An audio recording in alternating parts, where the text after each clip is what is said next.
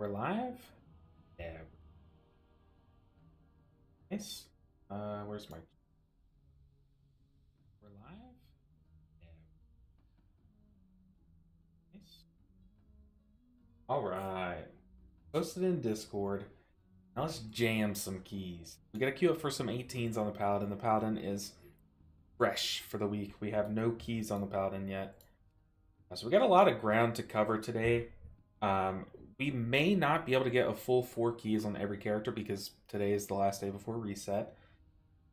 But we can do what we can. And on the Druid, we've already done 2 keys, so at some point we're going to have to log on and do 2 more keys on the Druid just to make one not go to waste. We have no... We can't let any time go to waste, so if we just do 2 dungeons on the Druid, that is a waste. We've wasted 1 dungeon's worth of time. We have to at least make something of those 2 and turn it into 4. But we're going to see what we can get done on the Paladin. The Paladin is currently the furthest behind. So, yeah, hopefully we can get something done, get some amount of IO, make some moves. I think it's possible. I think we should be able to. But we got to get into an 18. That is like step 1. We need the 18s for the vault and for the IO. It would be such a big IO gain to do an 18. And that was our goal this week, was to get an 18 done on every character. And so far, we've made that happen on some crappy alts, but this one is actually like kind of geared. So it should be able to happen. I'm thinking. Yeah, Stelks, go right ahead. Also, Stelks TV, first time chatter, so welcome in. Of course you can, feel free. But let's see, is there any gear that I guess we could upgrade to get higher item levels so that we get invited into these keys? I don't want to use any aspect dreaming crests. Let's see. TG Hamby, or T Gamby 72 said, how do you feel about Paladin and keys? I tried some Rise keys and had serious issues with Pulse AoE. I was only 465-ish, but it was rough. I feel like, personally, I'm not having trouble with it because I think, like, cycling cooldowns and like layering cooldowns on top of each other feels really good. TG Hamby, okay. But it feels really good on Paladin because you have so many. So maybe it could be that if you spread out your cooldowns a bit more or stack them on top of each other, maybe whatever you're doing probably has to do with when you're using your cooldowns. But I personally found or have found that like the cooldowns kind of flow together, and since you have so many, you can like really be crafty. If you need more healing, you just stack more cooldowns on top of each other. If you're doing too much in one scenario, just save your cooldowns for the next pool, you know? And I don't know. We'll see, though, because I'm about to do an 18, and I guess we're going to find out the hard way if I'm wrong. But so far, I feel like it's better than people think, at least. Everbloom is awful for me. I'm currently working on the 2nd episode of the Mythic Plus Mistweaver Dungeon series, and Everbloom is on my notes list. I have a couple notes taken for Everbloom to kind of talk about. Is awful for me on 26 plus Tyrannical, mostly mage / last boss. What do you do for single target DPS?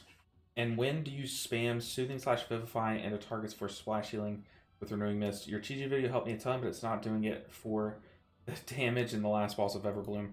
The thing about the last boss of Everbloom is that the big slam is scary, but the scariest part of that boss is when it stacks the slam on top of having the add.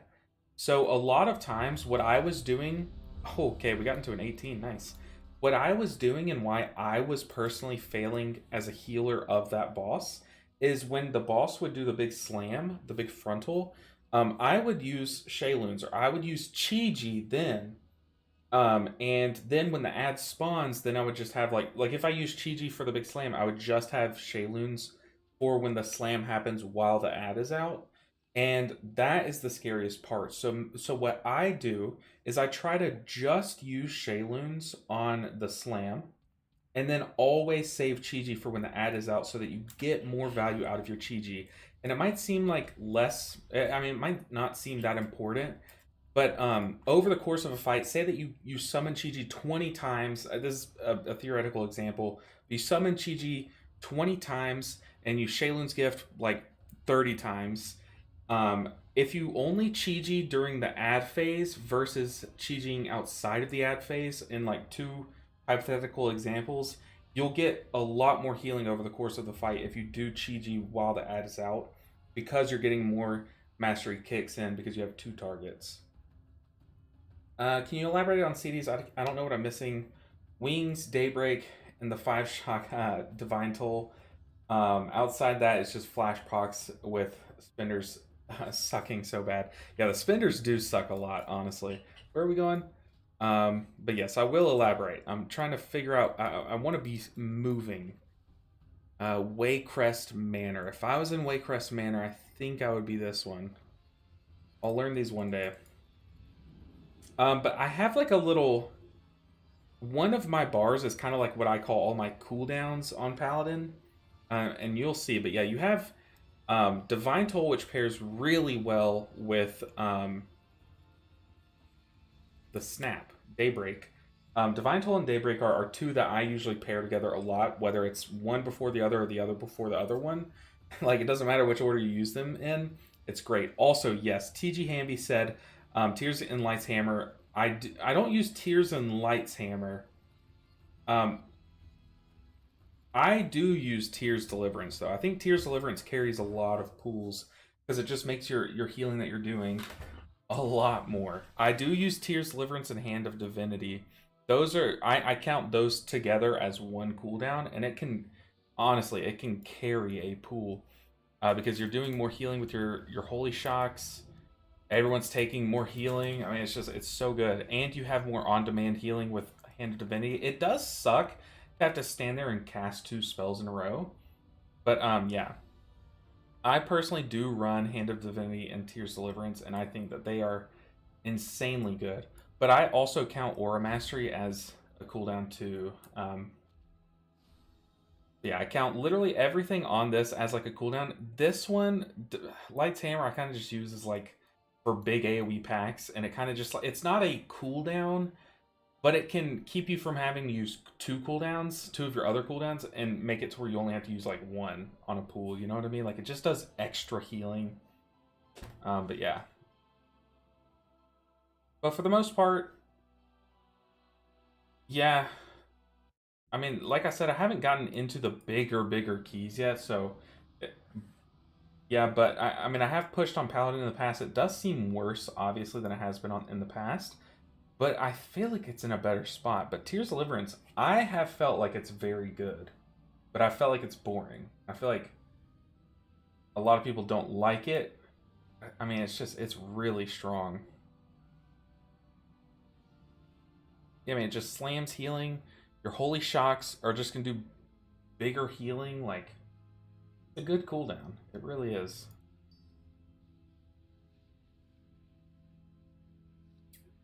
But, yeah, I mean, it's hard to say, though, what could be going wrong. But, like, what is it? Fortified, Entangling, Bolstering. Yeah, I feel like we're going to get, like, one shot by some mobs. I like Prism too, but dude, something about Light's Hammer. I know it's worse than Prism. I know it's worse than Prism, but Light's Hammer is sick. Okay, I personally just swapped to Light's Hammer because I like it. I know it's worse. But yeah, Holy Prism is better. But going from last season to this season's Holy Prism is shocking. It is night and day. Because last season's Holy Prism was like unreal. Oh, also I need to apply my 2. Yes, I'm clicking my things. I know someone's commenting that already. Are you really clicking your beacons? Yeah. Because I'm too lazy to bind them. And if it's something I do at the start of the dungeon, I'll click it. I'm happy to click it. But welcome in, guys. The stream's just starting. I know it started a bit late. I was trying to get a video done this morning. Oh. but I did not. I still was not able to finish it, but I was trying to get that done before we went live today. Yeah.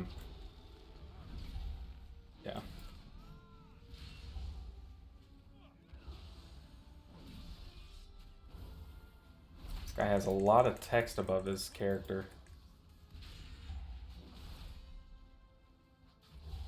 Yeah, for the most part, you can kind of, like, some of the cooldowns are stronger than the others, so you can kind of, like, gauge it based on what, like, pool by pool. A lot of that does come from, like, comfort between pools. Like, on some pools like this one, without the Witch, I literally am not having to use a single cooldown, but with the Witch, I probably would have used Wings here, you know what I mean? I felt like I'm spamming to maintain, and when I get behind, it's a lot to get caught up. Yeah, I mean, I don't know. I would have to like watch your gameplay to probably see, but it's like Holy Paladin is in a weird spec, and if you're someone who's played Holy Paladin on like past seasons, it plays a lot differently than it like now than it has in the past. But yeah, so maybe that could be contributing to it.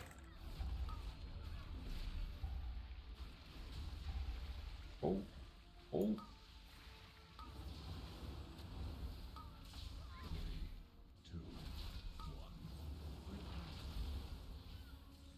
Yeah, also, I mean, Daybreak is like broken. The more I play Holy Paladin, the more I'm like, dude, Daybreak is sick. Like, not just the snapping of your current hots out, but I didn't know that we got both sides there, dang. But the triple Holy Shock after the fact, ooh, it feels like insane. Alright, we're gonna roll Tears Deliverance here.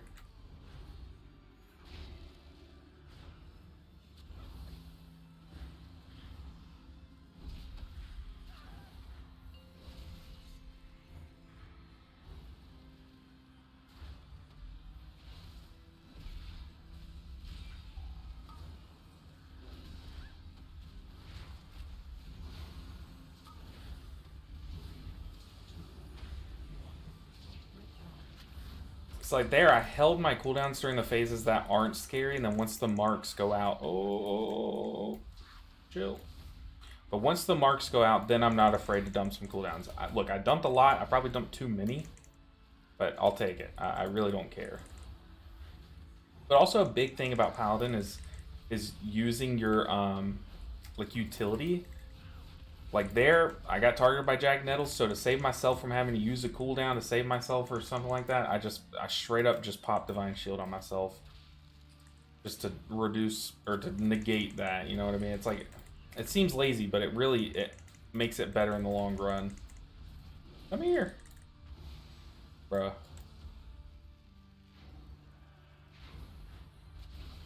But like, ideally your first, like your go-to cooldowns are is Daybreak. I mean, it's just such a short cooldown. You should always look to have that be your cooldown of choice first. If you have every cooldown available, like, could this be a good one in this situation? A lot of times it is. It's just really good. There, I should have had Divine Toll rolling, or Tears Deliverance rolling. Yeah, last season was so strong. Well, Holy Paladin has been historically my favorite heals. It's always been up there for me, but yeah, last season, dude, it was a little nutty. Definitely a little nutty. But I am recovering Brewmastery because I grew to love Mistweaving.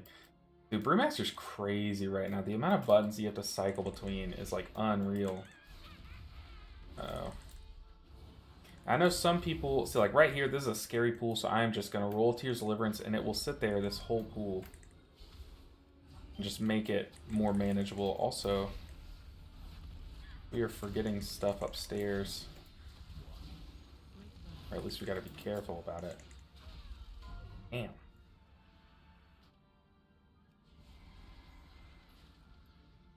I knew we'd pull that.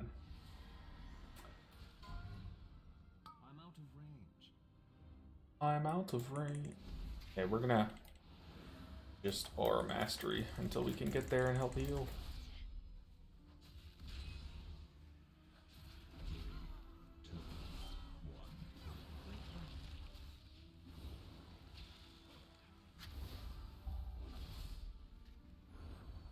Yeesh. I literally had just put my thing on him. Oh. I just put my beacon on him.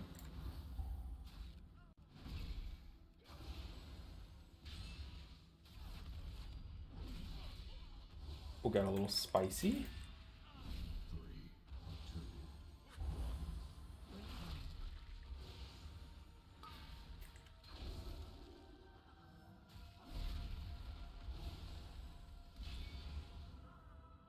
And one thing about Paladin right now is, like, especially compared to like before, is you do a lot less damage. So pulls do feel like they last a long time, just because it feels like you're not really impacting it very much.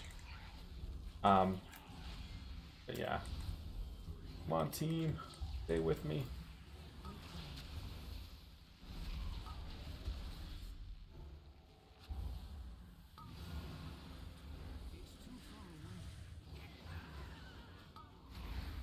This is a bolstering pull if I've ever seen one. Oh, we got one shot. Yeah. Yep. Just bolstering things.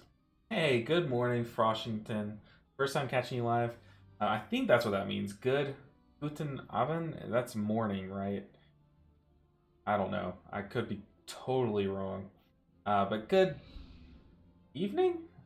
It's 1:18 p.m. That's no, evening is like night-ish, right?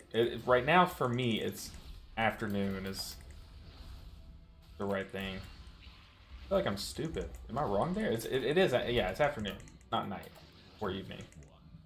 But good afternoon. Let's see. Avidity said, "Apologies if this has been answered before. No worries. Ask whatever questions you want to ask. That is what I am here for.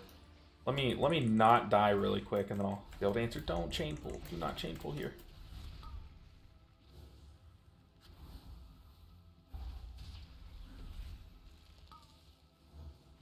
Like, this pack is like terrifying. Whoa. Oh Lord, why? Why? Why?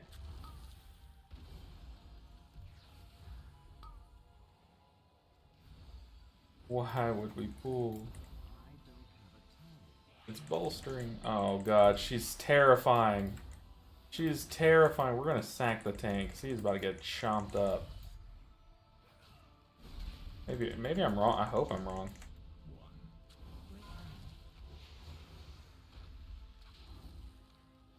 Yeesh.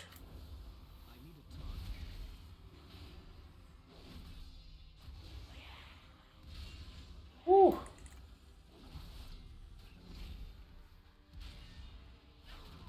Alright, Avidity said, but have you played much Holy Priest or has it been all disc? So far in the series, I kind of decided, Avidity, to pick one. It didn't matter which one. I don't have a favorite of the two. I kind of do. I do like Holy Priest a bit more right now, but anyways, I kind of just like eeny, meeny, miny, mowed it and just picked one. And we went with it because there is a purpose why I chose one instead of getting them both up kind of simultaneously.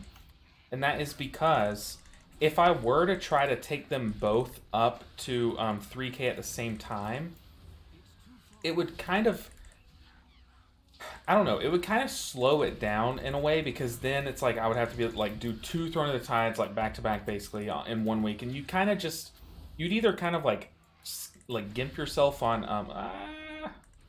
IO or on like yeah, your IO would kind of just be spotty. Okay, we're going boss. Do I have mana? I literally, the maggots. They're chomping me up. They're eating my butt. But the plan is we're gonna do Disc Priest all the way, and then, oh my goodness. And then from there we're gonna do Holy Priest. Okay, this is just terrifying. Got nothing. Roll our cooldowns. Because then I'll just have to do 16, maybe even 15 if we get good enough IO keys on the Holy Priest, and yeah, that should be good. I feel like that is a good plan. Better than I don't know, kind of overlapping and having to do like 30 on each class kind of thing. That makes sense.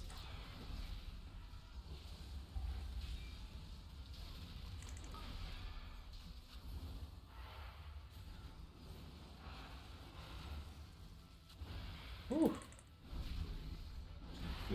He's at 35 stacks.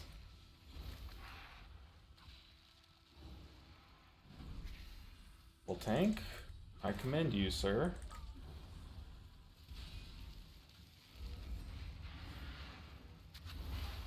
Okay, I think it's time, tank. Let's do it. Test my AoE healing.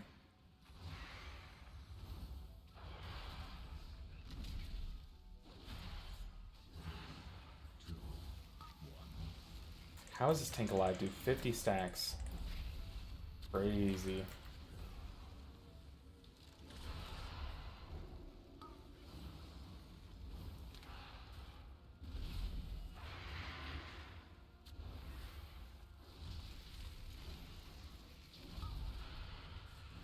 $60 stacks. At this point, I feel like I should just single target heal the tank. We can just go boss here. Holy, we didn't even phase that boss. Crazy. Hey, Ceiling Panda, I appreciate it. 8 p.m. for me. Oh goodness, so it is night for you guys. Abend, does that mean night?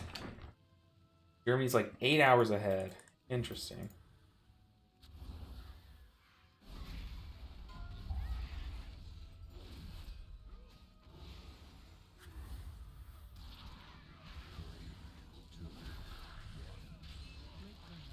I think one thing about this dungeon in particular, like this group I'm in, is our tank is such a Chad that I've literally just cast so many more DPS spells than I'm used to.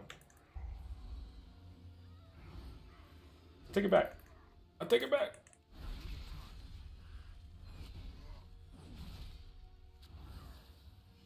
I'll take it back. Hands up. Don't hit me.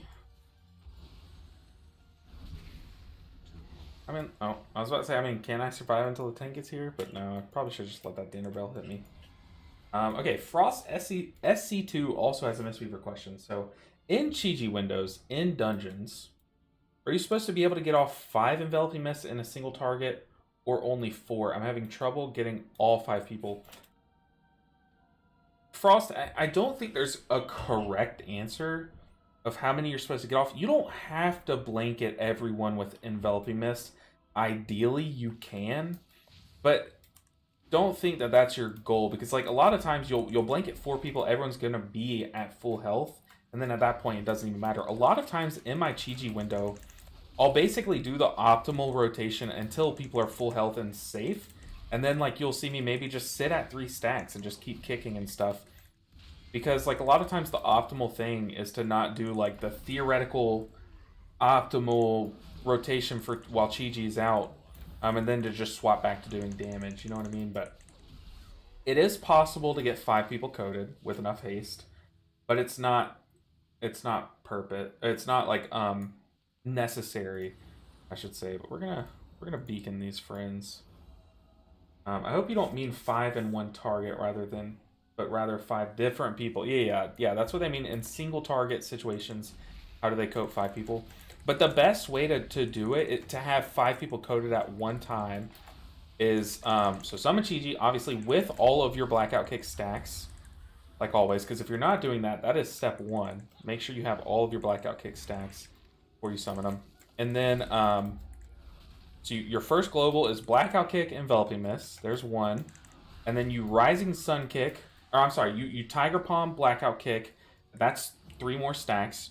There's your second enveloping mist. Then you Tiger Palm, Blackout Kick, enveloping mist, Tiger Palm, Blackout Kick, enveloping mist. As long as you're on your Fey line, that is 2 punch kicks that get you to 3 stacks. That can like reduce your global cooldowns to get to an enveloping mist. Hopefully that made sense. But you Tiger Palm, Blackout Kick, enveloping mist, Tiger Palm, Blackout Kick, enveloping mist.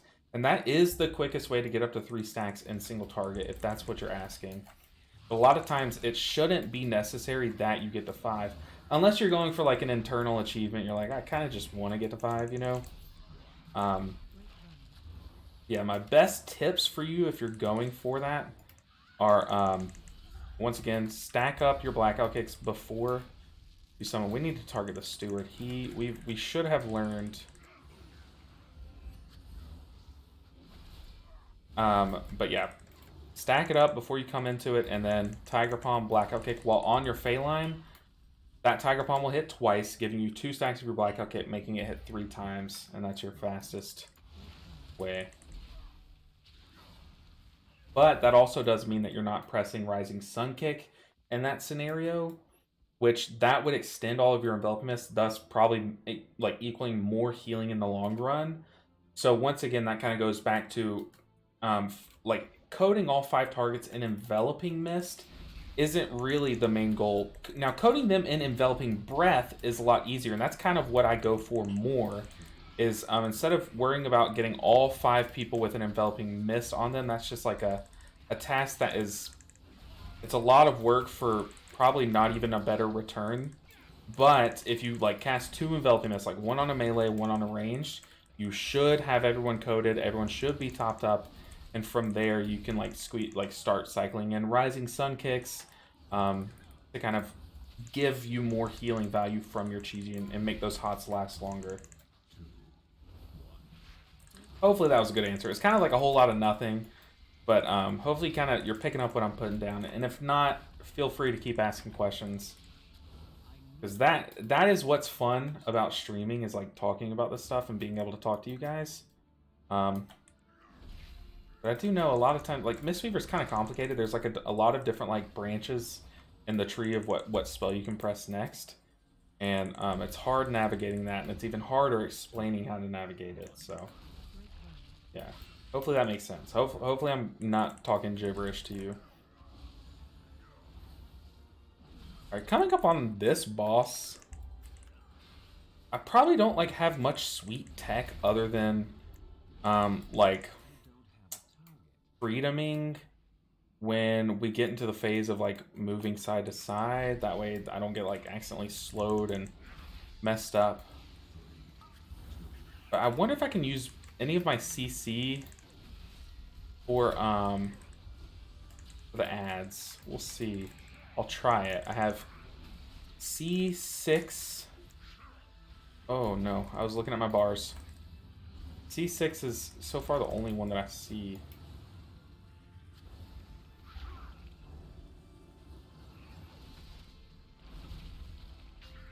Yeah, we'll try it. We'll see if that works.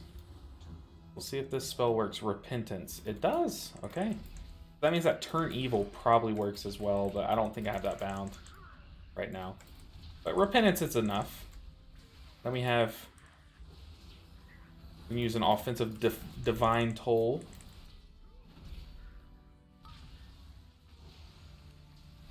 I'm gonna Aura Mastery that Rotten Expulsion. I don't think anyone was in it, but just in case, we don't want to just randomly lose someone, so just using the tools we have is probably better than not using them.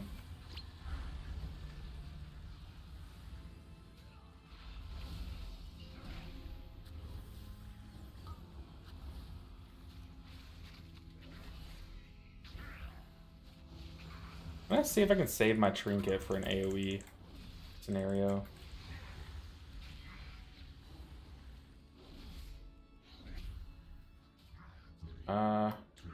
Oh, that guy's about to become unrepentanced. Whatever that word would be. Great answer, repentance. Good looking keys. Thank you, Ceiling Bandit. I hope you don't mean... Oh, yeah. Great answer. Thank you so much. I try. It's hard. I can only do my best, you know. We're going to sack this person. Pop it offensive because we're sacking another person and got targeted by the next mechanic. And since we're moved out, we're going to take this time to cast our double spell and Tears Deliverance and Hand of Divinity. Use Daybreak for spot healing.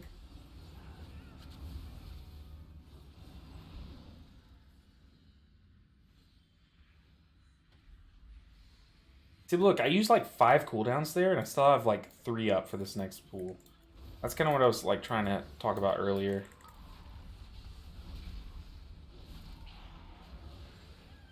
And then on like pools like this where I am not scared of losing anyone, I'm not going to use them so that I can like have these others ticking off and these still ready for this next pool that is worthy of a cooldown. Okay, so Etch is on me, so there's our trinket use. The fat one.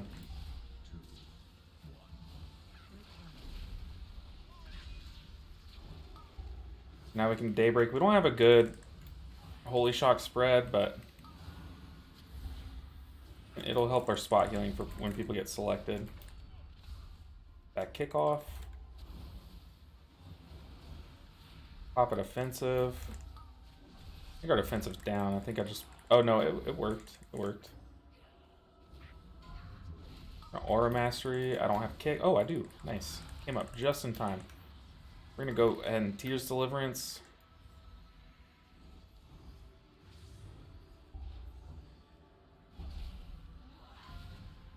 Okay, but when this chick dies, this person's just gonna get bolstered. Gotta be careful.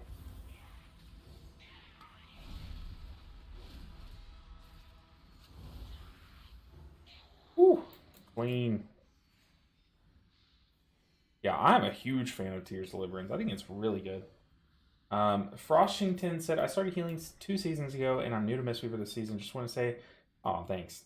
Thanks for your guides on YouTube. Very helpful stuff. Good job. Thanks. I want to make more guides, like kind of like the series that I'm working on right now, where I'm talking through each dungeon as a Mistweaver, because that you guys honestly really liked that series. And okay, we gotta pop some stuff because this is terrifying. Ow. I had my defensive rolling. Still just got nuked. But yeah, you guys actually really liked it. So right now I'll let you guys know. So in my last video I talked about tips and tricks that Mistweavers have on Darkheart Thicket and Run of the Tides, I want to say. And in the episode that I'm working on right now, we talk about the 2 Dawn of the Infinite dungeons and Everbloom. That's what I'm working on right now. And then I'll come through with a 3rd episode talking about Waycrest and Black Rickhold. But for now, it's just it's the ones that I have done, and I'm trying to split it up so the videos aren't too long. But a lot of people were like, "You said all dungeons. Why didn't you make one on all 8 dungeons?" Like that would have been like a 50-minute video, and you would have not clicked on it. Like, let's be real. But this way, I get to kind of like talk about each one a little bit more and talk about why we do things instead of just telling you to do things. And I think from what I've seen in the comments, y'all did like that.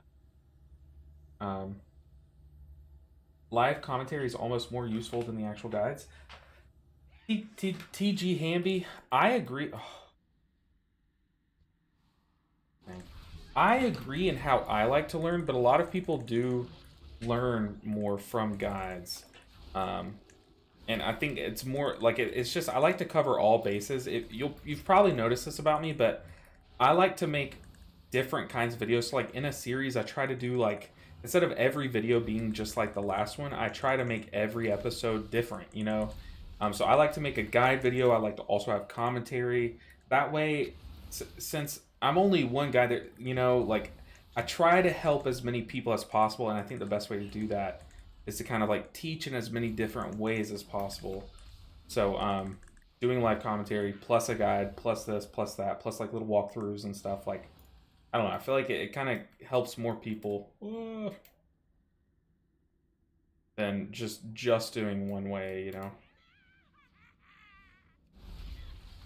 I could do something similar for raid bosses in the future tier. Yeah, I did.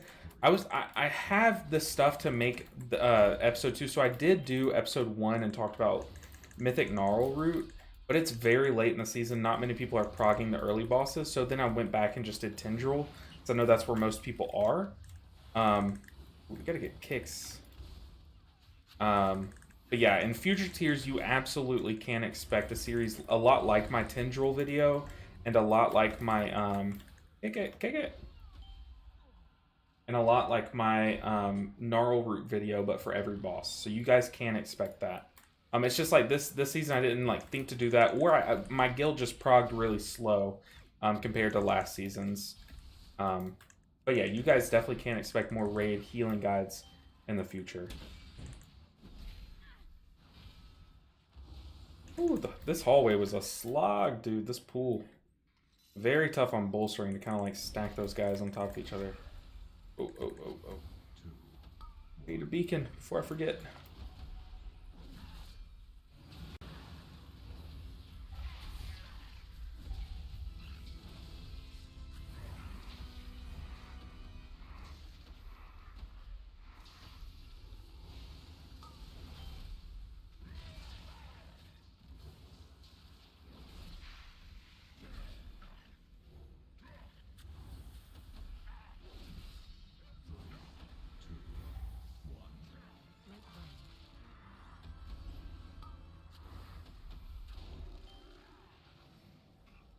Gonna stack some cooldowns up, get them rolling.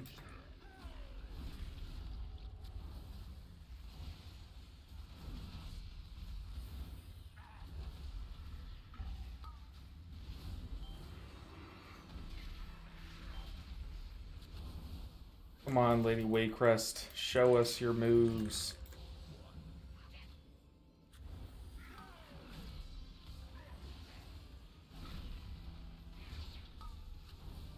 Like, Light's Hammer isn't, like, great, but it just adds a little bit more healing that everyone's taking. And it also adds some good damage, so I'm a huge fan.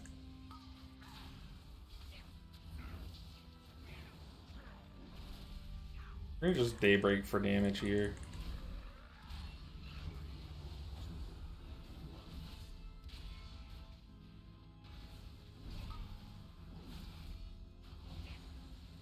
Pretty sure this hallway, these guys bolster. I don't know if I have anything to like kind of help with that, but we're gonna like try to hold our stun a bit. We're also gonna Aura Mastery. Nah, I think I won't Aura Mastery up for this boss's like big slam. We'll see. We'll see what we can do. We can at least like sack someone and pop a defensive. We can sack the tank since he's taking the most damage, I think. No, I think we sack the Warlock. But no, the Boomkin for sure.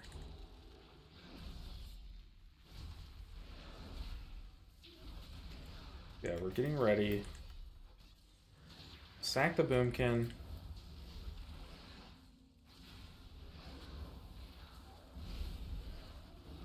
Okay, I mean, hey, it got some value. The Boomkin did take some damage. We are wrapping up with the video, or with the boss. The dungeon, that's the word.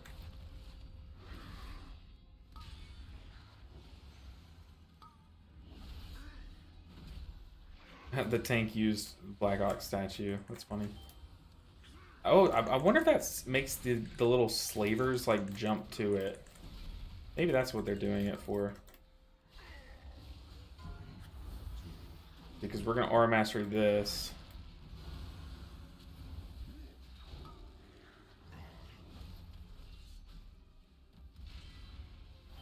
Yeah, I feel like that was a better use. I'm gonna go ahead and roll Tears of Deliverance since it lasts so long.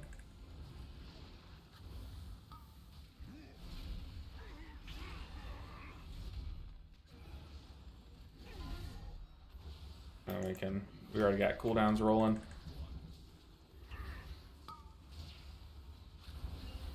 Uh-oh.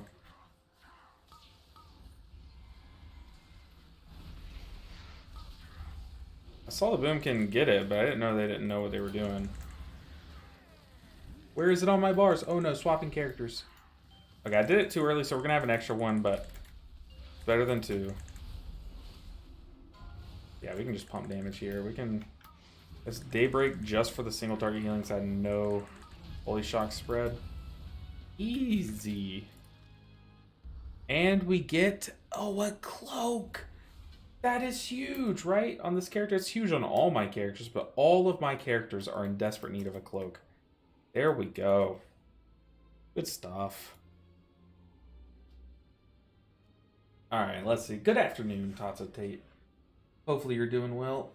Ugh. Let's see if YouTube chat's saying anything. Man, why is that bugged? Why can't I look at both chats at the same time? now put out some guides expansions ago where he discussed what he used on a pool and why he didn't use something on a pool.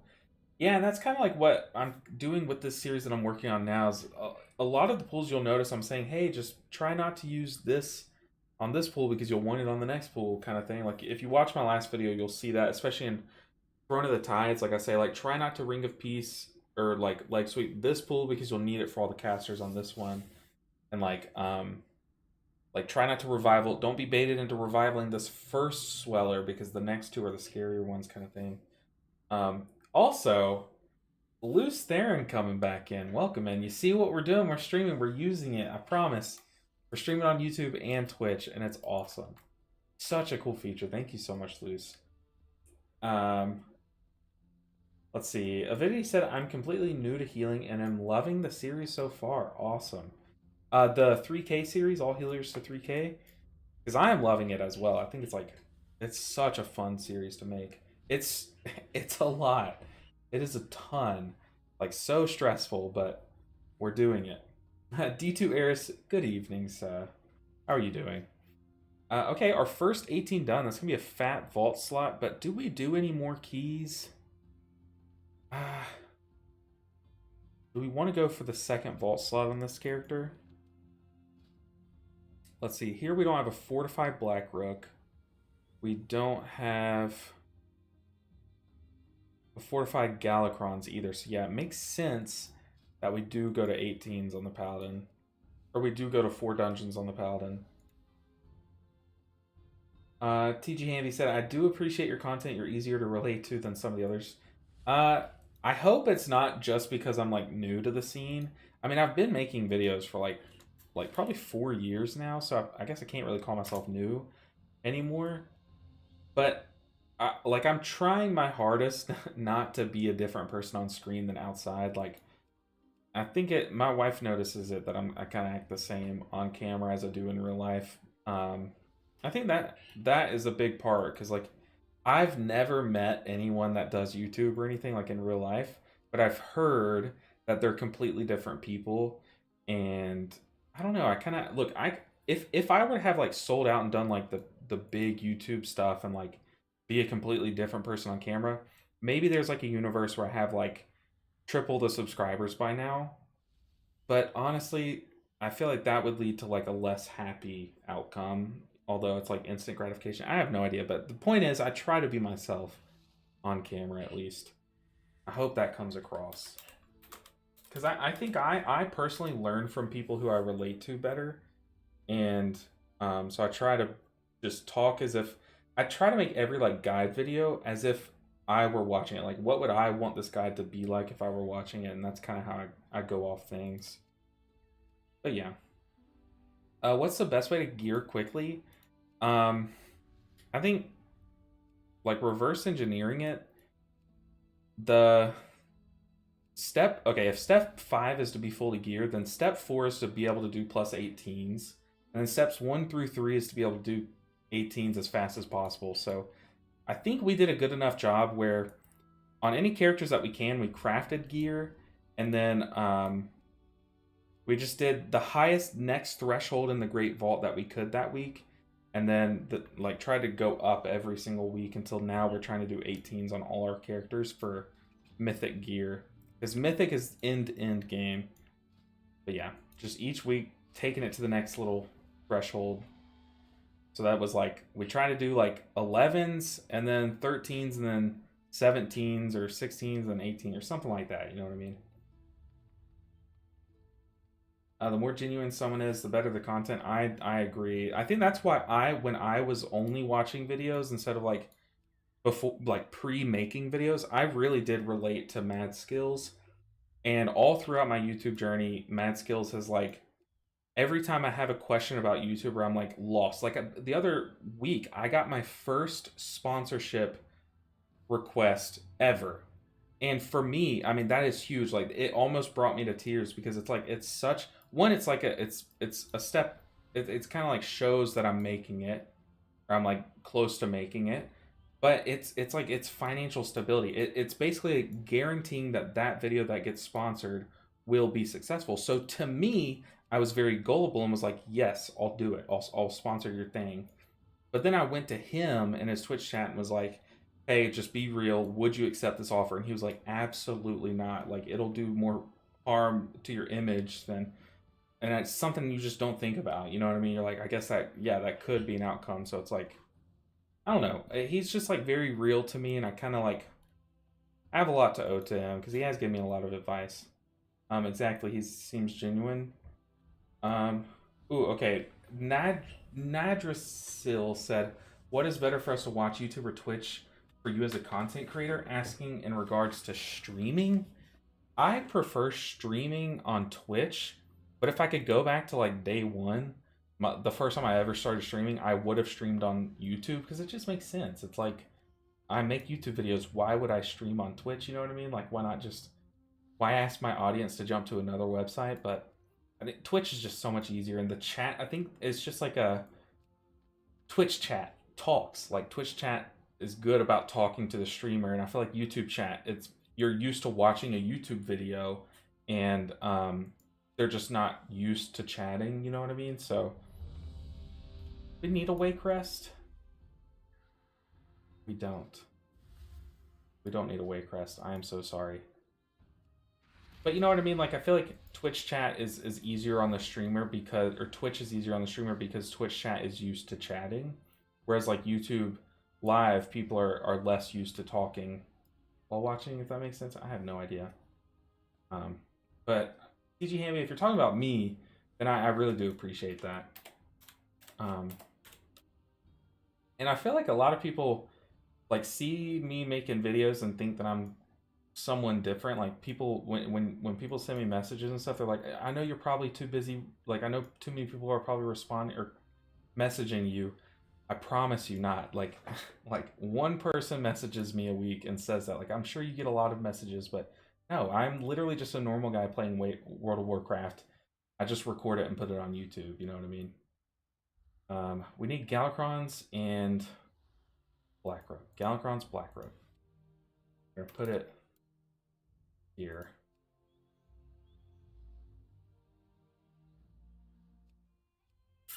And if we can't find either of these keys, I mean, we could just like hop to another character and just call it a week having one dungeon done on the Paladin. And then just look to get to gain that IO later on. Or I could do that off stream like tonight if I get bored. Like we should be able to find either a Galakrons or a Blackrook. We should be able to. We could probably search it, but I mean Blackrook. We could easily time an 18 Blackrook, right?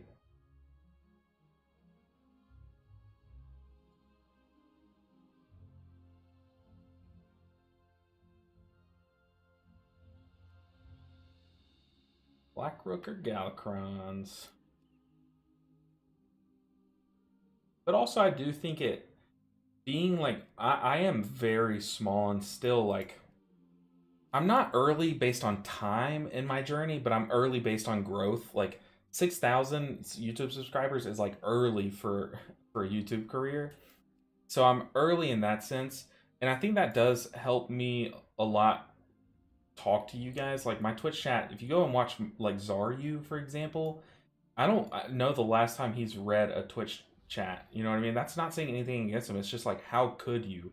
If I were in his case and I had like 4,000 viewers minimum, I would like disable my chat. Like it's like it would be like constantly scrolling. You know what I mean? But like I don't know. I feel like we're at a good size where I get to kind of like just like mellow out and talk to y'all as if you're like in the room with me, like asking questions and stuff. Oh, put me in. Blackrook. They already have a healer. Why is it showing me? I guess we could do a Throne of the Tides. Nah, we might hop on to. We have the Paladin, the Druid, and I think the Evoker that still need keys. But the Paladin only has one key. D2R said, do you feel like you'll branch into content surrounding other healers that are similar to Mistweaver? I do, and I think this series that I'm working on now is kind of like it's giving me like a badge of credibility in that sense, because like I started making Mistweaver videos because I felt like I was good at Mistweaver. Like I feel like I'm confident enough and able to explain it well enough to make a guide on it. Whereas like if I'm not confident on any other healer than like Mistweaver and Resto Druid basically. But then I started playing Disc Priest to the point where I was like getting good at it. So I was like, I feel like I can relay this and not like mislead anyone, which is like number. I don't want to do that. So like this is it's kind of helping me kind of prove that I have credibility, because what happens is when I made my Resto Druid guide, like someone for example commented like, I have never seen you play Resto Druid. Why would I listen to what you say about Resto Druid? But little did they know that I've probably played Resto Druid more than I've played Mistweaver. It's like I know what I'm talking about, but it's like this is like a tangible, like I can literally, if someone comes, if I make like a Resto Shaman guide, for example, and they're like, stick to Mistweaver videos, loser, you know, then I can like link them to the series and say like, look, I have at least on camera played this at a 3K level, you know what I mean? So I think this is going to open that door, and I think it would help my growth, but I don't want you guys to worry if you see me post a video that's like a Disc Priest gameplay video. That video I will never let take away from the Mistweaver content. So for example, if I'm, you know, posting 2 Mistweaver videos a week currently, if you see me then post a Resto Shaman video, then there will be 3 videos that week, like 2 Mistweaver, 1 Resto Shaman. You know what I mean? Like I'm not gonna let it take away from. I want the Mistweaver community to grow and to just as one kind of like have a place where you can come and like learn and share ideas with each other and stuff. Yeah. Washington, I swear, at least 10 people every stream recommend me pre-made group filter. Yeah. At this point, it's just me being stubborn. I'd learned to learn. I'd love to learn the other healers from you, as you are by far the best. Oh wow, YouTuber I've found. I do think so okay, I have a tutoring background. I tutored a ton all throughout my life. Like I tutored math starting when I was in 2nd grade. They got me, since I was like the top scoring math guy in our school, they got me to teach the top scoring kindergartner or something like no. He was in 2nd grade, I was in 5th grade, and I would come back. We were in 2 different schools, intermediate and elementary, and they would make me come back, like ride a bus in the middle of the day to the elementary school and tutor a 2nd grader, because he was the top scoring in that school, I was the top scoring in my school, and they're like, you know, how did you go from your 2nd grade to your 5th grade, and like what can you teach him and stuff like that. So I've been tutoring literally since then and all throughout school. So like I feel like I've developed like different ways that I teach and stuff, and I do think that like a lot of good YouTubers come from a sales background, and that's good because you're kind of good at like performing. But oh my god, it's Team Paladin. But like to me, it's like I come from a tutoring background, and I absolutely love teaching and tutoring. So I think that it does kind of give me, like my channel has a different angle that it can come at when making a guide video. Whereas like there are some YouTubers that are really good at editing videos and they can really game the algorithm and make good thumbnails. I wish I was one of those people, but instead all I can say is like if you want a guide and you like how I teach, then like I hope that I make the best guide in that style, you know what I mean? But yeah, what key did we even get into? Blackrook? I should have paid attention. Is this Pepper Gold?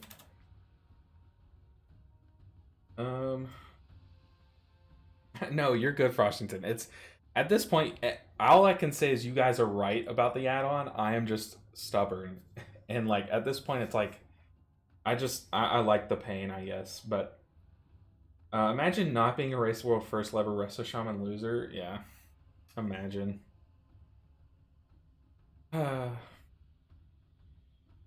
Where are we going? Did y'all see? It was Blackrook or was it Galakrons? I guess we could use the map. See. Ah, dang. Okay. This one, it's Galakrons. But yeah, I do also know that, I mean, when it comes to Mistweaver videos, if you're looking to learn Mistweaver, when I was first starting playing, I looked it up. Obviously, I was a new Mistweaver player. I was like, how to play a Mistweaver, and I was like, what are the guides? Like, I looked up a guide. I was like, I cannot find a PvE guide for Mistweaver because I think at that point in the tier, Megaset was working on whatever she's working on. She does, you know, she was doing like the push or whatever she does at the start of the season that kind of just delays her guides. So at that point, hers did not exist. And the only guide that I found for Mistweaver was a PvP guide. It was Mystical Monks PvP guide. So I was like, oh, this is how I play Mistweaver. So when I first started playing Mistweaver, the only thing I had to go off of was a PvP guide. So I was like, I mean, and then from then I kind of just like picked it up. I literally went with no guide, learned all the interactions. I studied the interactions and how it played. And by then, people had swapped to the Venthyr Monk playstyle, and it was very new. And I picked it up like it was I just it's like I was born with the Venthyr Monk playstyle. Like it just made so much sense to me. Um, yeah, I don't know. That picked it up. So I was like, I kind of I want to make a guide for this. I feel like it needs to exist because there was no Venthyr Monk guides, and I was like, I am really good because at that point I was like popping off as Venthyr Monk. But yeah, Frost SE2 just saw you have Smite in your about section. Are you hyped for Smite 2, dude? I was watching the Smite World Championship when they announced it, and which is a little known thing about me. Look, I promise you guys, I'm just a normal person that makes videos and streams, but then I literally just am a dork about shit, and one of those things is Smite. And yeah, I ran into my wife's office and I was like, Smite 2, and like ran back in here, and she was like, what are you talking about? And then like ran back in there. I was like, they just announced it. Shh. And like came back in here and like was watching the thing. Oh, it was so hype. I am super stoked about it. Like super stoked. Uh-oh, are we getting mage cookies? Oh, we're getting invis pots. Okay, invis pots. That's not what I'm doing. We're doing 2 skips. Is that why he traded me 2? Do y'all see them? Where'd they go? There they are.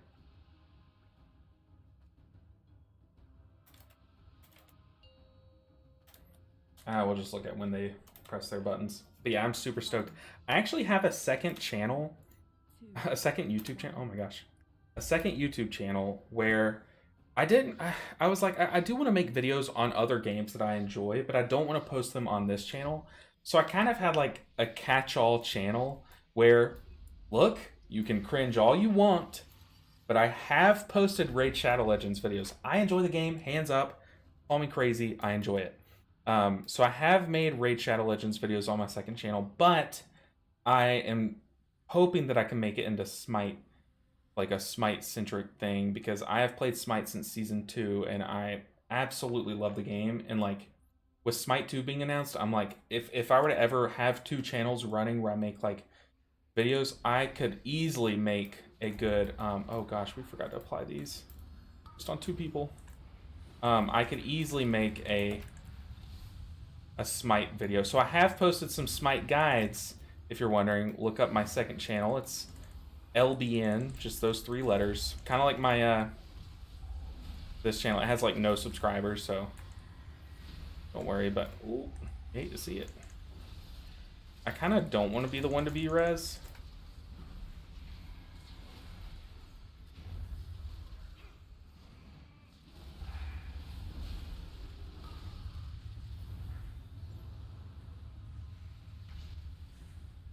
Ooh, but I am excited to kind of to show you guys the video I'm working on. So I'm making part 2 to the series where yeah, we got a daybreak for this tank healing. But I'm making part 2 to the series that I made the video of like tips and tricks for Mistweaver, and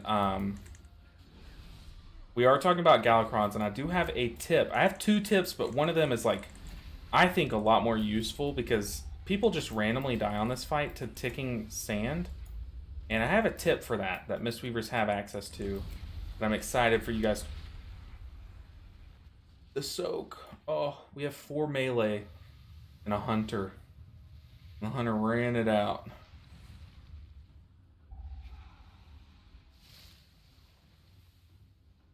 We are like hella squishy too. Um,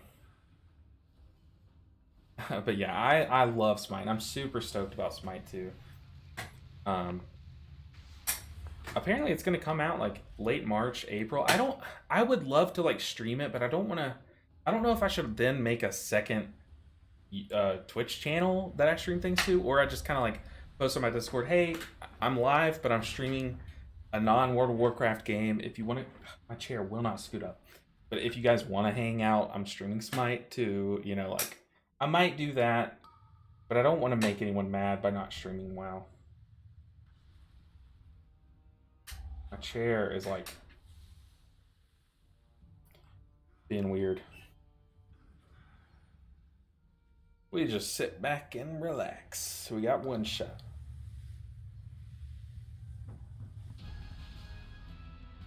We don't need to release. I don't think we release here. We might. Just don't want to risk it.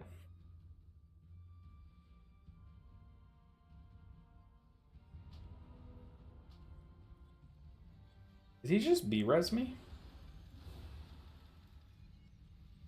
You should stick to the same Twitch channel because of subs and such, because it costs money.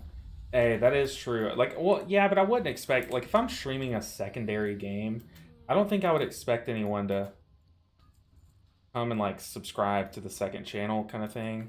But I do know it's, like, two completely separate audiences that I've made. But so far, I've made, like, one little series on the other channel of me playing Smite, where I was trying to do an off-meta A to Z series, so I was doing, like, I would play a god or a character in a role that it's not normally played in, and like I was trying to do A to Z, so go through all 100 something gods, but it didn't really pick up, and I was like, I'm putting so much time into this that I need to be putting into the main channel, and so that's why for a while I was posting more on my main channel because I'd stopped trying to spread myself too thin.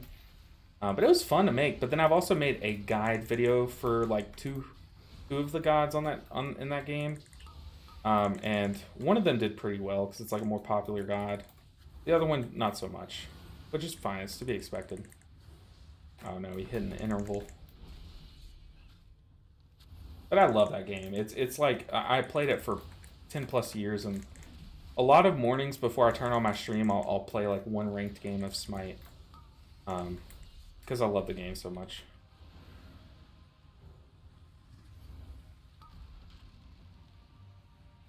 We're stunned. I need to target something.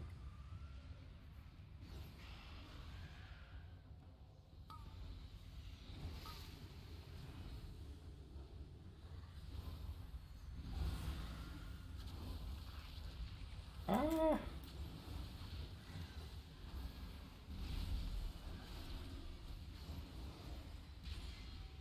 Yeah, see, in this key, we're getting a lot less damage off. This bloom is going to really hurt. We're going to sack the tank, because this guy's bolstered. Make the tank take less damage. It didn't end up mattering. The tank is beefy, but just in case. We don't want to lose the tank, because we don't use our utility.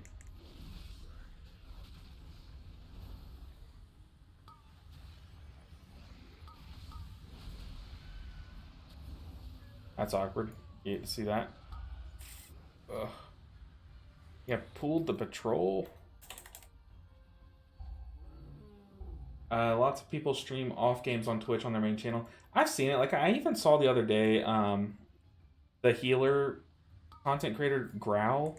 He was streaming some random game and still had like 800 viewers, but I think it was like a sponsored content thing. And I think it was, I mean, he's just so big that like he will just have a lot of viewers kind of thing. Ooh, let's survive this. Come on, team. The hunter is chasing me. I was trying to move out of the hunter circle. I don't know if it matters, but I think it hits everyone in the circle. But all I know is that the circle, it does apply a buff or basically activate these intervals. And it just hurts. Yeah, 4 consecrates on top of each other. They'll make the ground glow.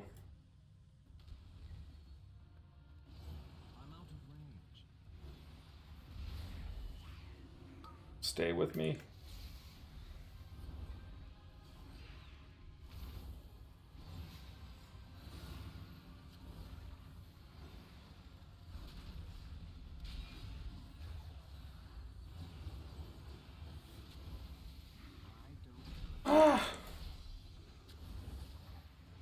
Dude, bolstering week is like even scarier than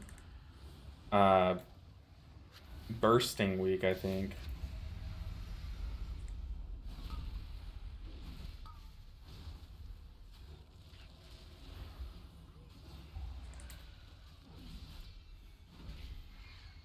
Whew. This little platform is sketchy. Very scary. Toss State said, I would watch Smite. I have to download it again now, huh? Yeah, I mean, I love Smite. So the thing is right now, the new season kind of just started. It's been like a couple weeks, but I personally have not been able to kind of like push my account. But historically, I've been in Diamond and dipped my toes in the Master. So I feel like I'm a good player. But right now, I think my character's like, I don't even know, but it like reset all of your rank. So I would just have to like grind it up first, actually play at a good level. But maybe I could stream it like one weekend and just like chill with some people that want to watch. But the thing is though, is you'll see a lot more people do that where they stream off games on their Twitch when they've made partner. But a lot of times it can hurt your channel if you're a smaller channel trying to push for partner, because what matters is your concurrent viewers matters a lot. You need to have 75 average viewers at once to get partner, which is like a crap load. Like that is so many viewers to get partner, but the streaming Smite would probably hurt my chances of ever getting that. But I don't know, it'd be fun. We almost just dipped into that though.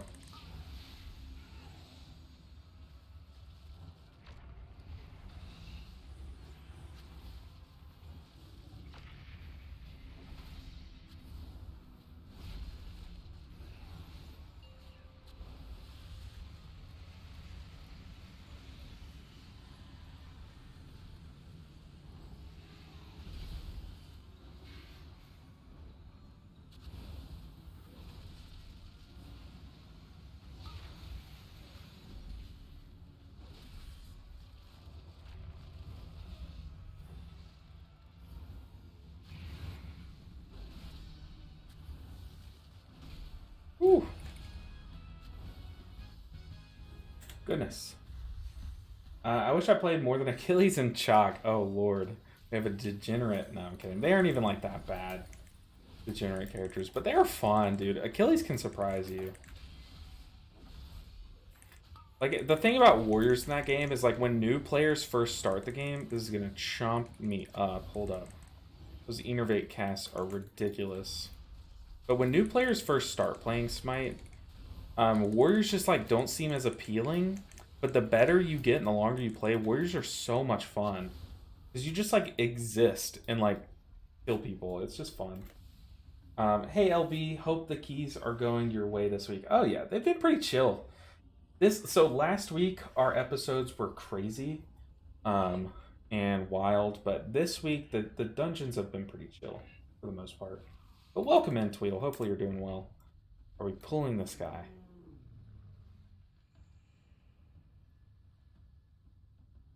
What's the call, Mr. Tank? What's the call? Okay, it looks like we're sprinting. 2, 1. Yeah, but if you make a name for yourself in WoW, it's easier to transfer games.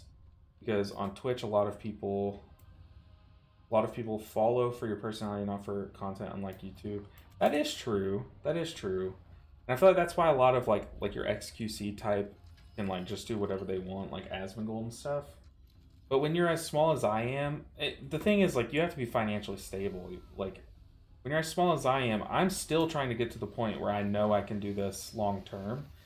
So, I'm still trying to get to the point where I could do this long term, and then I would worry about is this end game, you know? But when you're like a bigger content creator, like, yeah, you can kind of branch out pretty safely on Twitch as opposed to YouTube. Uh-oh. I guess we're going to be tested here. We're going to save Tears Deliverance if we can.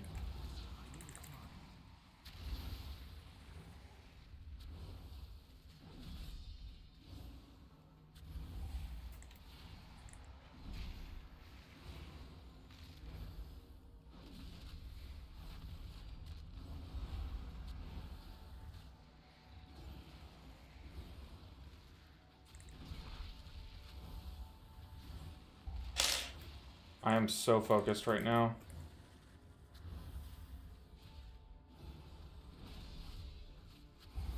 Ah! Come on, Paladins. Help. Help.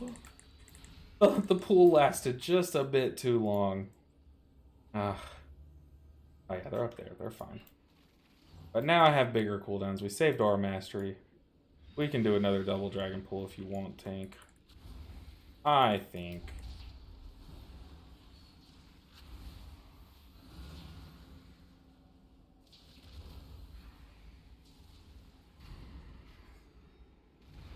Oh, saw a bit of lag.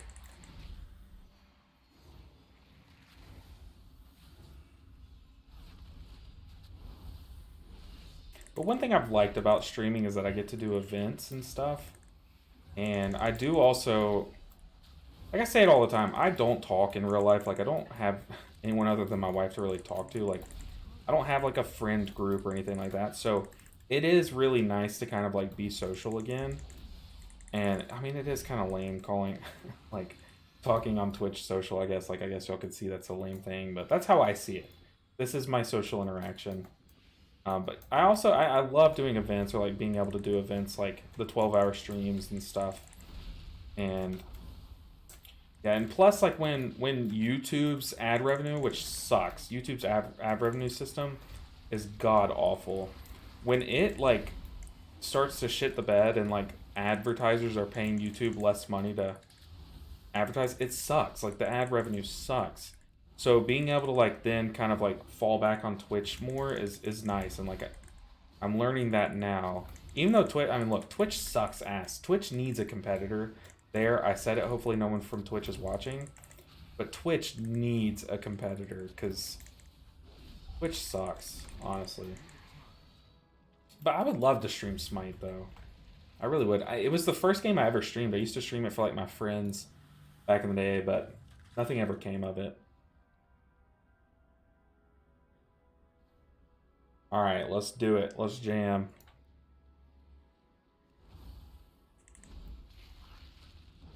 This will be fun, I think.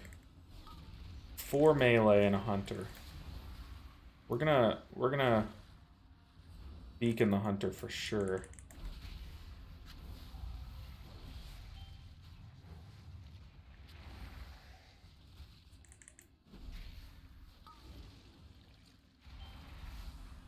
Run.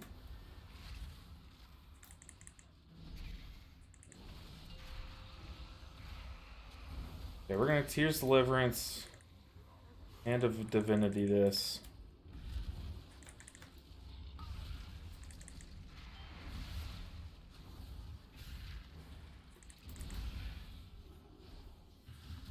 Throw down our Lights Hammer, because we're gonna be standing in it for this phase.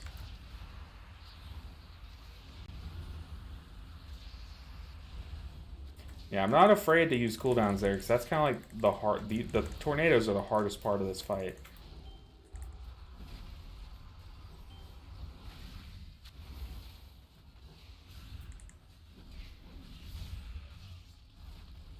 I feel like this whole ground is consecrated. It's crazy.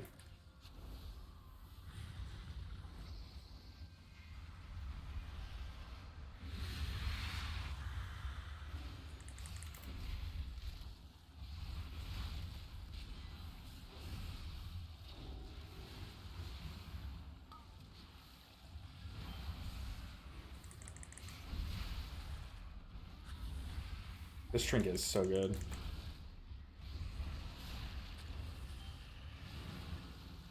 Pardon me?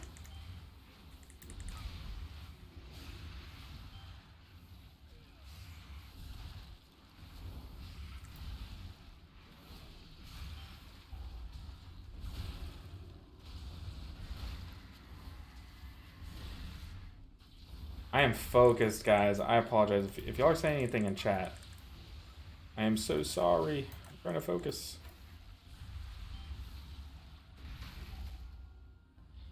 Got nothing.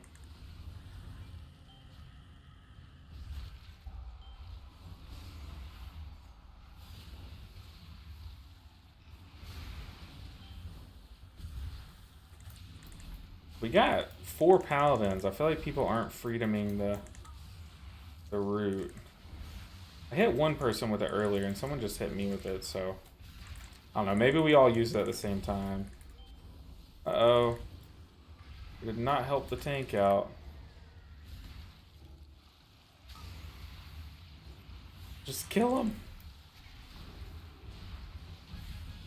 Goodness, that got scarier than it had to. Sheesh. Okay. Second beacon. Yeah, the person who had it had died. I don't have it keybound. I used to have it keybound to my defensives when I would put them over people, or when I would hover over people. But then I was like, wait, this is not like a defensive. This can be used on anyone, right? I don't know. I don't know what I did. I had unbound them at one point for some reason or the other, but I need to just bind them. So it's bind them. So it's easier to do in combat.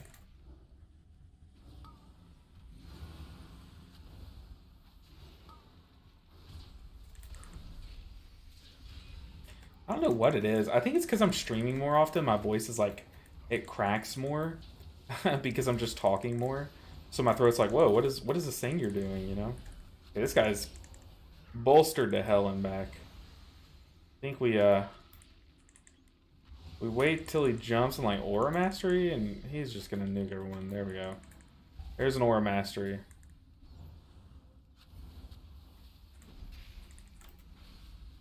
Honestly, that War Master is kind of clutch. I don't know if it saved anyone, but it was like at the right time.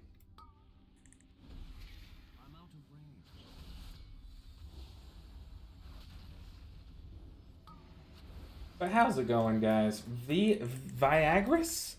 Viagris would be like a funny superhero name. Like, I don't want to talk about what your powers would be, but I don't know. Viagris. I feel like you'd be a villain with the name Viagris.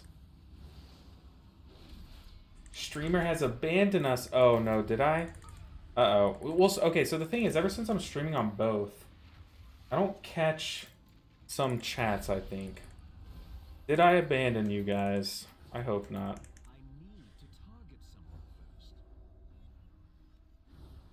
We're gonna roll tears through this.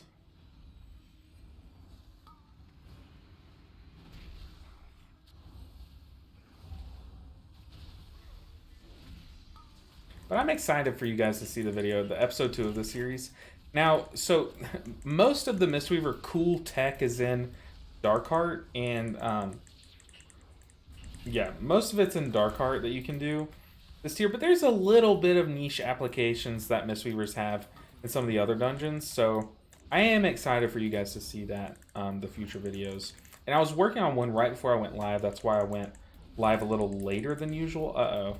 Okay, we got double bolstered rippers, so I'm gonna stand out in range and hope he baits to me. We're just gonna cast. Yeah, I think you guys are gonna like him. I really do. I mean, it's fine. Villain flying around giving peace boners should be a good thing. I mean, it's fine, but I mean, he won't see this until it's too late. Heh. Oh god. You should make custom sub badges. I should. My brother is a graphic designer. The problem is that like I would have to like pay. I mean, I know how to make a thumbnail. I could do that, but I can't create something new. So what I'm trying to do is I'm trying to get my brother to make me what the hell's the name? Like an avatar, like a profile picture. And then from that, like that will be branded, and hopefully we can make some sub badges that use that image doing funny emotes or something. It would be a hard job. Also, Nick, thank you for the support, man. Welcome in. I guess it would be a hard job, huh? Okay, who did that target? We got 12 paladins, so I have to differentiate who's who. We're also going to roll Tears Deliverance. And once we get in there, we can cast Divine. Hand of Divinity. Uh-oh.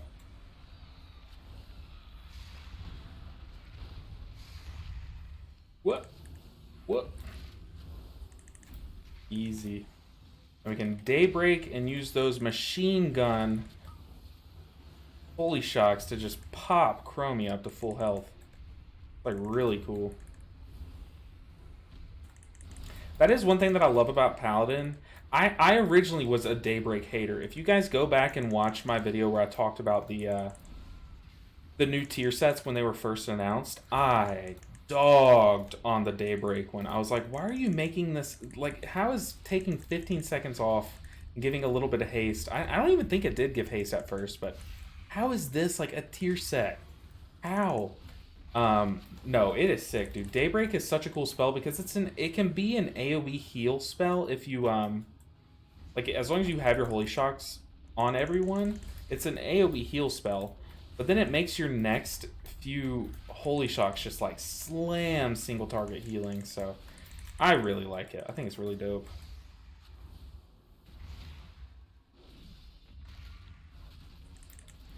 Alright, we got some cooldowns here though. But I'll show you what I mean here about Daybreak. Like, we're gonna just spread our things on people. Spread our things on people. That's probably the tagline of Viagris. As long as we don't die. Hold on.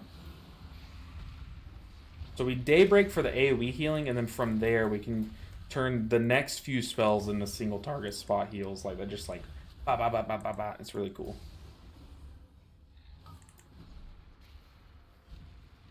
Ooh.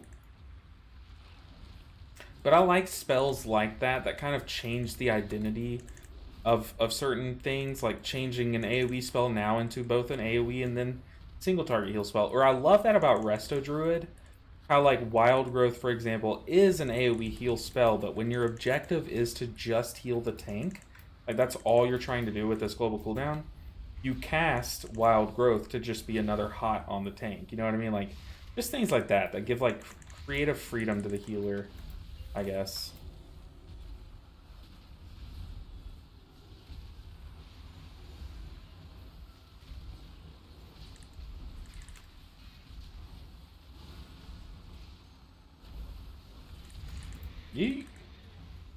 Get out of here. Easy stuff. Viagris. I do need to make custom emotes. One of my friends made an emote in my Discord that he used to use all the time. I don't know what happened to it, but it was just like my face kind of like going back and forth. But I will, my plan is to eventually make custom sub badges, I promise. And if there's a way that I can like backdate it and like give all of my past subs those emotes, then I'll figure out how to do that and just click that button. But I don't know if that's a thing, but we'll try. We will try. But like I said, I think step one is to get... Oh yeah, we definitely need a Beans emote. Luce, is that you on YouTube that's been doing that? Because, okay, let me give you guys a little story time while we kind of like go back and... Yeah, go back. So one of my best friends in real life, to show support to me as a small YouTuber, he used to comment the word beans on all of my videos. Every single one. It was like the first comment on every single one of my old videos, and he's done it ever since then. Like, he has shown so much support to me. And it's just to like do algorithm things and stuff. But recently, he's like he's, you know, slower to the draw, and people are beating him to the beans. They'll comment beans before him. So I don't know. So it's kind of become like an inside joke on my videos. So maybe I could find some.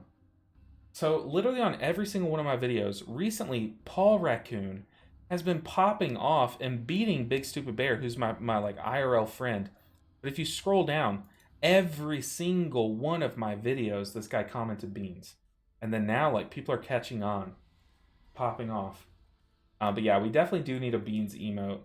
I don't know what that would look like, but we could... Yeah, Beans emote would definitely be in the first pack.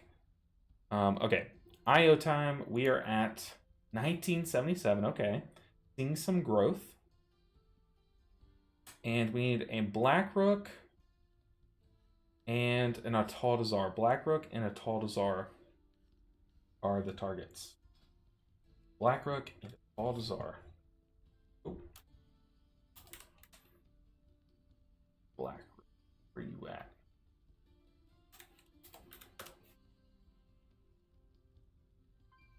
Blackrook, Taldazar. Monday keys are always pretty fun. Oh yeah, and L Beans Ninja. That's kind of been a thing around. People think they think the B stands for beans, but they don't know what the L stands for. So people call me L Beans Ninja all the time. And I kind of want to start calling, hey guys, welcome back to another L Beans Ninja video, you know, like at the start of every video. That would be so funny. Is that what L Bean stands for? I kind of have been wanting to like change my name to L Bean, but I was thinking, like, I was contemplating before, like, I bought this, for example. Before I bought this, I was like, should I change my name? Because I'll just let you guys know, LB stands for nothing. There's no meaning. I promise you. It's not even my initials. My name is Chris. Like, I'm not like Logan Balls. I don't know why balls was the only B word I could think of. This is the same group I just quit, and then I just quit this group, and then here we are. I don't know why B's is for. Oh, hey, if B is for balls, ceiling panda. Oh wait, okay, you're more wholesome than me, but I had just said balls, and then you just said is L for large. Large balls ninja.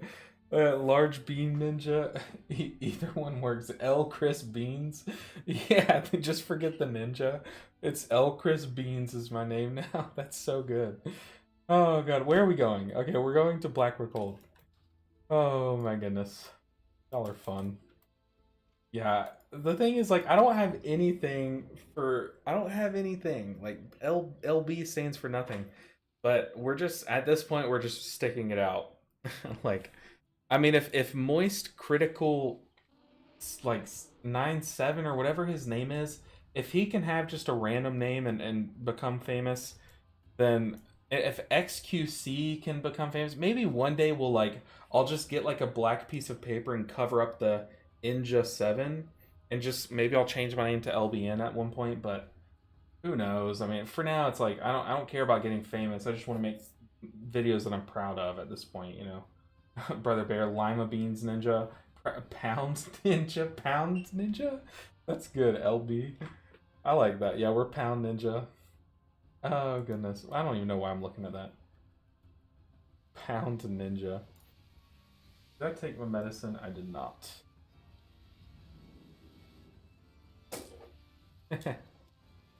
Oh, large balls ninja. Hey guys, welcome back to another large ball. Maybe if I ever transfer over into like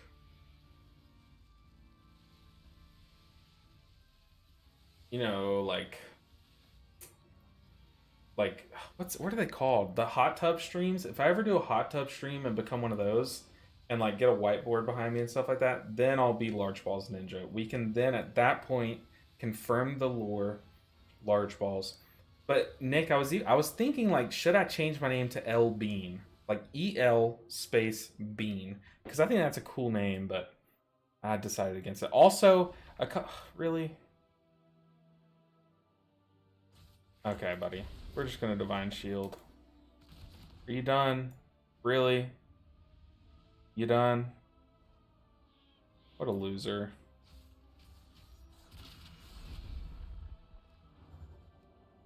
This is so troll. I think I still have PvP on from when I like leveled this character. Look, I'm game. We'll get rolled because you're a PvP dork, but hiding out at the teleport spot. Let's just bait him with a cast. Maybe he just used a kick. I don't know. I don't know what I'm doing. Also, this is so lame. I don't even think I have PvP talents selected.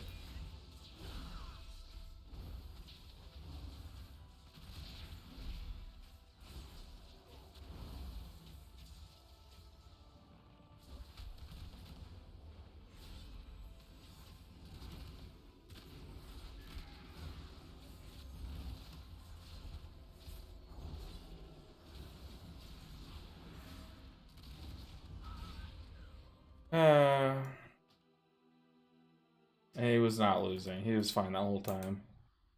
That's so cringe though. Hanging out at the spot that people TP in. Like, come on. Tell me you're a virgin without telling me you're a virgin. You know what I mean? I can't fly here. Also, I don't think I can mount either. And I bet you he knows the spot that I'm gonna like, I'm gonna be closest at. He's probably still camping my body.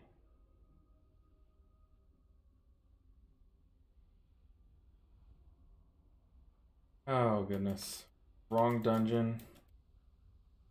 Uh-oh. Did we not queue for a Blackrook?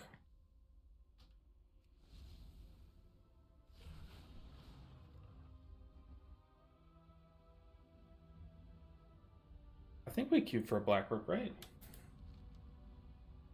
Oh, I'm flying to the wrong dungeon, yeah. Is that what you meant?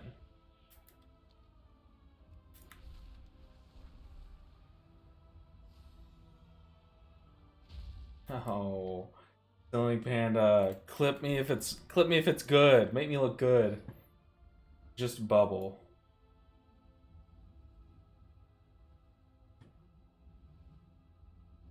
And then at that point, confirm. Then I'll be Large Balls Ninja. We can then at that point confirm the lore, Large Balls. Then I'll be Large Balls Ninja. We can then at that point confirm the lore, Large Balls. Then I'll be Large Balls Ninja. Silly Panda, why?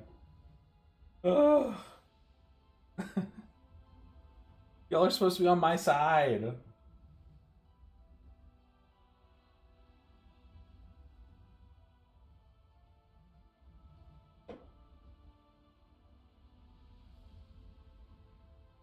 Dang. Okay, every time I look at myself, I need a haircut. Like, I desperately need a haircut. I look like a... I look rough. I definitely need to go back to short hair me.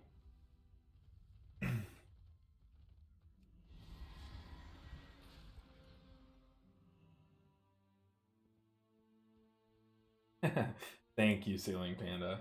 I swear if that's the one no one ever clips my stuff. I don't know what it would take for me to have a fun clip. But if one of my clips takes off, I swear to God if it's that one, you know? Like imagine that's the clip that someone takes and puts on one of those like daily WoW things. That's my goal is to make it onto a daily WoW channel. I swear. Today was the day that my chat turned against me. We were all friends until today. No, I'm kidding.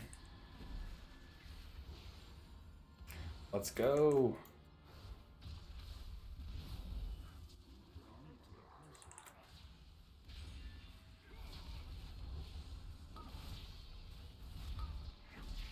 I was lucky. They all went on people.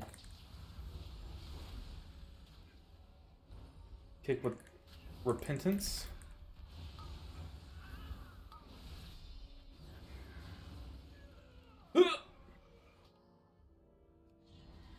Yeah, when these guys get bolstered, those casts no longer do like a third of your health. They do a half of your health. If you have one dot on yourself, it's like, oof, yeesh. Oh, also I meant to repair. I don't know if I repaired between keys.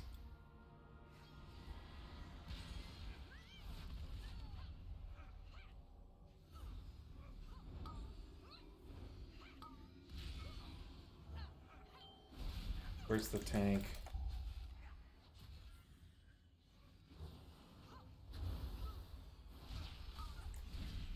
Take the cast.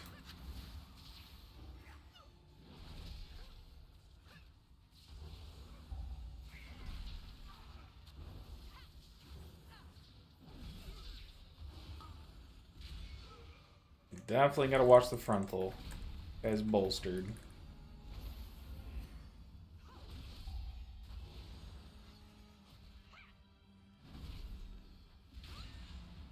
Has anyone here watched the new Netflix Avatar: The Last Airbender? Because As you know, if you've watched my stream ever, I feel like I bring it up at least once. I am an Avatar, like, dieharder. That is my #1 favorite show. If anyone asks me, like, look, I love Squid Game. I loved early Game of Thrones. Like, I love all those big ones, but Avatar will forever be #1. Severance, #2, closely. But, yeah, if anyone's watched it, I have not watched it yet, but I've heard mixed reviews. A lot of people are just happy that it was made, and they're like, I don't really care if they changed things, and like it's like cool that it's been made, blah blah blah. But a lot of the diehards are kind of mad about that they did change things, you know. I don't know, but I'm interested to see what you guys think if y'all are in one of those camps.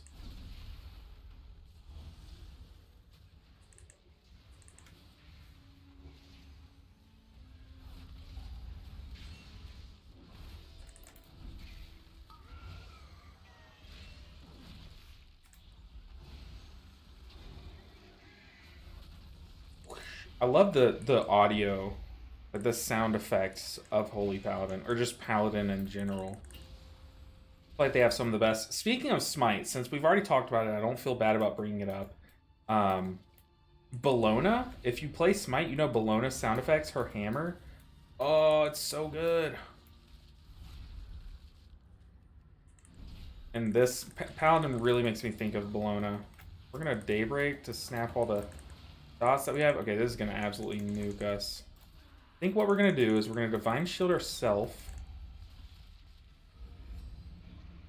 Yeah, so we sacked the Hunter and then Divine Shield ourselves, so we wouldn't take any damage, but we would take some of the Hunter's damage. I think that saved us both. We could have even Aura Mastery to make it even better. But I didn't have enough globals.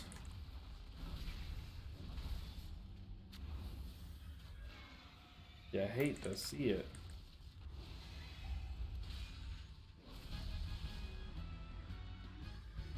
Let's see. That reminds me of a battleground where I fought an H-Pal for 10 minutes as Blood Death Knight.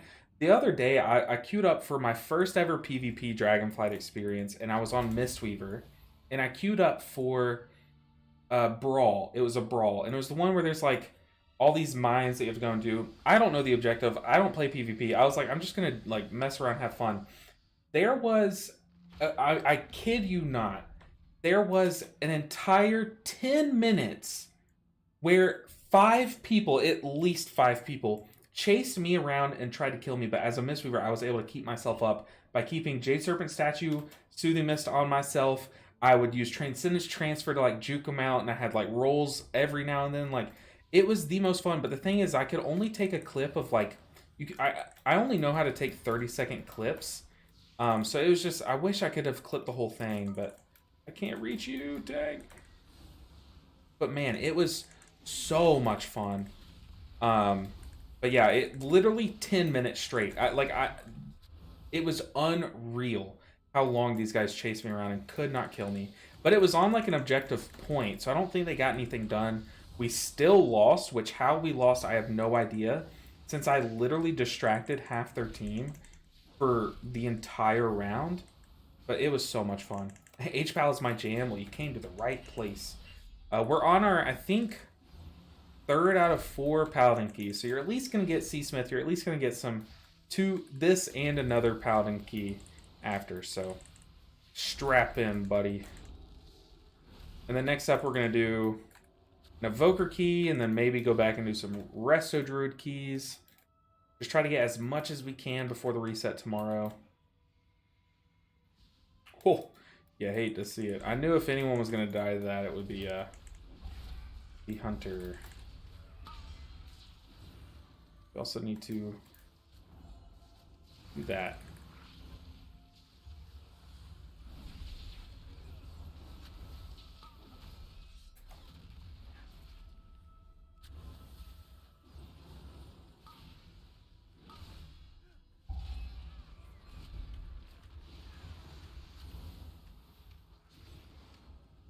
There's so much focus in my face right now, y'all.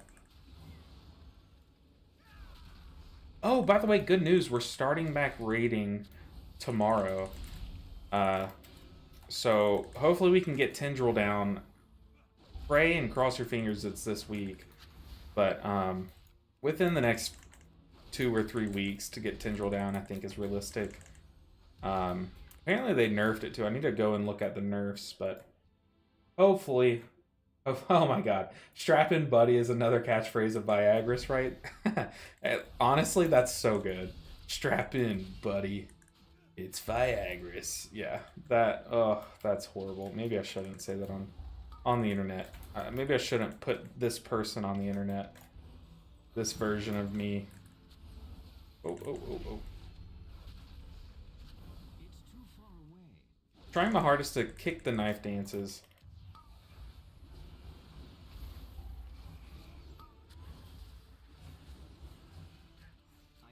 I say his knife dance just trucks us. We're keeping people alive though, honestly.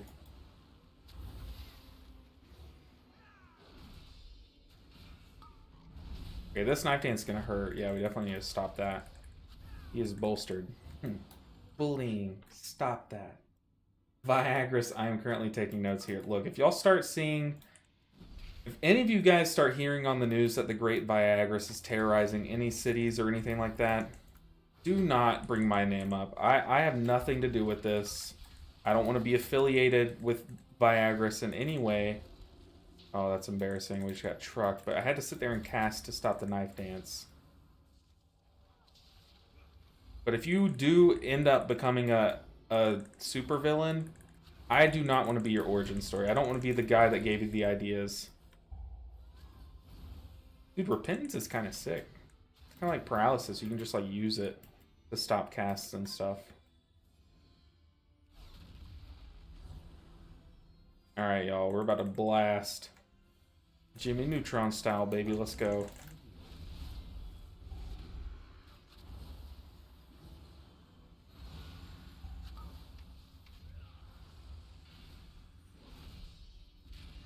You know, Prot Paladin has so much crowd control, like so many kicks. But honestly, like having such a low or a high cooldown, a high cooldown kick on Holy and a long cooldown stun, like I don't know, it kind of does feel like you lack a bit of CC nowadays. But using Repentance or learning to use Repentance has really helped.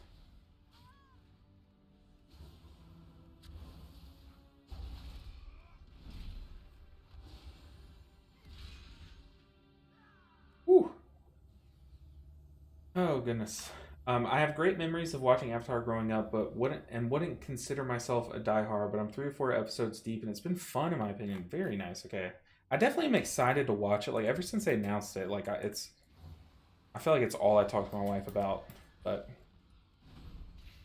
yeah, no, I that was always like my go-to show. Like in college when I moved and like didn't have anyone to hang out with anymore. That was the show that I watched, like went back and rewatched for comfort and stuff. So it's definitely my favorite show.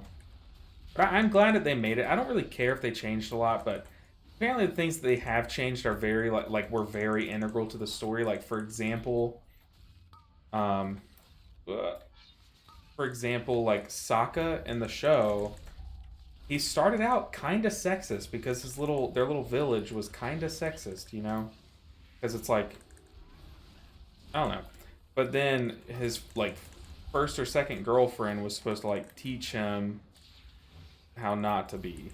But apparently in the show they're like, we don't want him to be sexist. And it's like, well then what's his story? How does he like where's his growth, you know? Things like that I've heard, but I don't know. I'm still excited. I don't think that's enough to ruin the show as like but okay, but also making Aang fly. Come on now. That was like what was the point of Legend of Korra, you know? I don't know. Little things like that. But I'm still excited. Still excited. Holding out hope.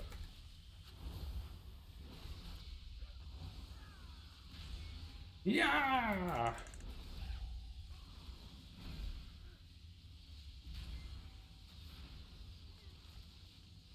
And this hunter looks like me like 2 weeks ago before I knew that you can just jump.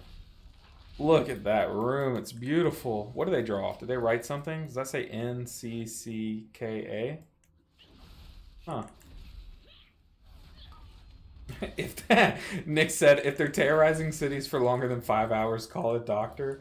Oh my god. We just created the best and worst villain ever to exist.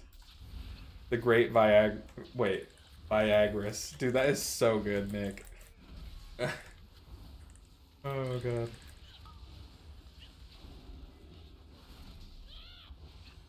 Part of me wants to go back and find like every clip where I've talked about Viagrus and just make like a short out of it where we create a super villain.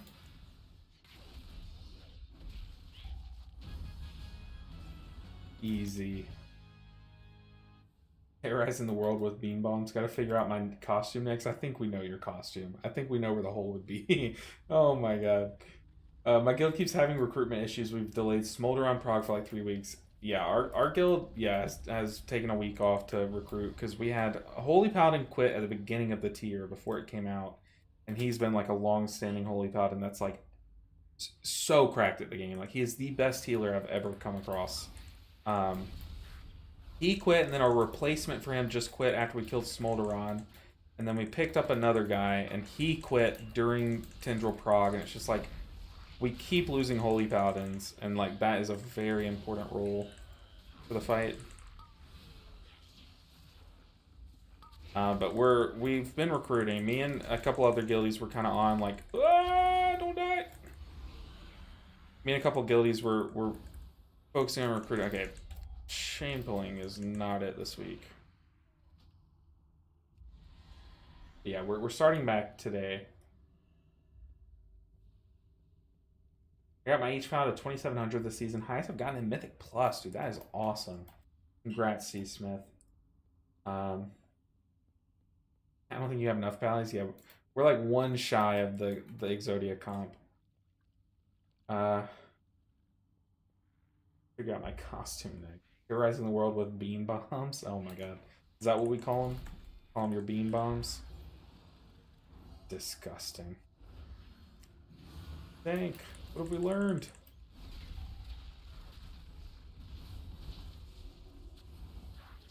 I love how when you proc wings, or like when you cast wings, your character just kind of like claps. He's like, okay, my wings are out now.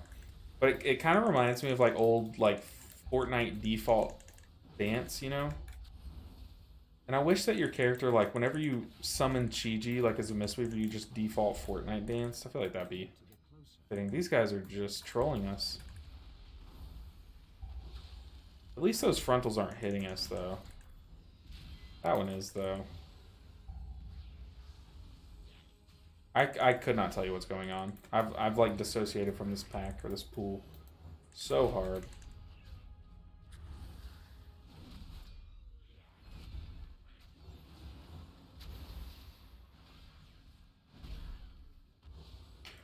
Our hunter's just like, I'm just gonna turtle. I'll just turtle and wait it out. I need to target something first. My character sounds like such a douche. Sounds like a rich boy named like Richie, you know? Oh yeah, 5 monks is greater than 5 paladins for sure. The amount of consecrates do not compare to the amount of spinning crane kicks.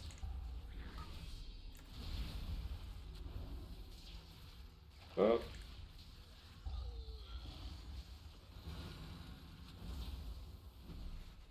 I also turned my game volume down a bit for you guys because recently I had a clip or a VOD, like a stream VOD, get copyright claimed.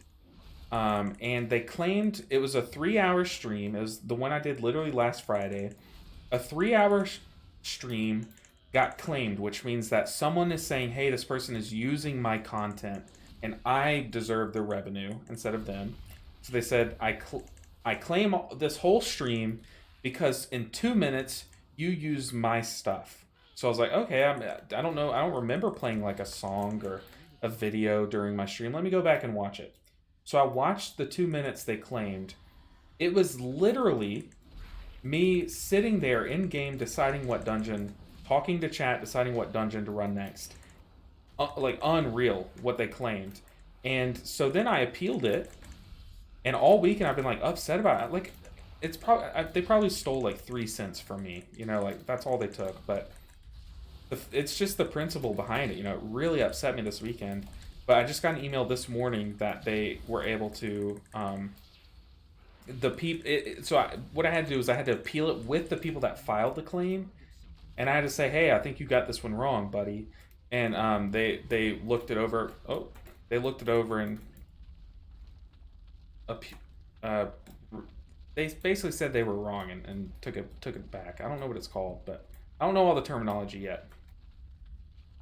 Yeah, so that was a good way to wake up, but still really troll how the system works. They can just say that I stole their content and just claim the revenue, and then I just have to leave. I have to say no, I didn't, and then it's up to them. You know, it's like so stupid. But yeah, we won that battle today. Luckily, I never took my medicine. I took it out, but didn't take it.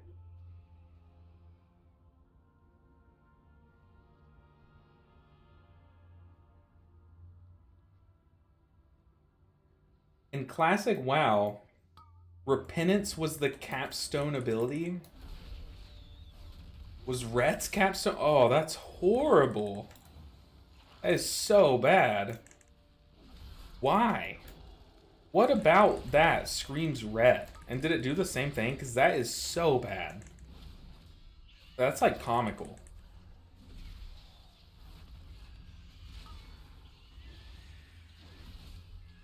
Could you imagine as a monk if instead of like Tear of Mourning and Rising Mist, we got Paralysis as our capstone? That poor Pally bubbling through the boulders and still dying. Yeah, I saw that. I wasn't going to say anything because I was like, I feel like that's something I would do, you know, and I didn't want to. I wasn't going to say anything until I got through all the way, and I didn't want to embarrass myself by then failing the mechanic too, like getting hit by a boulder and dying. But yeah, that was embarrassing. I think people do that a lot to smaller YouTubers to try and intimidate them, I guess. Yeah. The thing is, the system's so messed up because if I want to appeal it, it goes back to the person that filed the claim. So if they're lying like, hey, you stole my content, but no, I'm not, then it's up to them to be like, well, yes, you are. And if they do say, well, yes, you are, like if he had said that, then I would have to literally take it to either YouTube or court. And whichever one of those processes is faster is, who knows, because YouTube takes so long to respond. I've literally never heard from anyone that works at YouTube. But I would have to contact YouTube and say, hey, this person falsely filed a claim on my video. And then from there, if I do take it to court, that's money I just don't have. So they know this. They know the system is so backwards. So people literally make a living off stealing from specifically small content creators who don't make any money to back themselves, basically. And it's so shitty. So I kind of want to out these people that did that, because that is, oh, it's just disgusting. It's like scam behavior, and YouTube allows it. It's kind of shitty. I mean, I guess they don't allow it, but these people, apparently I looked on Reddit, and these people claim small YouTubers' videos every single day to try to make a living that way, and it's like, really? It's so shitty.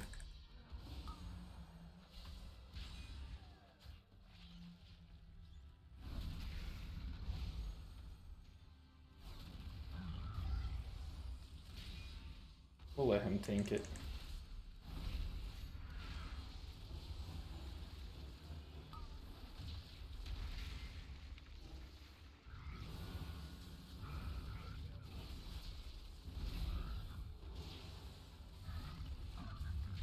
Also, someone was asking about Paladin. I do love the reverberation, because having Holy Shock or reverberation on everyone makes them take a heal every time that you Holy Shock. So, I don't know. It's just really cool how you can basically treat it like a hot. Like I have it on everyone, so now every time I Holy Shock for damage, it does a nice little spot heal on everyone to kind of like do some maintenance healing. It's really nice.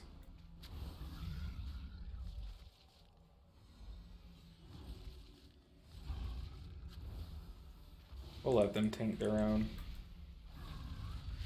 Okay, I guess I'm tanking it for them.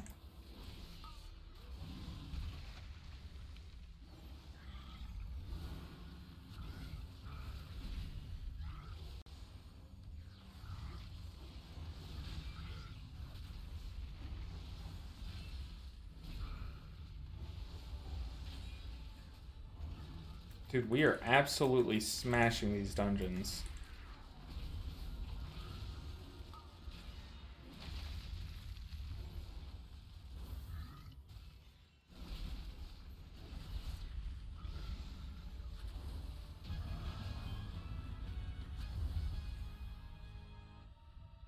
Ooh, I loved Richie Rich. Me and my brother watched Richie Rich as kids a lot.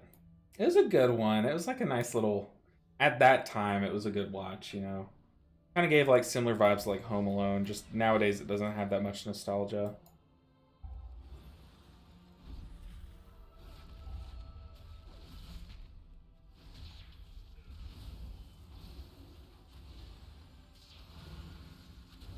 Using my cooldowns now so they're up for the boss.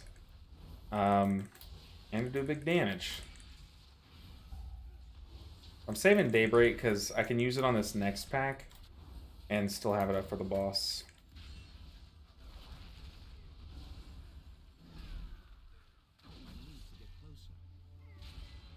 I think I should have used my trinket here too.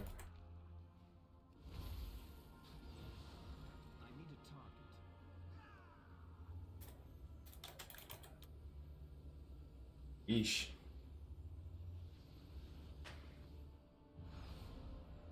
Ooh, the great Viagra strikes again. Maybe, okay, saying that probably has some negative connotations. That's not what I meant. What you're thinking is not what I meant.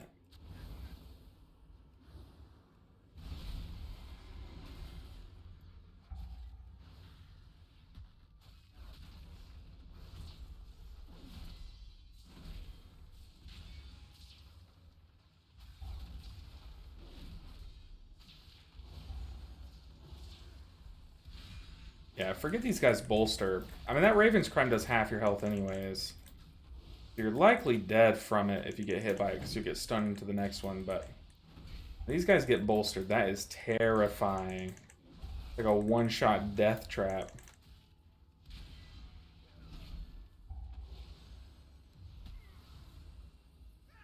Oops.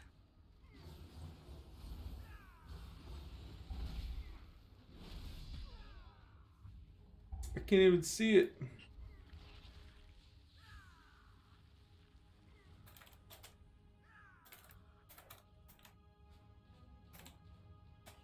Since I have my immunity up, I'm telling them that I'll sack the hunter for this. The big slam of damage. And that way no one else does it, because I can just immune myself.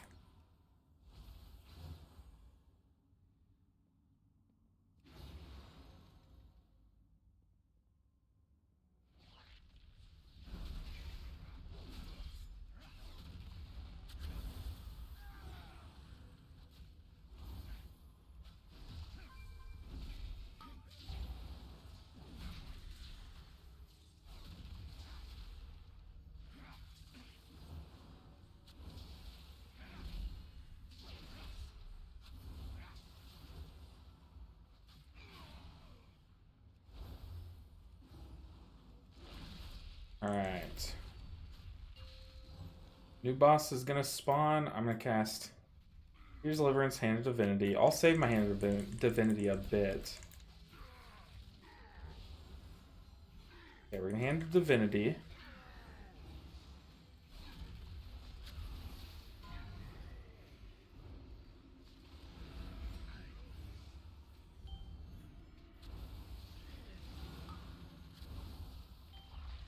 Dang, I was a little slow on the sack.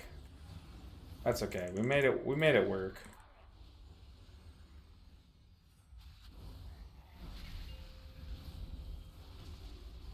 I guess I was a little slow on the sack. Could be Viagris's arch nemesis's catchphrase, right? Is that how that works?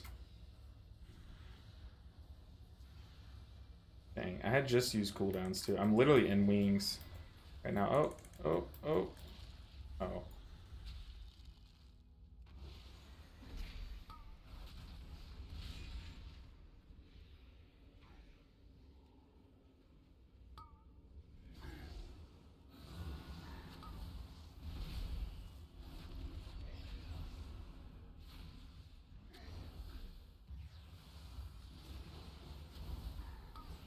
Okay, I don't have to type it, thanks. Yeah, I stole the joke from you guys. I saw it coming. I just went ahead and just said it. We're all the same person. We all have the same mind. Let's be real.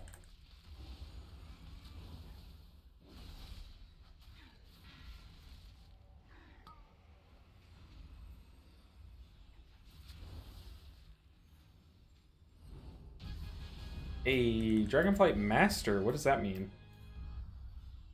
Dragonflight Master.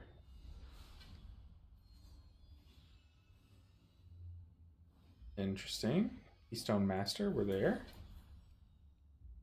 No loot.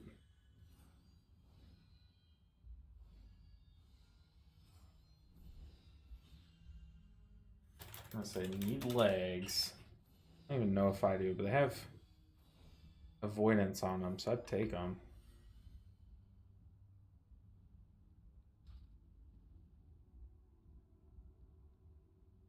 Ah, okay. Alright, what's our last key that we need? What did we say it was? A Tal'Dazar. G Gamers. Let's hop on over to a Tal'Dazar where all the magic happens. Let's jam it. Oh, we gotta leave this group first.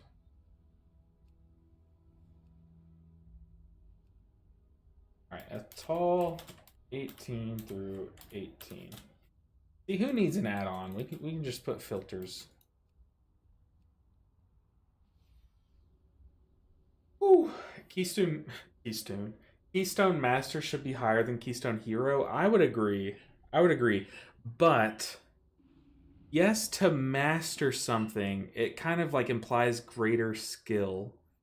But like a sword master, in order to become a sword hero, you would have to have mastered the sword first. You know what I mean? So I guess like it kind of makes sense.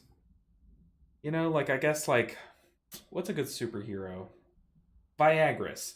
So in order to become Viagris, he had to master the art of forcing boners on his enemies. So there you go. Which to me, I guess, does make a little bit more sense. But I guess that is like superheroes and not heroes. I don't know. I guess we're so used to like heroic being the second highest difficulty. So I don't know. It does seem a little awkward. I think there needs to be a 3K achievement.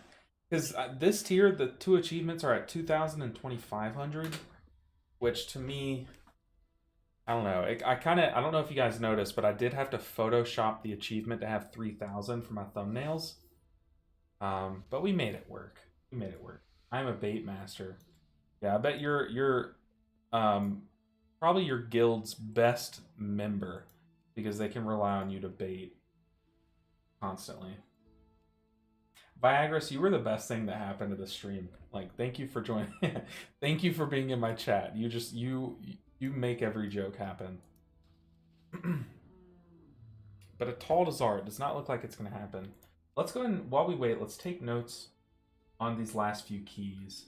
So what have we done today? We have done. Let's take notes. Paladin. 18. First up, we did a Waycrest. And then second up, we did... What do we do next? Galakrons. Oh, Galakrons fall. And then we just did... I'm blanking Blackrook. Blackrook hold. Was there anything notable in the Blackrook? There was one pool that I felt really in control. I think it was the like middle pool. So the hard pool, which is just how I know it. Hard pool, use cooldowns very effectively.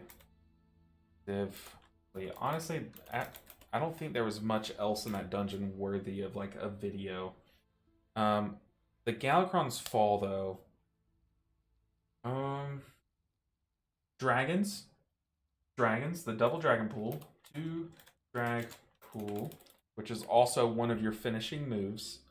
Viagra's 2 drag pool. Okay, I'll stop. The double dragon pool.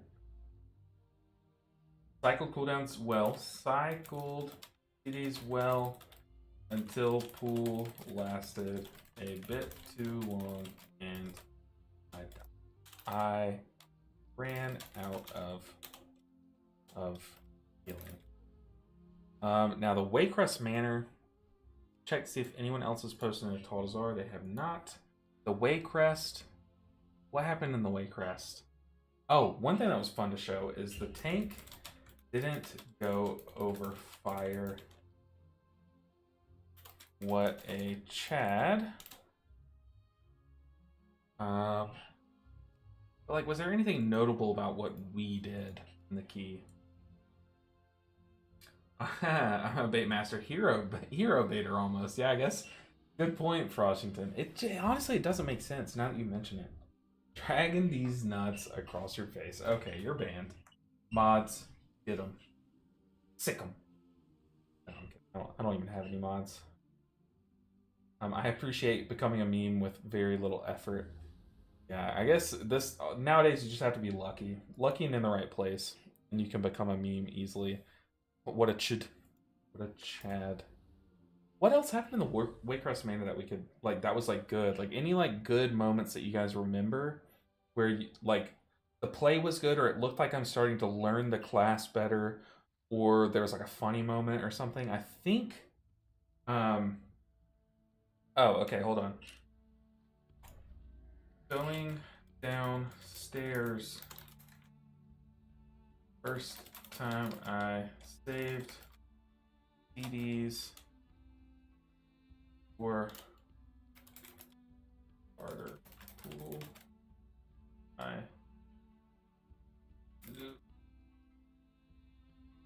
current pool. Viagra doesn't take much effort. I wouldn't know. Viagra would know. Pool because I knew current pool didn't call for him, I guess. It's just to make editing a lot easier on myself since I'm turning in some cases 50 hours of footage down into 2 30-minute videos a week or like 1 30-minute video a week. It has made editing so much easier to take notes on each key. Just so I know like I can like skip this whole section of a dungeon if nothing exciting happened, basically. Not exciting, but just like nothing worthy of the video. Like I don't want to muddle up the video with like a ton of dead footage, you know? That's just not like, I don't know, that would kind of just extend the length of the video. Yeah. Oh. A ceiling pan, I didn't even notice I posted on the wrong channel. Oh man, that's embarrassing.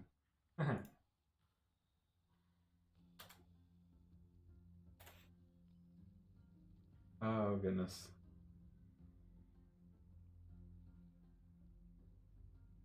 Lilithum.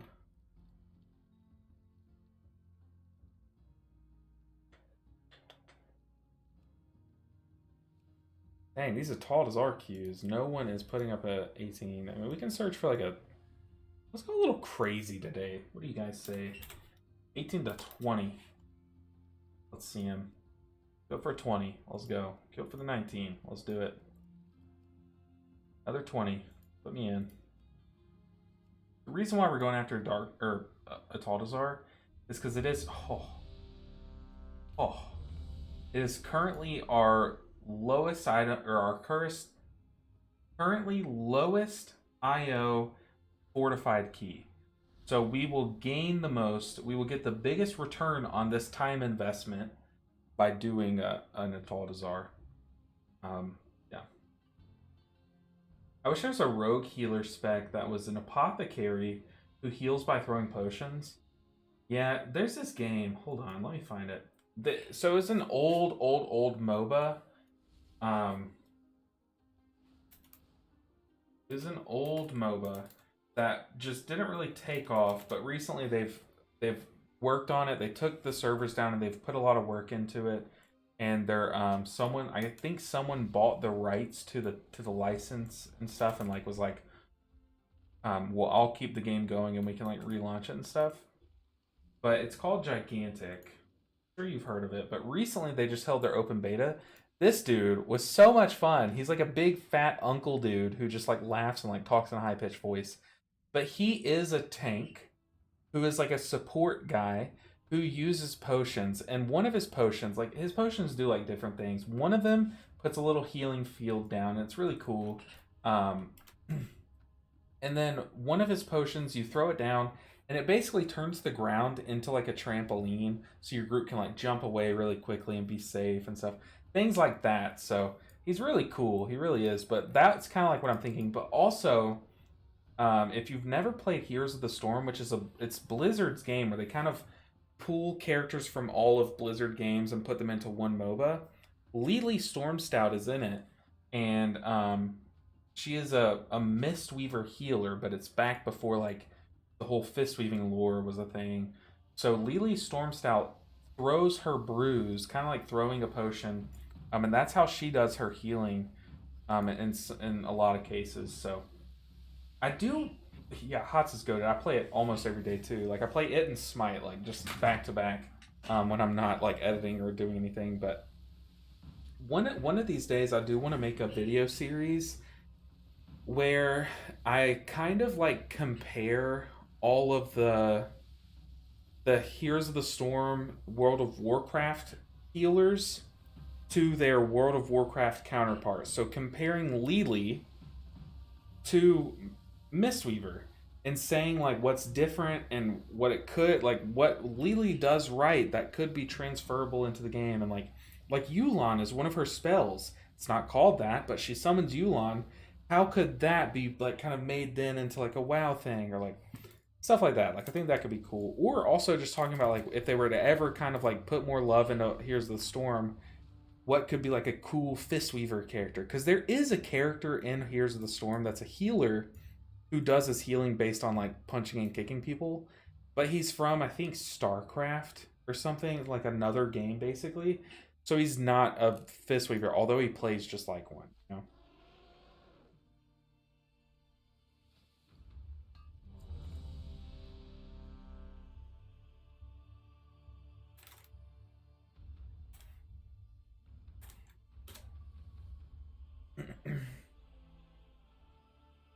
All right.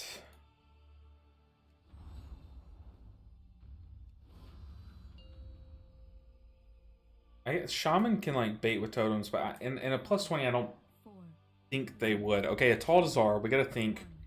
Honestly, this we don't have any tricks we can use to bait Juggernauts.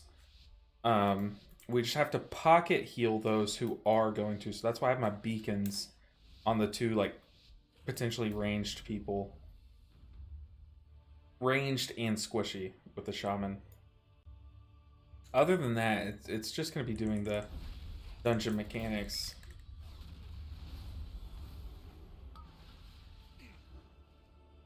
This is our first 20 on the Paladin, though. Oh. Instant regret.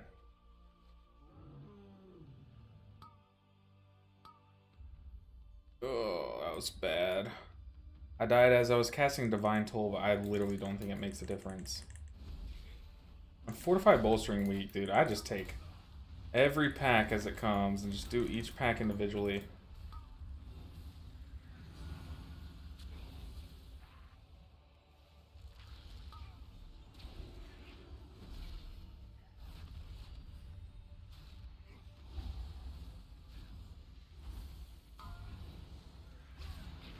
Oh.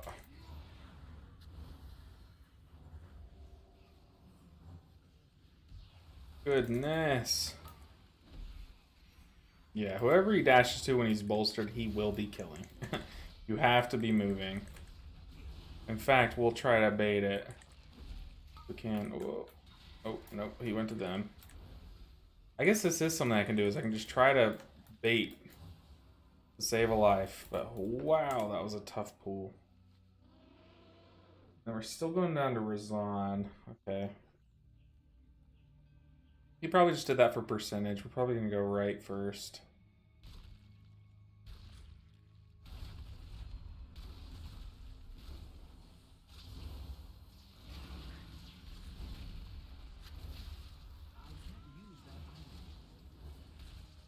So yeah, I will be focusing a bit more than normal this pool. So no more Viagra strokes.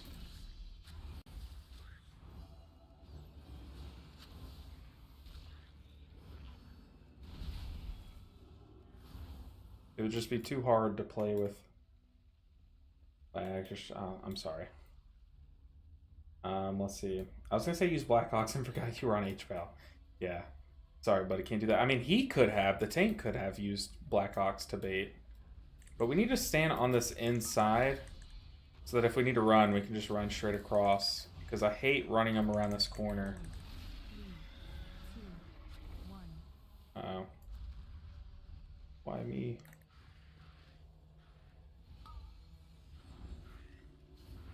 He's gonna get eaten. Oh boy. I tried to heal him, but apparently I cast on myself. It's a plus 20. No, the mechanic.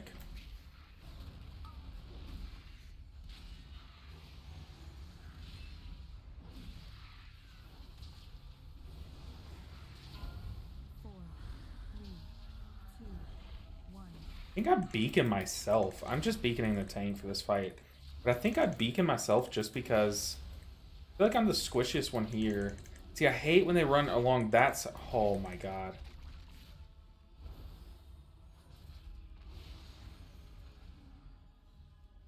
A waste of V-Res.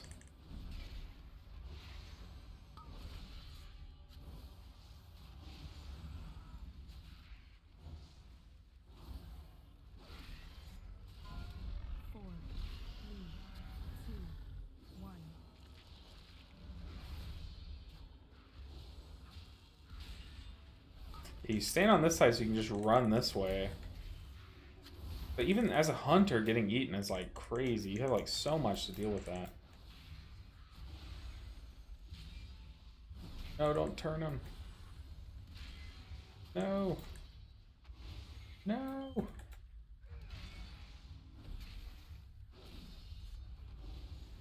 can literally run from like to the other side wall and be fine. Whoa. I am not. This group is not passing the vibe check so far. Oh god. We spoke too soon. 2 fears. Go, please run.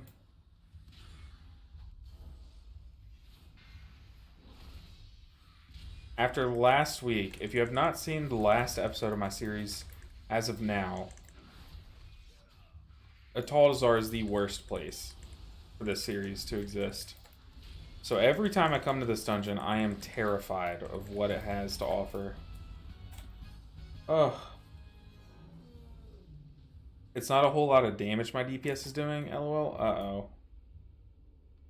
Yeah, I mean, they were eaten, though. Well, the shaman...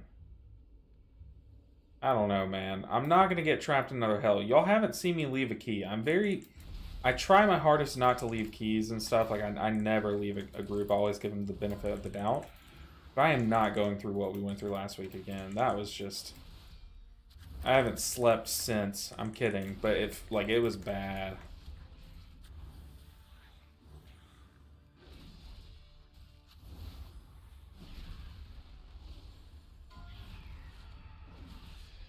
See, I mean, they're doing good damage here, though, right? 150, 150. Oh, 60. Oh. Is he just spamming chain lightning? I know nothing about Elemental Shaman.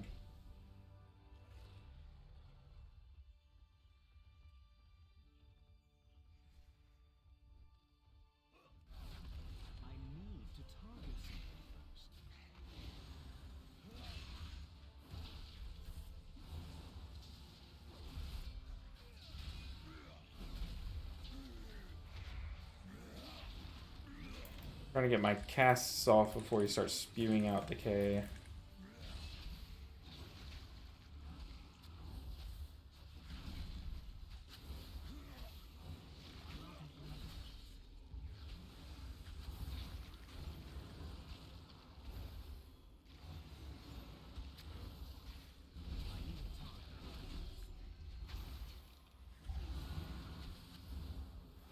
The spenders as paladin are icky.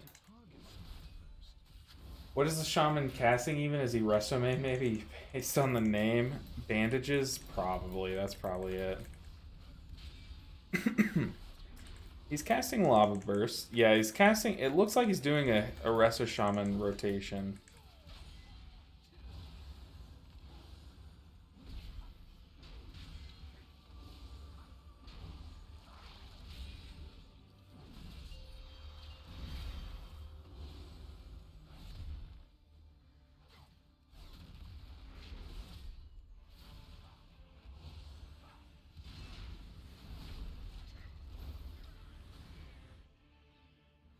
Oh, goodness. I mean, look. I think this dungeon is still timeable. I could be wrong, but honestly, we don't really care about the time. I mean, we kind of do. With a plus 20, I feel like plus 20 is the first level where we actually start to care about our time.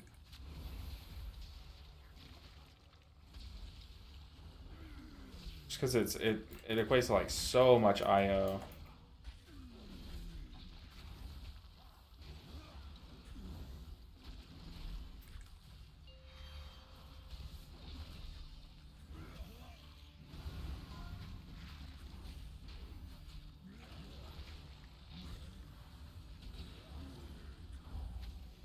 Oh no.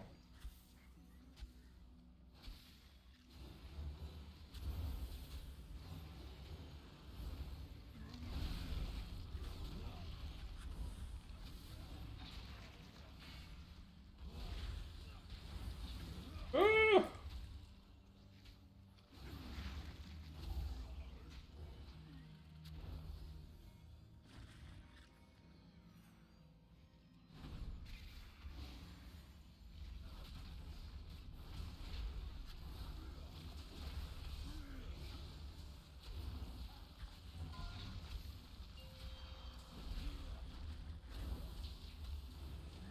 Oh no.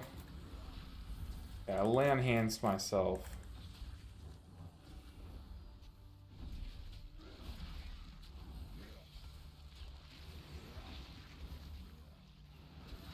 We're also aura mastering. I'm sorry I'm not talking, guys. This is stressful.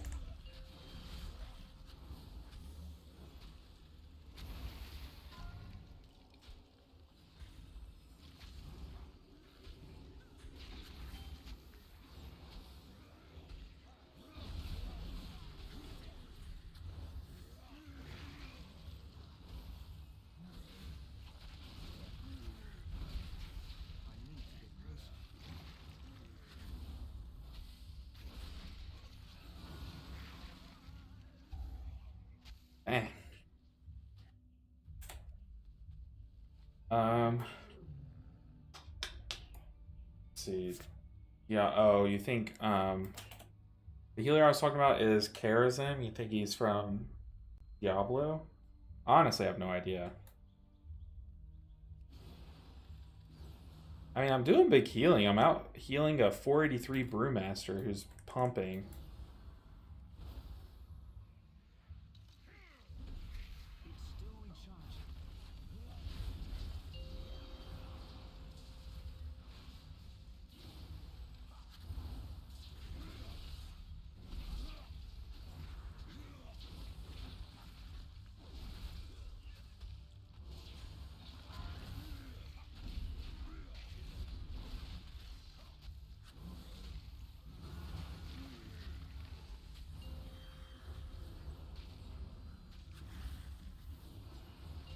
Uh, it's just so much.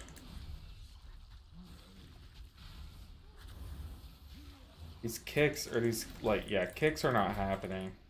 I think is also what's making this kind of, like, impossible.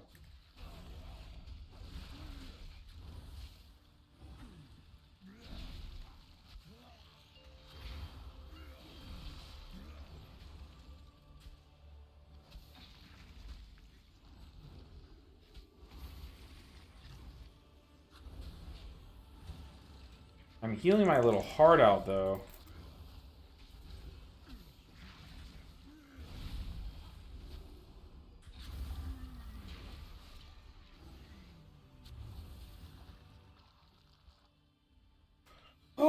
my hands. I really dislike this dungeon in Pugs. Yeah, me too.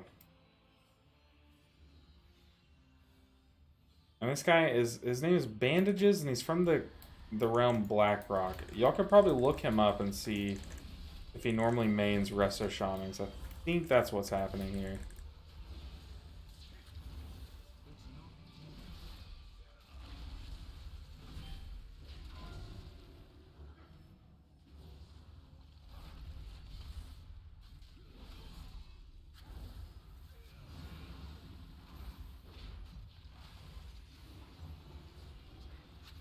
Yeah, this dungeon was designed to just get nuked by Pugs.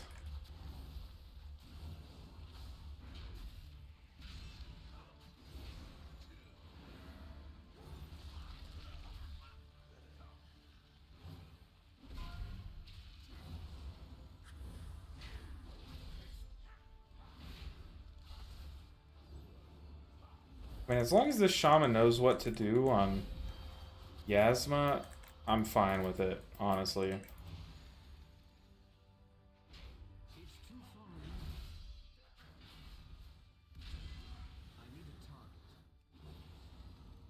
Whew.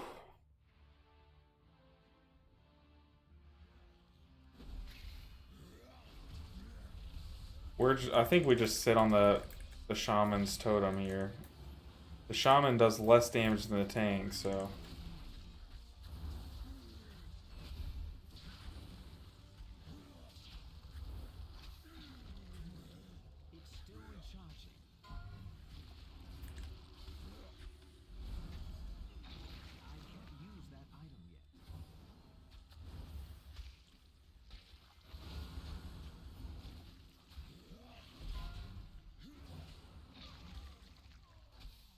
Oof.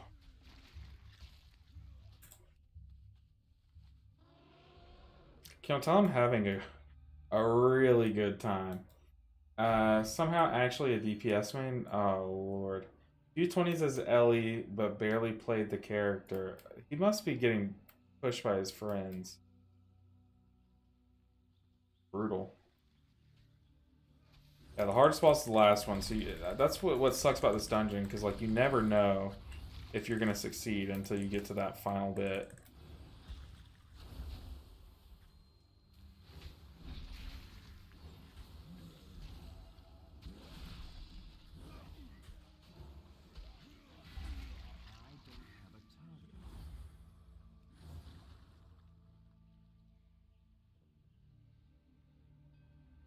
Whew, this is brutal.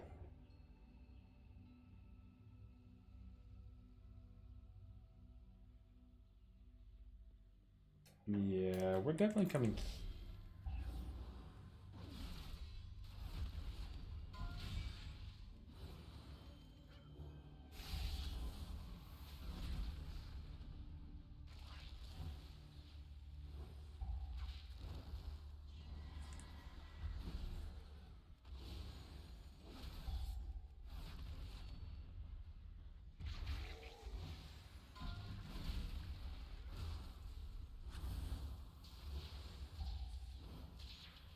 I'm gonna keep echoing reverberation on as many things as I can.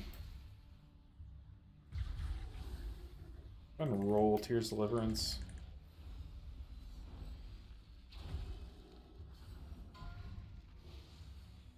Bruh.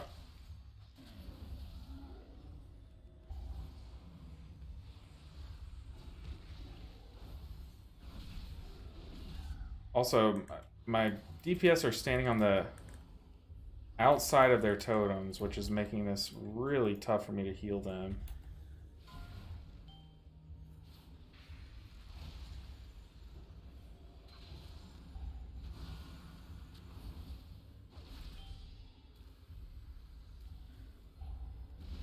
Their pixel came in just in time for me to cry about Ataldazar.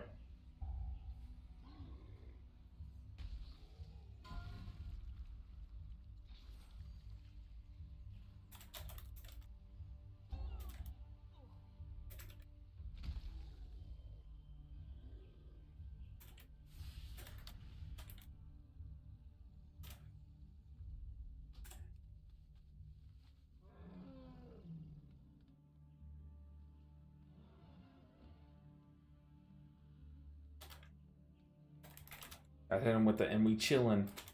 So it starts again. Verpixel said, "Sorry for not getting back to you. Was busy all evening, dude. Do not worry. I'm happy that you were able to stop in. I hope that you get a nice, relaxing rest of this key, for the night." Max, if you insta kick and one.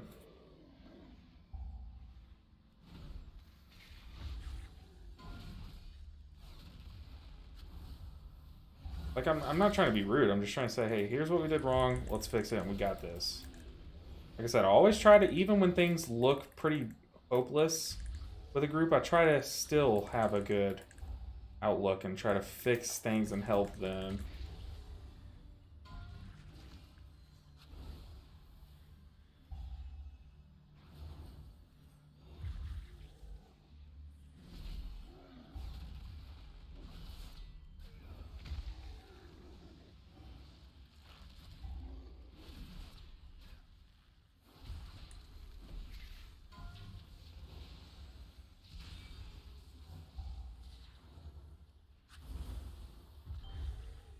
No, no.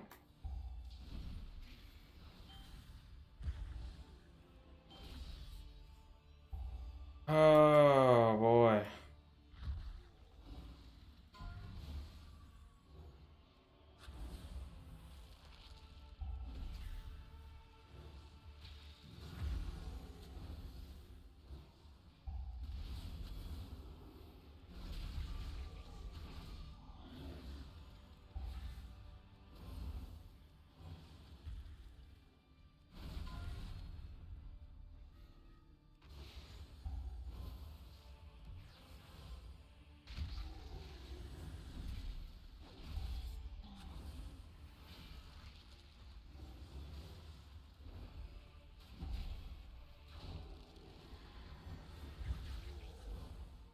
Aura Mastery, that one.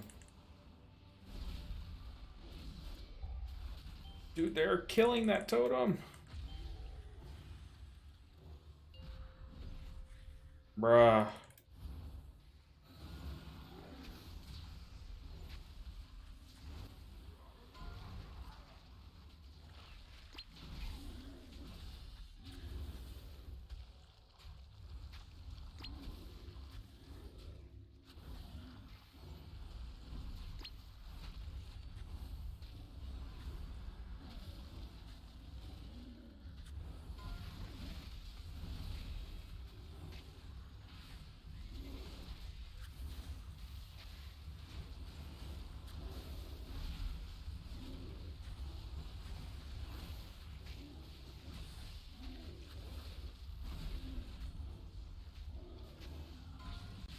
I'm so focused.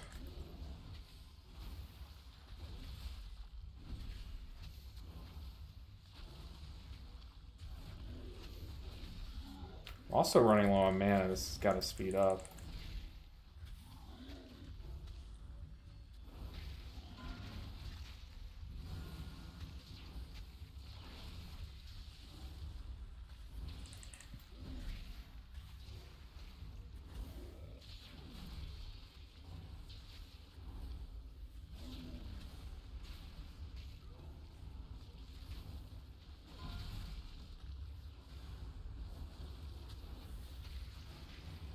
I am sorry, I'm like dead silent. I am like trying my hardest to make every global as efficient as possible. Looks like the shaman is an undergeared alt. He's 467. He's the same item level as me. But it looks like he's like, these are his friends. And he's getting carried. But, yikes. I mean, the first pool we did have a couple times where the boss got 2 ticks off, and that made it, whoa.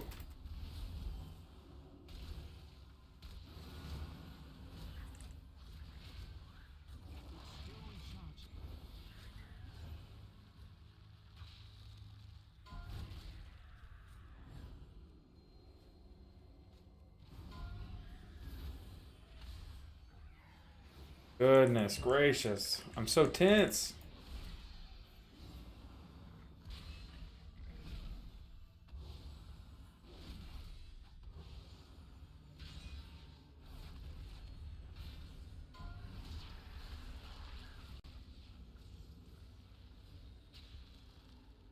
Oh, Lord.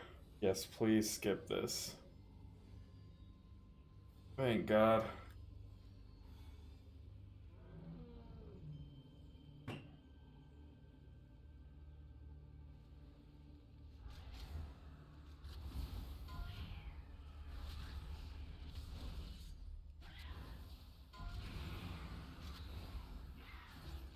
Oh, Lord. Did I do that? I think that was me.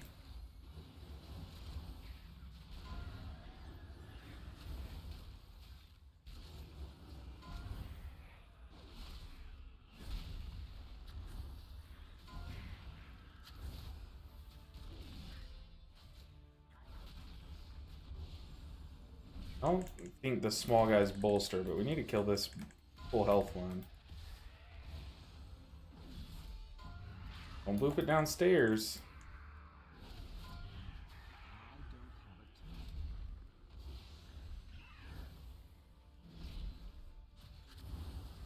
Goodness. Before it was balls. I don't know what you mean by that, but I feel like you can mean so many different things. We're gonna save our trinket. We need to use our trinket on the next pool. We need to focus up. There's so much that we could be doing. I think I am playing very well, and honestly, I think it's like helping us in this dungeon. I say as I tank the fire, but we need to keep this focus. Oh my goodness. I shouldn't have said anything, but we need to keep this focus because the hardest part of the dungeon is coming up. This next pool, this next boss, and the boss after that are the hardest parts.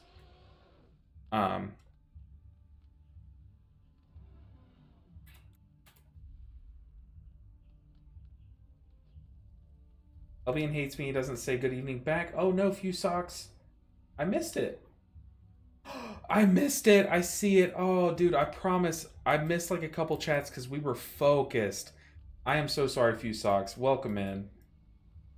Welcome in. Good evening. No, do not cry. I promise. It's a good evening. Ah, we tanked it again. Beacon ourselves, beacon like the hunter or the either one. But welcome in. Hopefully you're doing well. Oh goodness. Alright, I mean look, I guess I could do baits. Hey, I guess I'll do no, I'll just if these guys die, I'll let these guys die.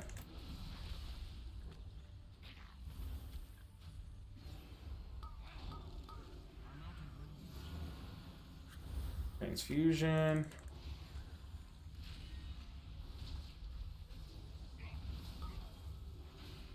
Now that the pack is winding down, we're gonna pop cooldowns.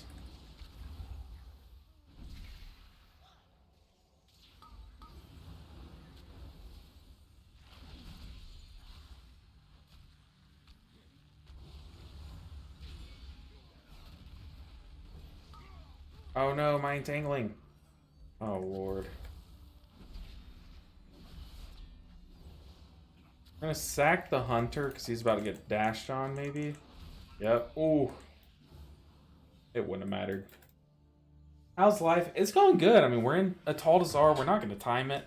It was kind of miserable at some points, but it's been worse. We've seen worse things, you know? Yeah, but life's good, man. Honestly, I spent this weekend with my wife's family. Can't complain there. Just a good all-around weekend. But it's Monday. We're coming down to the end-ish of this series. Like, we have a couple weeks left. We'll have the series done, so hopefully we can get it done. It'd be dope. Transfusion, please, people, soak. The hunter stood still, so... yeah.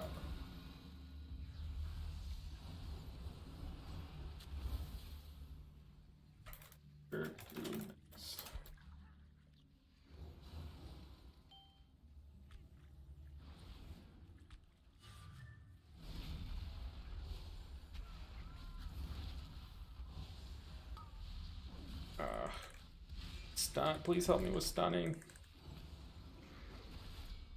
Yeah, this is not... We're not going to kill this boss anytime this year. Smite 2 is going to be out by the time we kill this boss. Well, I guess with him dying and the guys eating puddles, not the worst thing ever.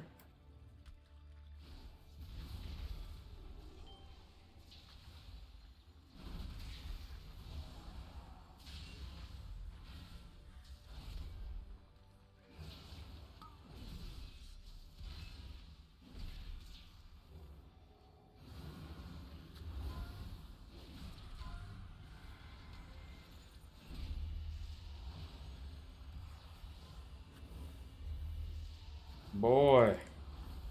We can still kill it. 3 people. We got this. Just gotta kill the ad. That's gonna be the hard part. Hunter said I did.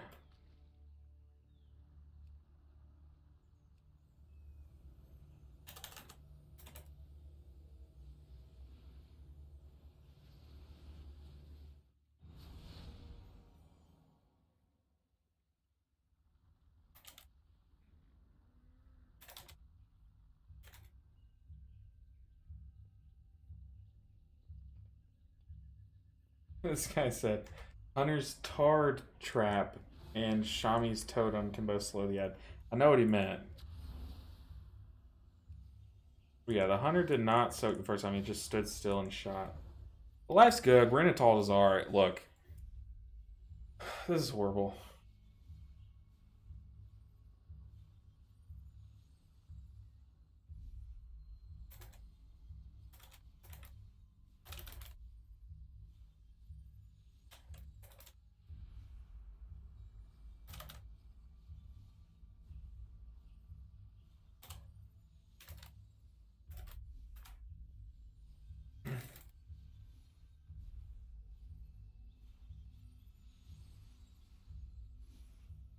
Alright. Just saying. Soak the puddles, kill the ad. You see the ad.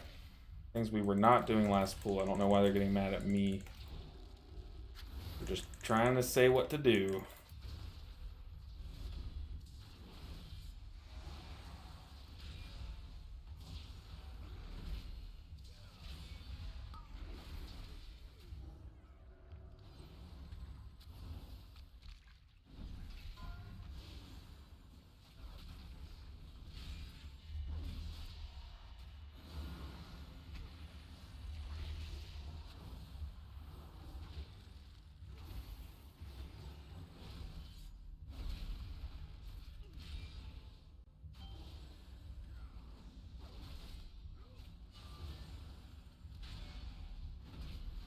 Just want this dungeon to be over with.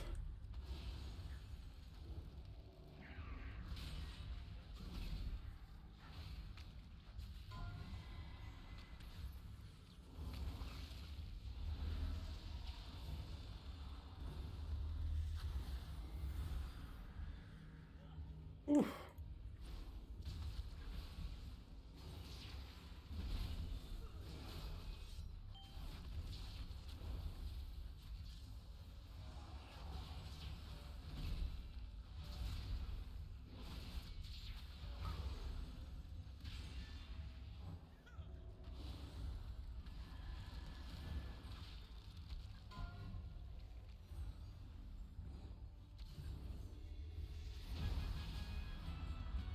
See, the boss is so easy. Just don't argue. Soak a blood. Wasn't trying to like be mean. I was just saying, dude, soak the blood. He's like, I did. The game calls you out, guys. The game literally makes your beam yellow if you don't soak a blood, because it heals the boss.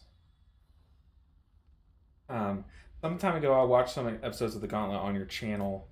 Did you stop at the Gauntlet, or did I miss something? Well, the Gauntlet was like...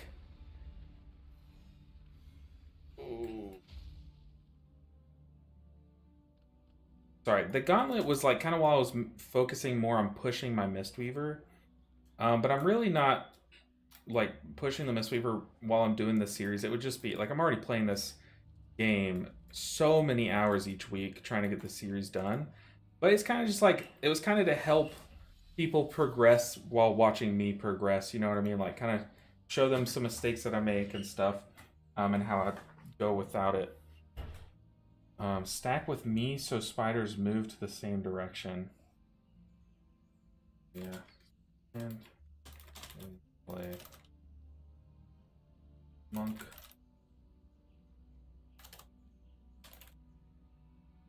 Need to out point. Oh, he's not even gonna. Yep. All right, let's see. Who's racking pain on? The shaman.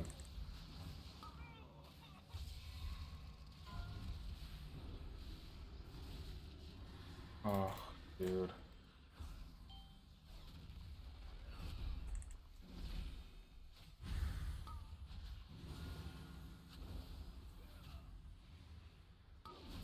Two people died to their own spider drops. Yeah, we wipe.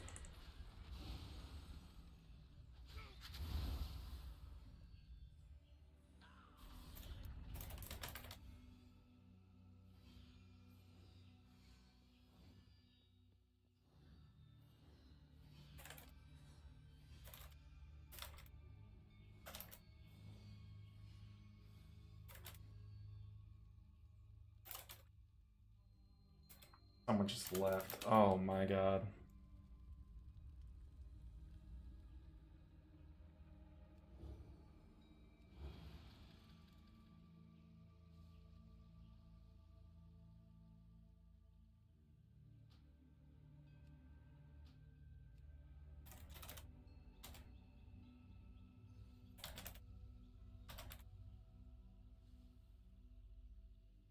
Oh, someone left. It was like our only good DPS too.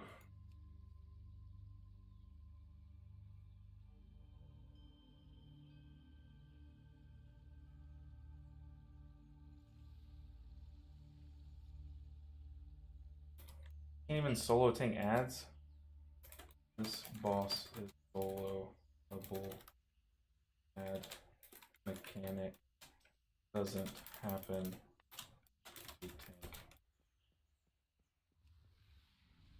There's 30 deaths. I don't care. We're on the final boss.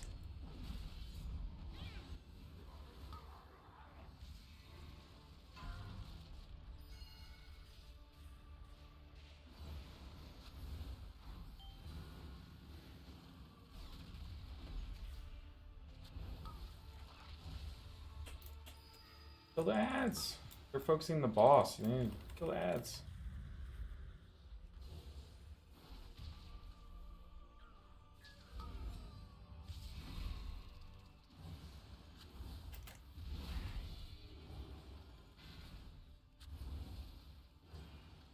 It's just us and the paladin.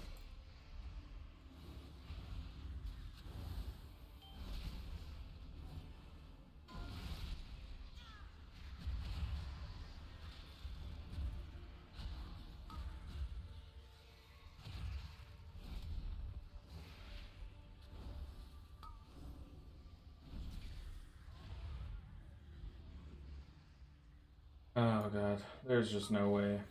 Yasmahel again, LB wake up, Dead Vic. Look. I don't know why I'm here.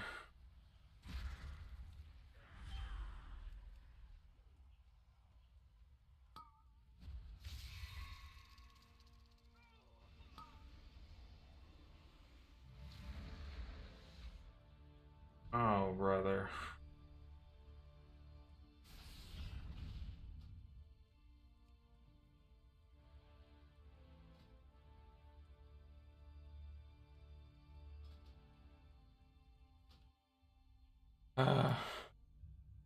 What a waste of time. We just skip it. We just get one vault slot on this character. I'm happy with that. We'll tell ourselves, for our own sanity's sake, that we time that dungeon. I cannot sit through another Ataldazar again. Ugh. The guy was like, but we have 30 deaths. It's like, yes, we do. Okay. The group sucks at the game. But we're at the last boss. Don't just leave. It's so frustrating.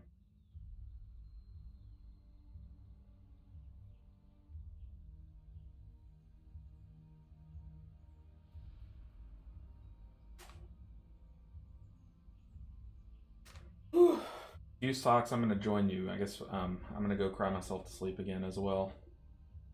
Yeah, the Gauntlet series was like for just specifically Mistweaver. And I think it's like a good series to have at the start of an expansion when new content's coming out and stuff, and like everyone's kind of progressing, learning the dungeons on their own pace. Because it's kind of like me learning the dungeons in real time. You know what I mean? But this series is kind of like, I don't know. It's like the later in the season, no one's really playing. Like challenges are kind of what people want to see, I think, and it's also what I want to be doing. You know, I don't want to sit here and just push on one character all day, every day, like some people do. Um,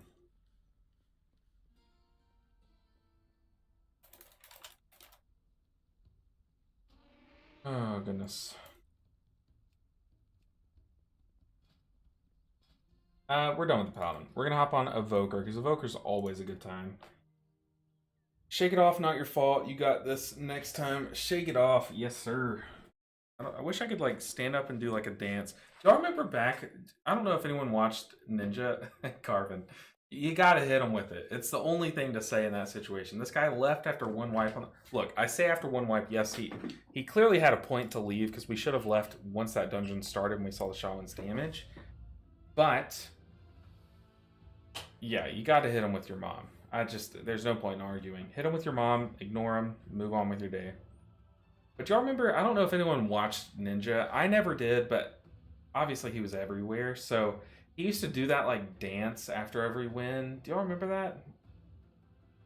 I don't know. I always thought it was like kind of cringe, but like it kind of is like a brand thing. Like I guess if you're a streamer and you're trying to be successful, you have to do like branded things, you know? Yeah.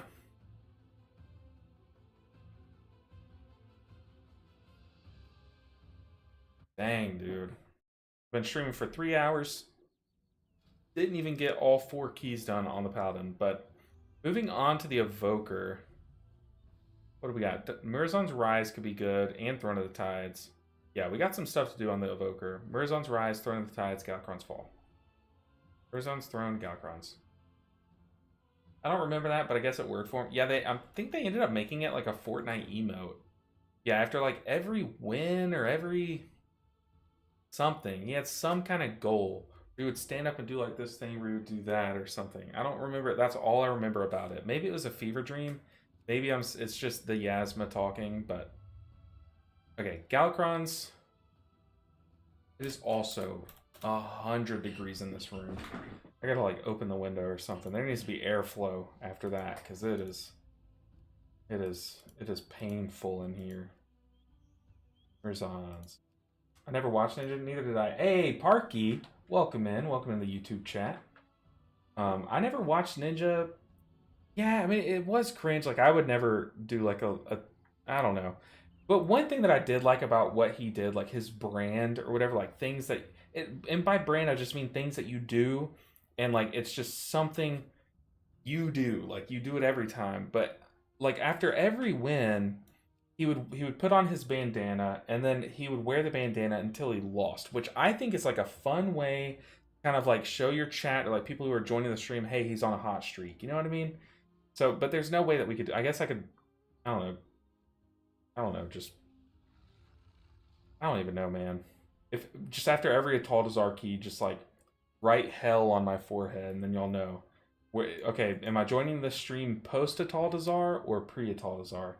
You know what I mean? Oh goodness. So it's Throne.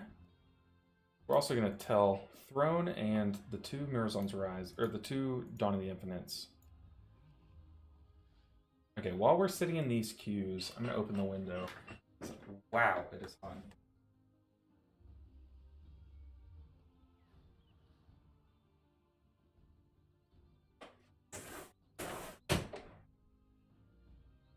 Hotter outside. Hotter outside. Guys, yesterday I went and helped one of my wife's cousins move out of all their stuff out of a storage unit and into their new house. And having being someone who has not worked out or lifted a weight since high school, let me tell you, I am like so sore, and I'm pretty sure I pulled a muscle in my arm, and it is like hurting, hurting. But it was fun. Honestly, it was nice, like lifting weights again. Okay, this guy said looking for time, but at least we finish. No levers. That's my kind of group.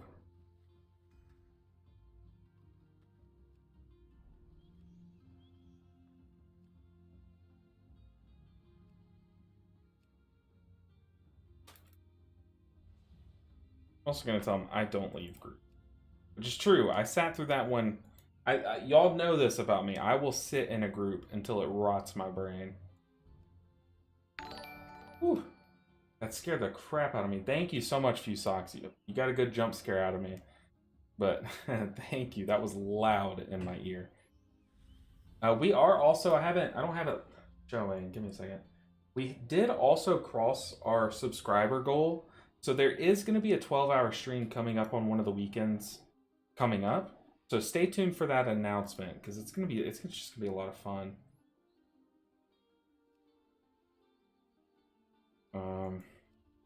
Plops. Dang, we're not even getting invited to the no levers group. We're geared. I mean, we're 466.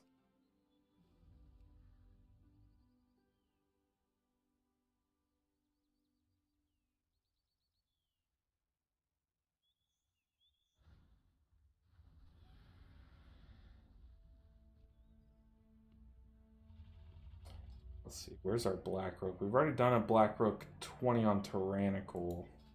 Really no point in doing it on Fortified. The deeper we get into the series, the longer we sit in queues. Like, these queue times are ridiculous.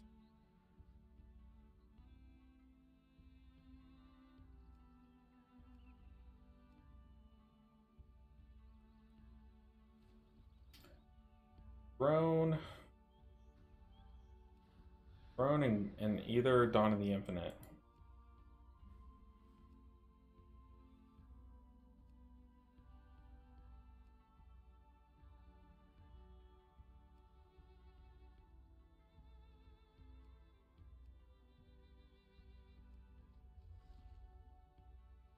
How are y'all doing though? I know a lot of the EU crowd is probably winding down for the day. But has anyone done anything fun over the weekend you guys want to share? Because I could use a good story after that, Bataldazar.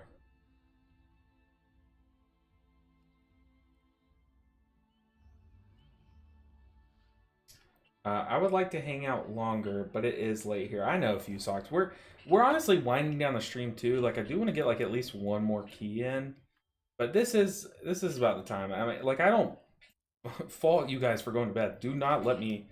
Don't stay up like to watch me longer. You'll see the video on YouTube, but IO outpaces item level, but people only look at item level sometimes. Yeah, but the thing is, like, people invited my 454 evoker to a 20, but they won't invite the 466. It's weird. Um,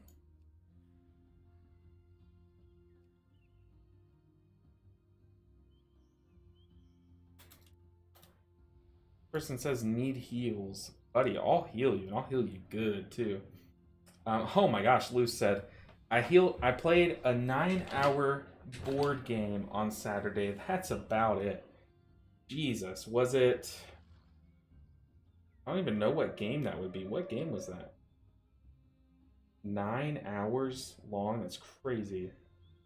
Fusox said, good story. I had absolutely no obligations this weekend and played the hell out of Dragon Age Origins. Oh my god, did they remake that? Or you just went back and played Dragon Age Origins? Monopoly has to be. Oh lord, dude, Monopoly could take ages. I mean, there's like other games that are designed to take a long time. Like, what's that one like Everguard or something? It's like kind of like you basically play out a D&D campaign in a board game. There's those.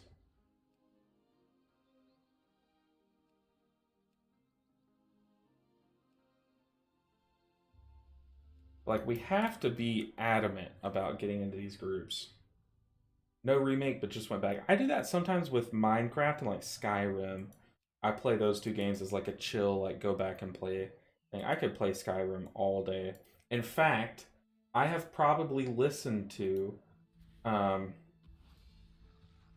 more Skyrim ambient music than anyone on this planet. I have listened to all of these playlists at least 50 times each, all the way through. I have them playing all day, every day, at least before I started streaming. I would have them playing all day, every day. Skyrim music, just nonstop. And especially the Rainy Towns and Rainy Night ones, and the day one. That one has a good start. But I listen to those nonstop. It's so good. Dude, come on. Let me in. Let me in, coach.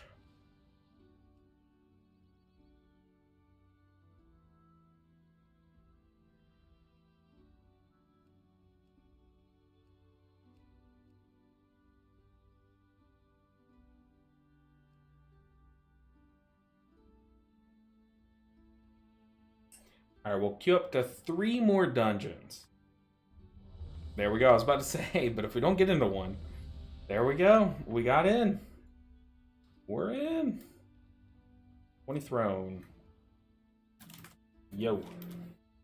Also, do we have enough to craft on this character? After this dungeon, we will.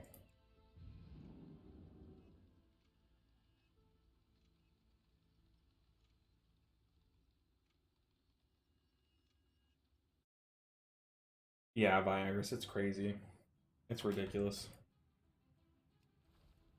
I love Skyrim, but I'm not a big fan of first person. I would always play Skyrim third person. I thought you can change that. There's like a toggle you can do. Pretty sure.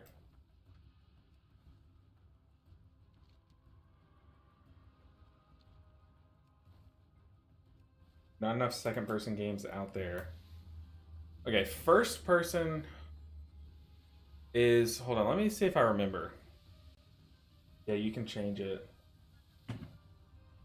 First person is like where you just see the hands. Like that, you can play Skyrim like that.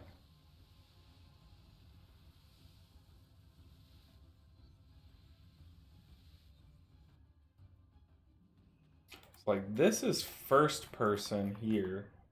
Is second person like over the shoulder? And then like third person's like out here, right? Or what is second person? Oh, see, I never played Doom. Call me crazy, I never played that game. We finally got into a 20, and it's a Throne of the Tides. This will not be easy, especially because the Crushing Depths casts are gonna get bolstered. Second is a joke. At least I hope. I don't know what second person is. Okay, I guess it's not a thing. Just don't ignore it. I'm stupid. I'm still fog brain from Ataldazar, so just ignore it. Also, I guess we could take notes on Ataldazar. Now, 20. 30. Action. UPS.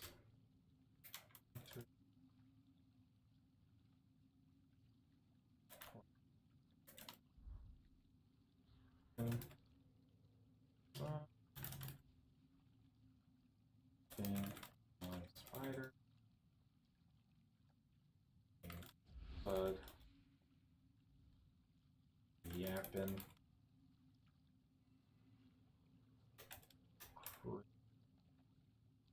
Critters. Horrible. Boom.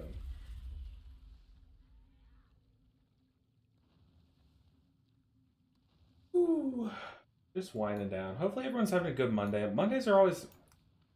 People get really frustrated on Mondays because, like, people kind of, like, scramble for their end of the week keys. But don't let it bother you. I mean, honestly, just, like, shake it off. Just try to have fun with it. Mondays are... They can be the most fun day. They really can. Viagra said, I think second person would be like hands controlling another character, maybe. Your perspective.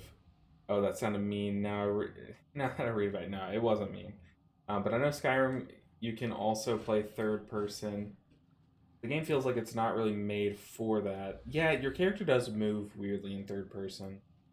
Maybe I think I did play Skyrim like this. Now thinking back, I think I did play with my hands like this. Yeah, walking through like those small corridors and like dungeons and stuff in third person there was kind of like moving around in Waycrest. It just did not feel good. But have y'all seen the clip of that guy that the day that the Murloc toy came out, where you can like turn your whole raid into Murlocs?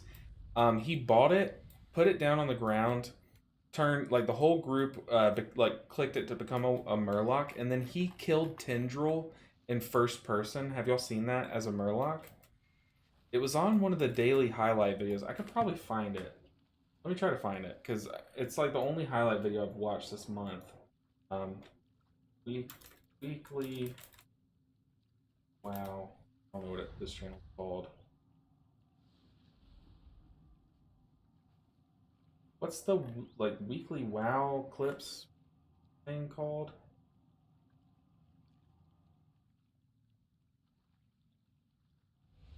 Or is it daily WoW? Daily WoW.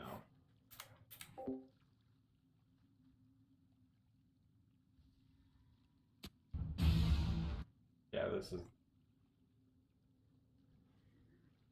Where was it? I think it was. I'll find it. While we find a tank, I'll be looking for it.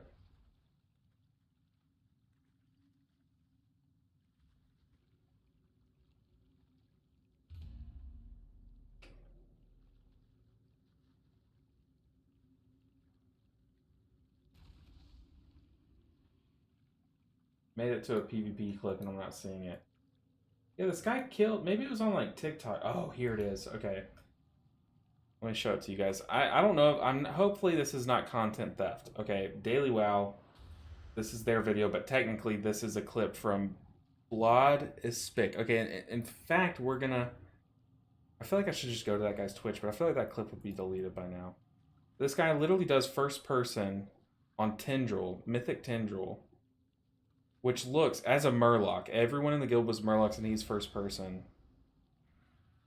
But that's crazy hard.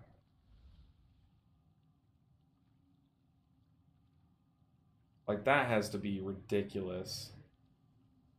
What are you even casting? Like,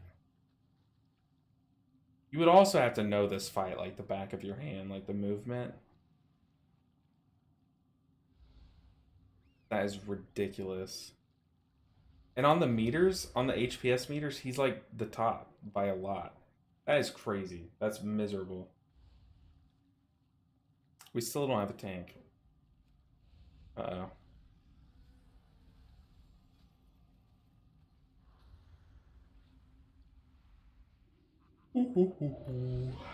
While we wait, y'all know I like to do this. I know not everyone here likes Pokemon, but just to have something on the screen, I like to just queue up for a random Pokemon battle while we wait on a tank to queue. And normally what happens is, you know how the universe says, like, right once you're about to give up on something, it happens? Like, if you're waiting in line for a roller coaster and you're like, my feet are hurting, we've been standing here forever, I'm gonna sit down. The moment you sit down, the line moves, you know, that kind of thing. This is kind of what happens. We start to play a Pokemon game and I end up having to forfeit it because the moment that I do, it someone queues up and like the key starts. But yeah, that is insane, dude. And the amount of movement that phase one of Tendril requires, and the fact that he had enough trust in himself not to Soka, I think is crazy. Okay. What do we do? What do we do? Honestly, this thing's already served its purpose on my team, but I guess we could throw out the Chilling Neigh, see if we can one-shot this guy. Hopefully he doesn't knock off again. That's perfect. Power Whip. The thing is, we're really slow, but he can swap, but we're just going to get a fat Icicle Crash on something. But we're still waiting on people to queue up. We just need a tank. Oh, that's so bad. I was gonna say, hopefully it doesn't have anything that's super effective. Okay, but we one shot and we get a big, I think it's an attack boost. The problem is this Pokemon's so slow, and of course he has another fire Pokemon. Do we even swap out at this point? Like, this thing is so slow, it's not gonna do anything. I think I'd rather sack the Golurk than sack this guy, but I don't know. YOLO, yeah. Let's see, what do we got? What is that? I don't even know what that Pokemon is.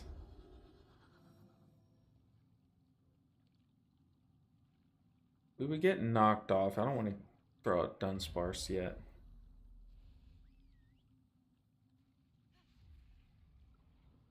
I don't really have anything that deals with this other than Glastrier, but the thing is, we know this thing's faster. But how's everyone doing? Are y'all doing keys right now? Or is anyone else playing Pokemon Showdown right now? Because man, it is tough getting into groups for the series. Uh-oh. I mean, what could we do? We could set up a Swords Dance. I hope he doesn't one-shot us. Okay, we do have a tank, Fluffy Paws. I feel like I have that person blocked. Fluffy Paws. I feel like they were toxic. We did get knocked off. I don't even know what our item does, so that's fine. I don't want to get cocky and set up another one. I think we're just going to go for big shots. Ooh, he's faster. And we both missed. That's really cringe. How am I fast? Are we speed tied? I think we are. Oh, that sucks. Ooh, okay. We did survive. We just gotta go with a 100% accuracy move. No. I think we just go for it. Alright, we're set up to sweep, though. We got speed and attack boost, but we're very fragile.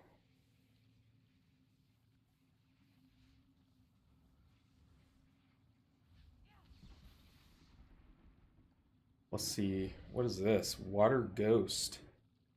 Interesting. Water Ghost, I don't have anything good for that. Oh, dang. You got a priority move. Alright, our group is finally formed, so I promise we're about to get into the dungeon. I hope it doesn't one-shot me.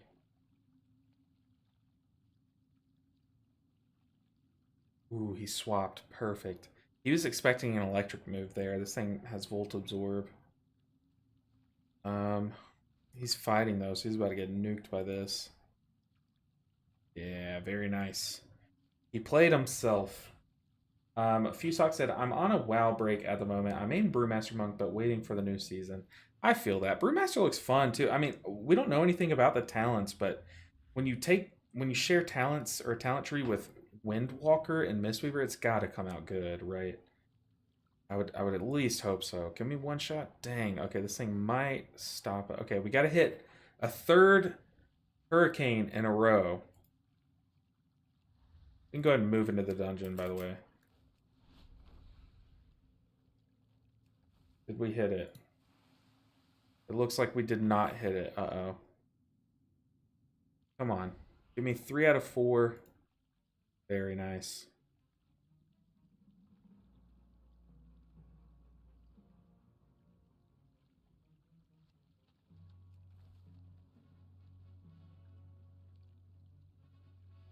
Alright. We gotta win this. Dang. Aqua Jet. Dang. Okay, can we deal with this?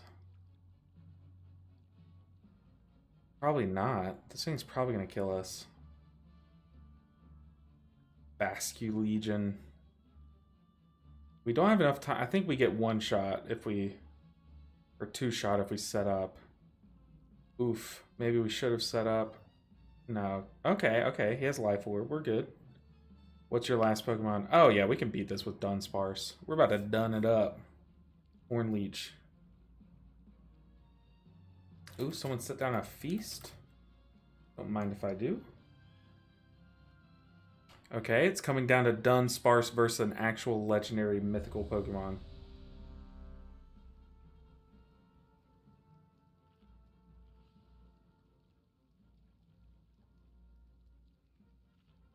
Come on. Done it up. He's Calm Minding? Buddy. That is not the play. And we got the Paralysis. Hey, we win just in time for the key. 4, We won. 2, Alright, 1. let's jam it. I really gotta go now. Good luck with this key. Have a nice day. I'll be in the chat. Hey, you as well, Fusox. Thanks for coming in. And it was nice talking to you. Hopefully you go enjoy the rest of your night. Eat some good food, get some good sleep, that kind of thing. Alright. We got a jam. It is bolstering week, so doing this slow pull into the next one is not good.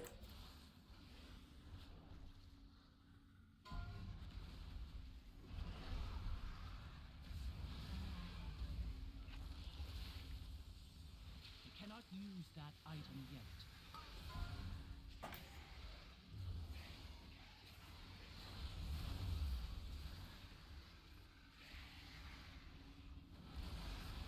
Ah, damn. Oh, goodness. We're fine, we're fine. We just wasted stasis, though.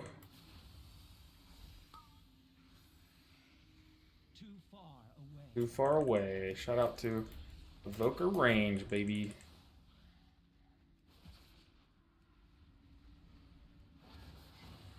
These water bolts are starting to nuke. We're gonna have to kick the water bolt. Our kick's not even up yet. Now it is. I require a target. Goodness.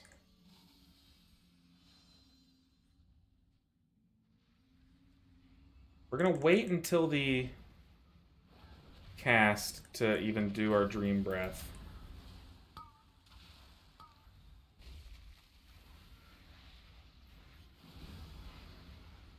Crushing Depths on who? Caterpally.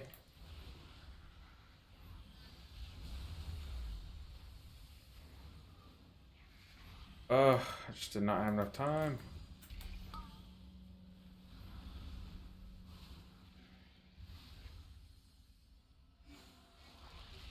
Dude, look at our details meters on this character. Why have I not gone back and fixed that?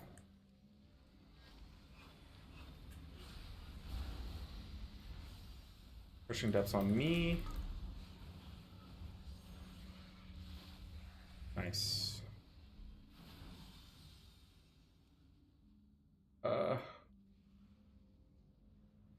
Put him there for now, I guess. I don't know.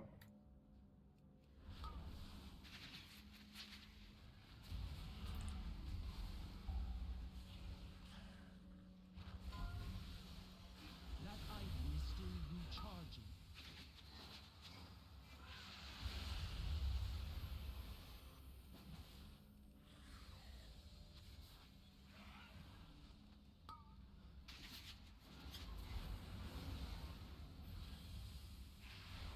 Sheesh. Her being bolstered is crazy. She's bolstered, right? 'Cause this hurts.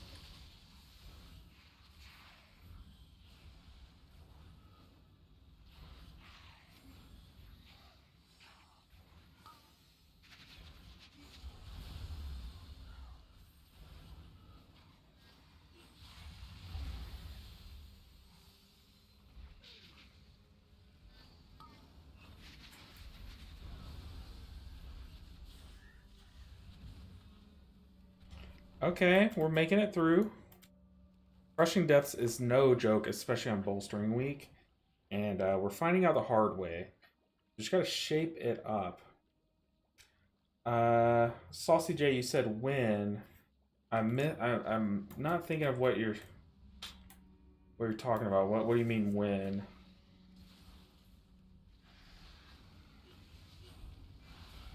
Oof.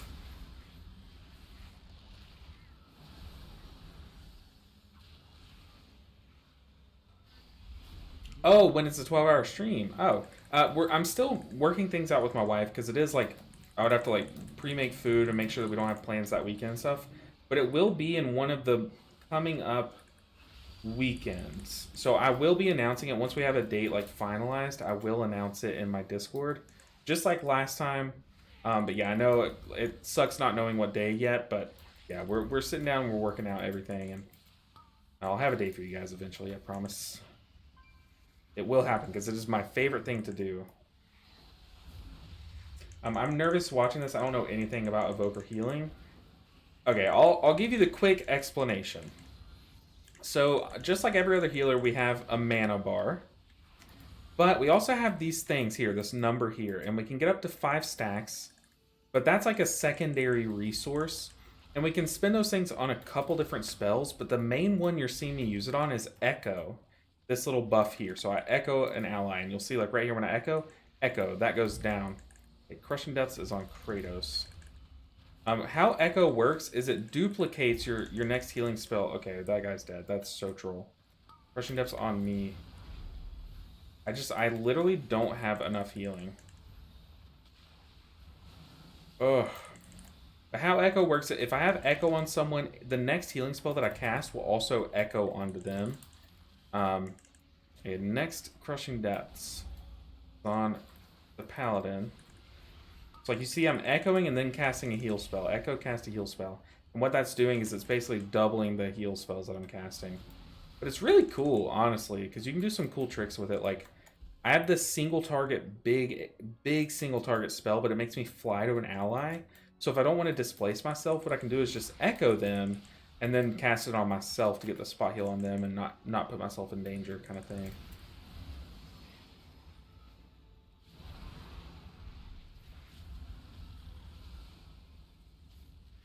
But also, every now and then, like my Living Flame, my basic little casted damaging and healing spell, it can give me just basically like a free stack where I don't have to use that resource to cast Echo onto someone. That's why sometimes you'll see it not cost a resource.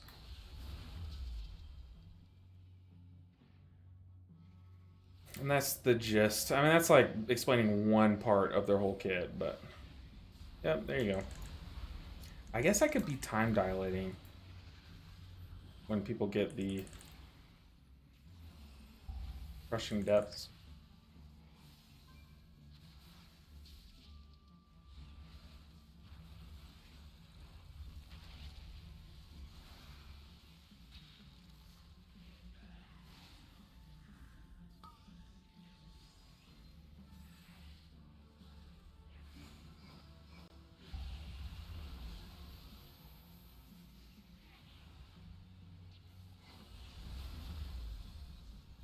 Whew. Like right here, I have 2 free echoes basically that I can apply. And I can use those on other spells, but realistically, Echo is kind of what you want to be doing.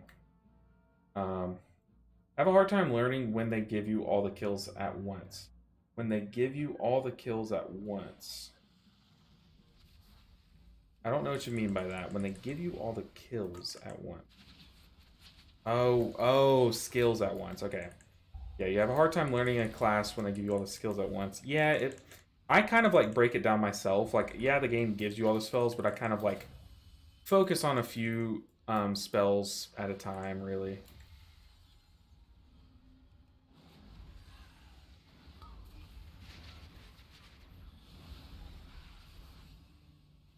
Like there, I'm echoing myself and then casting the heal spell on myself. Oh, you hate to see it. Like echo and then healing, and then echo, and then casting a heal spell. So it doubles the spell. It's not like necessary, but it kind of can help you save on other resources by just echoing the spell. Like here, I had echo on 3 people, so I used my spot heal on a 4th person, and that spot healed all 4 people. So it's really cool. Yeah, the heroic classes. Yeah, no, I definitely feel you on that. Like, Death Knight took me way longer than it should have to learn.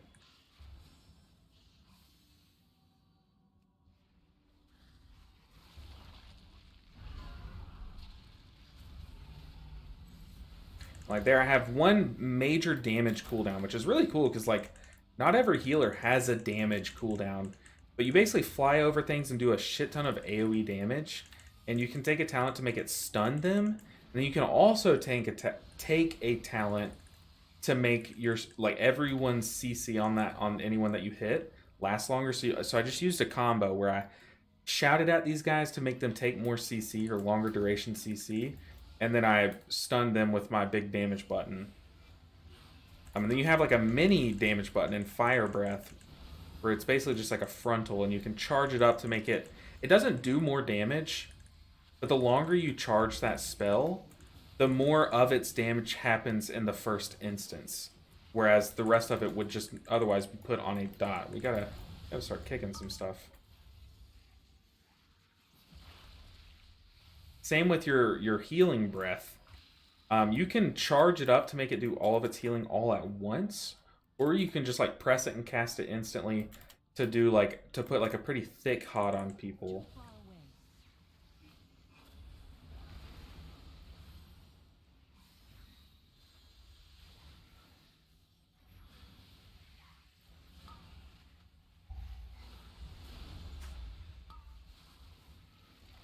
Can y'all hear the like alarm that's going off outside? There's an alarm that I can hear.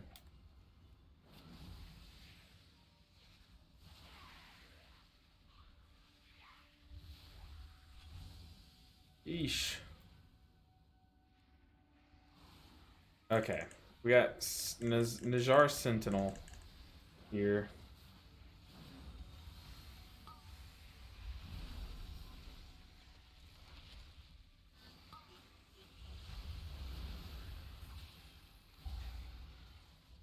Crushing depths on this guy.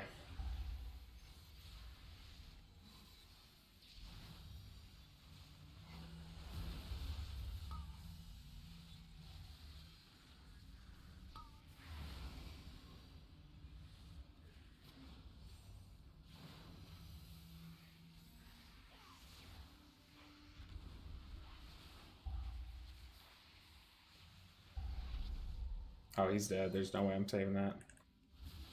He got hit by like multiple casts as the crushing depths hit him.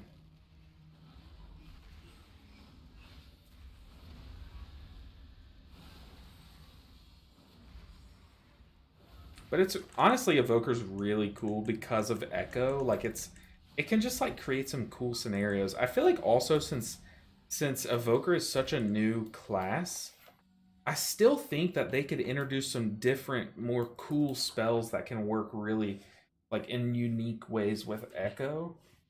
That could be really fun. But for now, the base kit that they started off Evoker with or Preservation with, it works pretty well, and there are some pretty cool things you can do.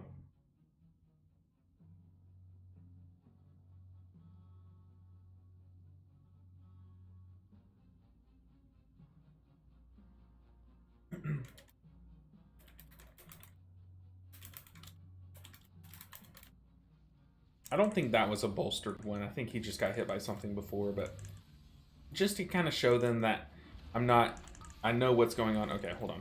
Maybe we don't want to speak too soon.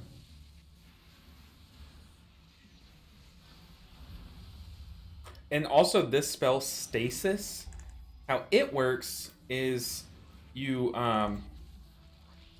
store up the next 3 healing spells that you do, and then if you press it again, you'll cast those 3 spells. So I pressed it earlier, and then I casted 3 heal spells, and then just now on this next Focus Tempest, I can kind of like unleash those 3 stored up spells. So it's really cool. That's like probably the coolest ability they have. Apparently my kick is down.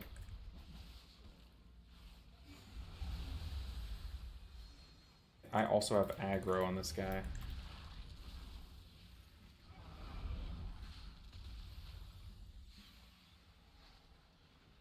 This is a risk. We're gambling. And we win.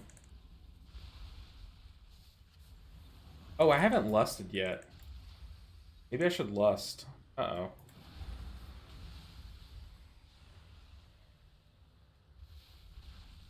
Alright, we're just gonna rip it. I always forget I'm a luster. Go crazy.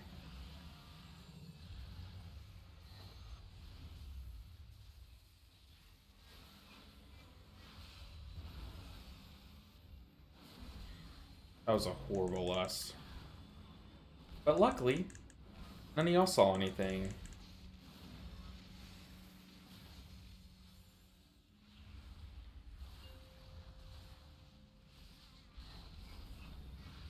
Now, like, all the things about Evoker sound really cool, and like, whenever you hear people talk about Evoker, you're like, oh, that must be like so much fun. Why isn't everyone playing this? Because it looks so fun. But the problem, it does have a lot of shortcomings, and those shortcomings are literal shortcomings. Like, its range is horrible. The fact that one of your main heal spells is a frontal is miserable. Like, a lot of times it comes up. Like, it makes you fail mechanics. And that it makes it very annoying to play for an extended period of time.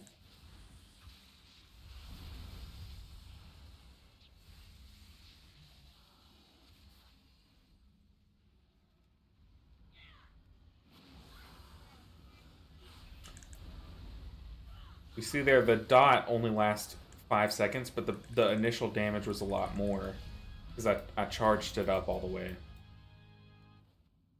But it really is a fun class.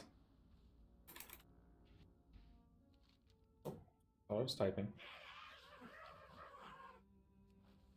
Do I have a way to deal with these things? I guess Reserve Strike, the enemies.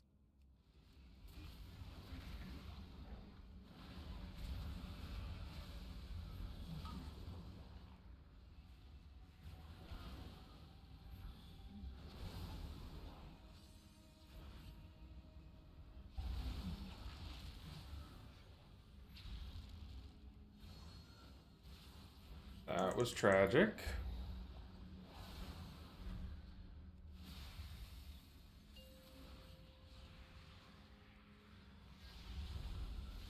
Okay, we got a monk. We're fine.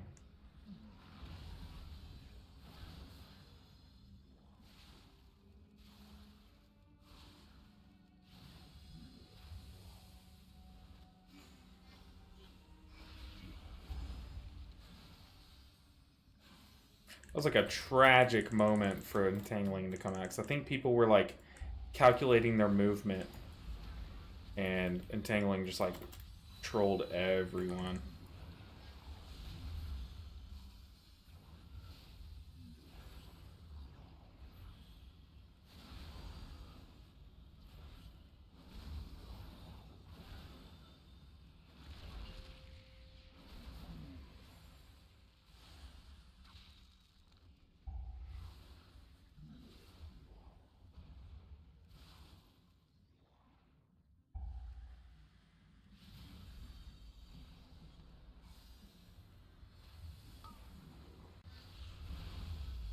But like one of the cool like themes about this class is that you play with time a lot.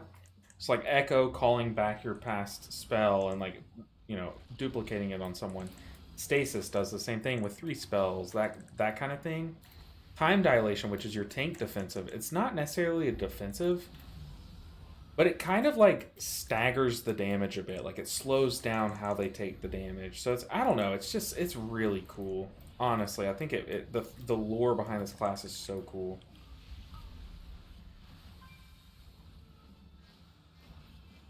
And it does fit that you have to, like, some spells you can, they're variable casts, so like you can channel it for longer to make it do something different. Like that fits the theme of like a time class. Like it's just, I don't know, I'm big on the lore behind Preservation of Ochre.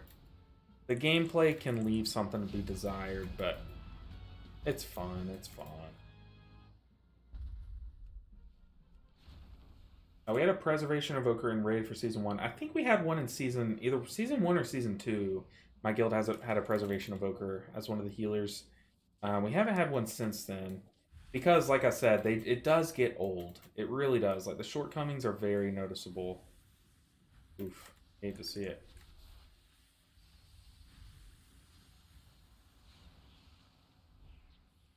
But, like, your major cooldown, like your Revival or Tranquility, is called Rewind, and it's really cool because like it scales based on how much incoming damage your group takes, so it'll do more healing based on how much your group has taken in the last few seconds. So it's cool, but like you have to know when the most optimal times to use it are and stuff, just like every healer cooldown, I guess.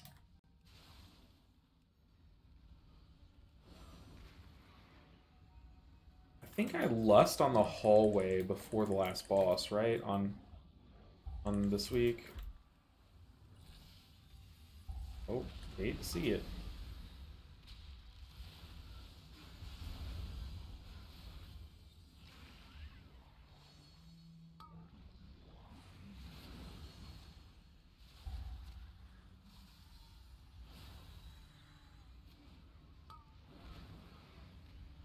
Man, this kick cooldown is horrible. That is my least favorite thing about this class, is how long it takes for you to get your kick back. I keep sitting here pressing my kick button, and it's just like it doesn't exist.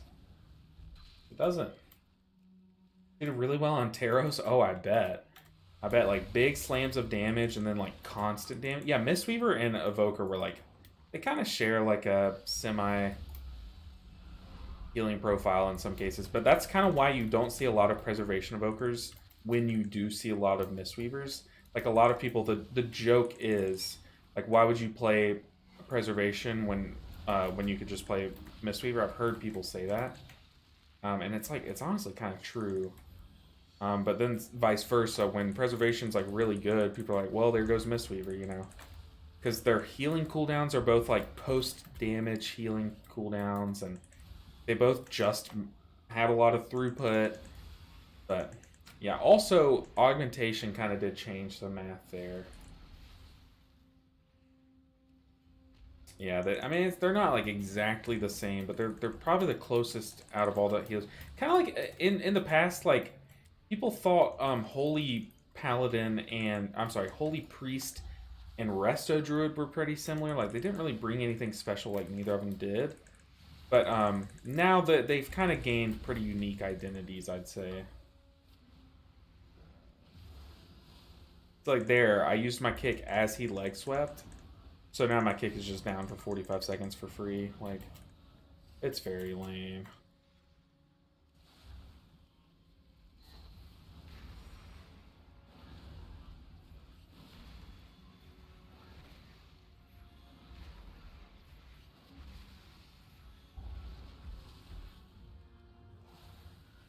Dude, this guy has died to every single crushing tentacle. Or clenching tentacle.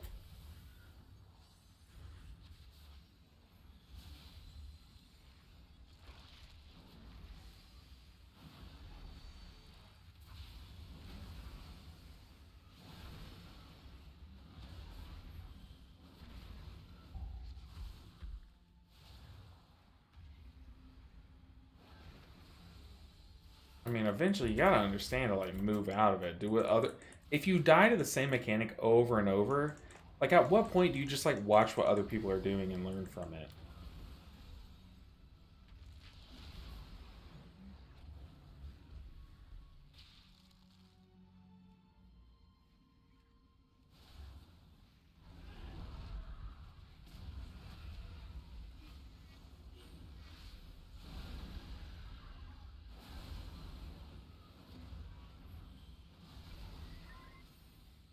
I don't want to use any major cooldowns here, but we're gonna use our breath. I guess I can use Spirit Bloom too.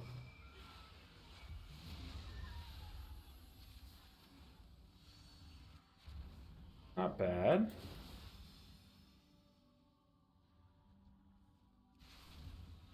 We save our damage button, the totem.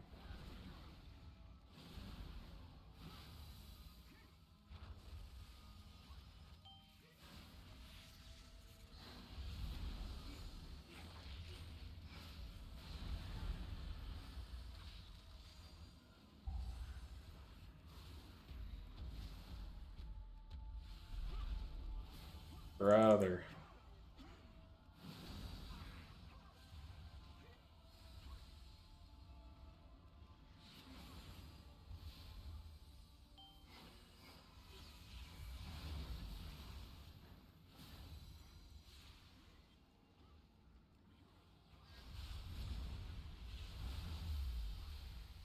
Yeah, our stasis just popped there. You only store those spells for a set amount of time, and you gotta just rip them.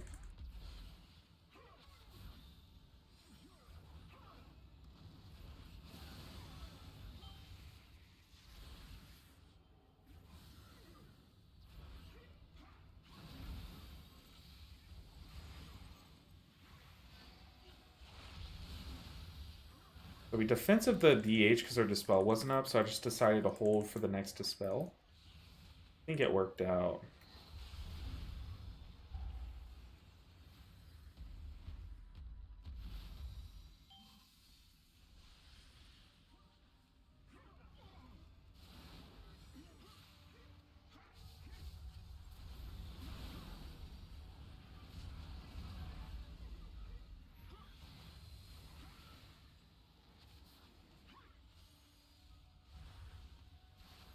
Come on, team, stay alive. Nice. 4, 3, Hard part's over. 1. Honestly, impressed the DH did not get feared.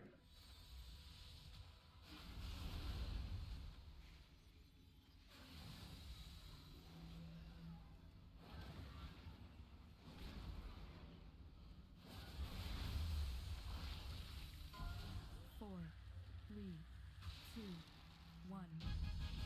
Nice.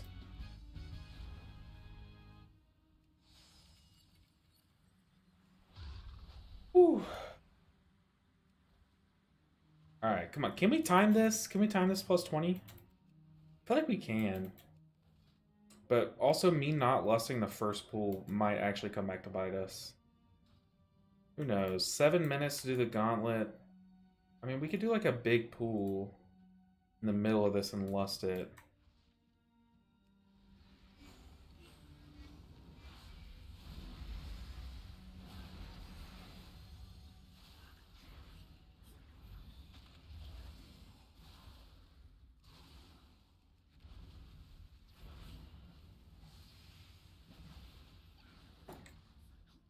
I wasn't close enough to knock that guy up. Of course, he targeted me.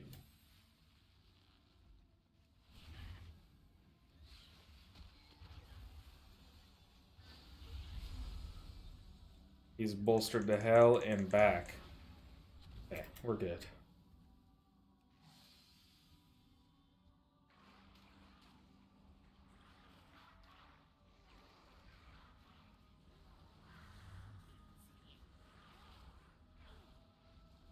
My CC sucks.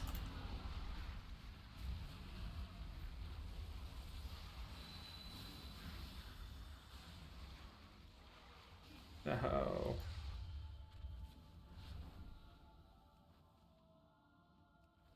Coming.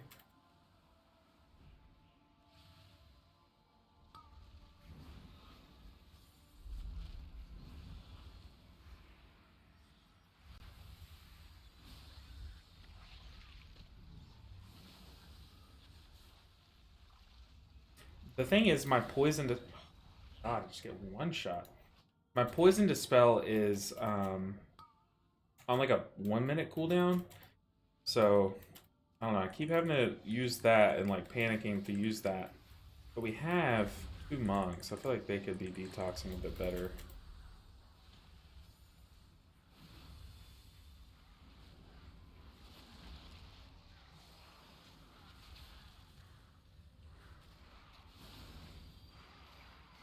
I'm not gonna waste my damage button here.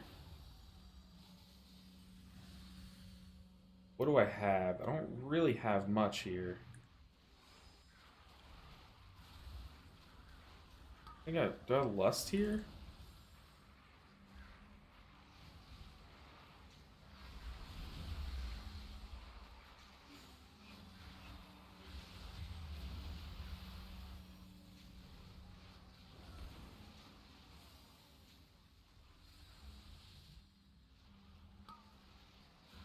Well, shit.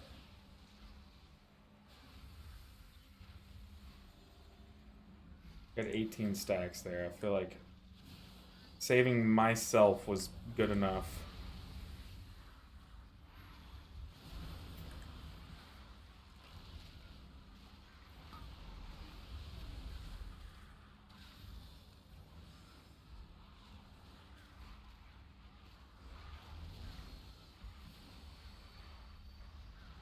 Yeah, we're AoEing. Look at these guys' bars, these health bars dropping. Should definitely not be AoEing there.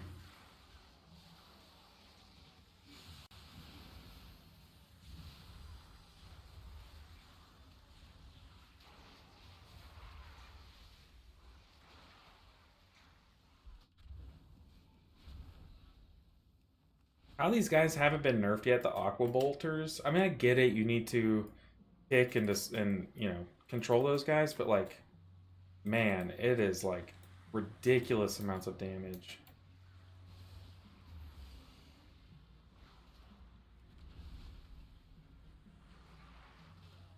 I just like I panic. I don't know what to do.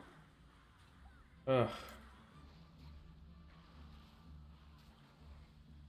Yeah, this. Oh no, we're resetting. Hopefully, no one leaves. I mean, look, we're not gonna time it, but we're right here. Imagine a Windwalker, Rep Pally, and DH holding their AoE damage. I mean, you're right.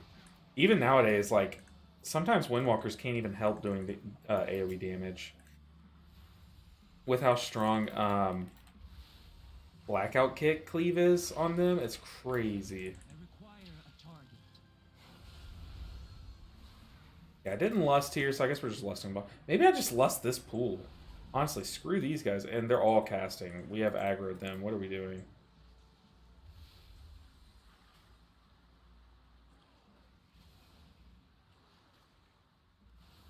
Can't hit me. I found a pole. Yeah, I definitely just need to die.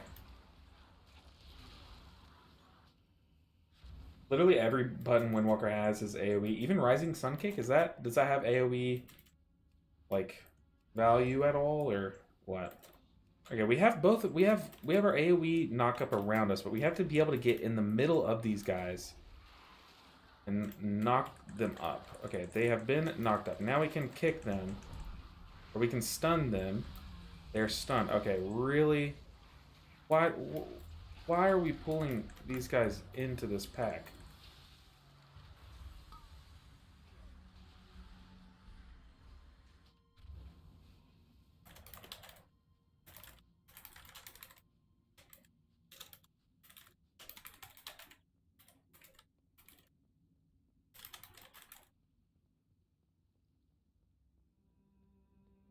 Alright, yeah, we're gonna lust this. I mean, I was thinking we were just gonna kill the Aqua Bolters and then kill the Swellers. But the moment that the Paladin died there was when I was thinking I should probably lust this because I saw that we pulled into the Swell thing. But we're just gonna... Okay, I don't know why we just pulled again. Oh my god, we're dead. Like, why are we chain pulling into them? Why?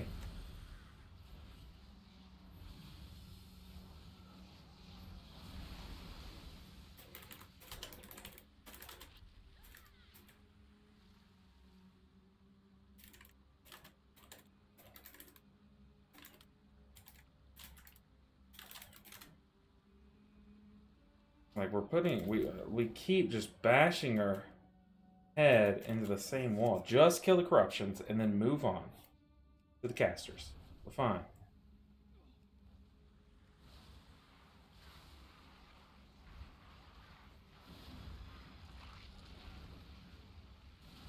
Luckily, some of our AoE CCs come up already. I need to target something first.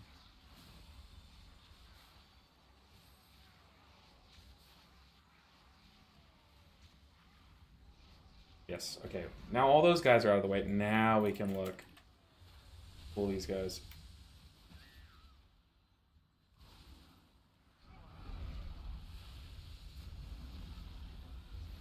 Okay, we got 2 kicks. Here's the next one. That's all I got. Guys, it's on you. Popping an offensive here. I forgot to lust. I totally... Oh, wait. We've already lusted. Okay. I hate to see it. Have we killed at least one of them?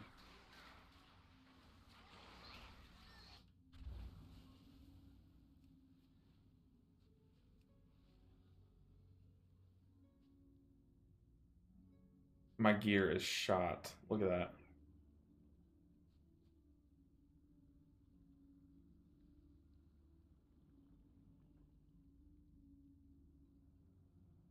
Uh...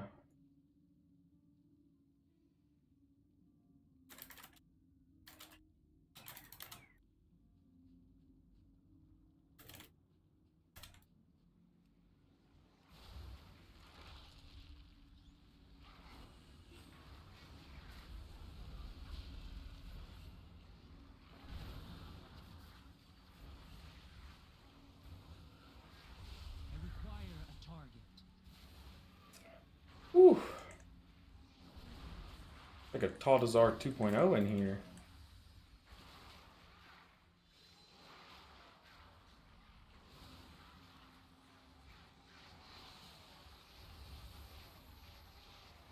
Goodness. My gear. Look at it. My gear is full red. What does this mean? Like, my gear just does nothing? I'm not getting stats from it, or... we gotta get rezzed. You'll gain no benefit from it until it's repaired.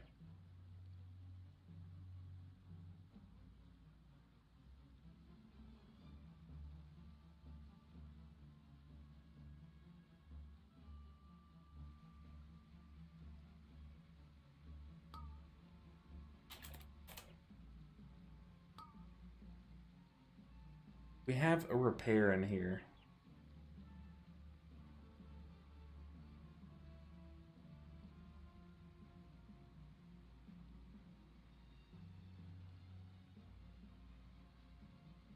I don't think so.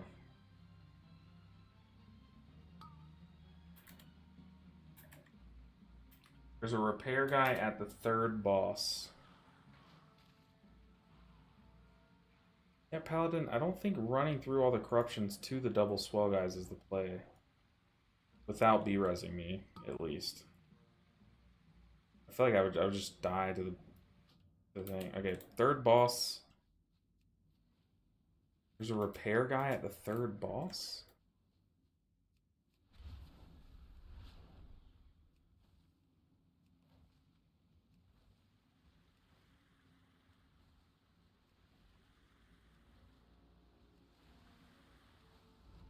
Oh, this guy, okay.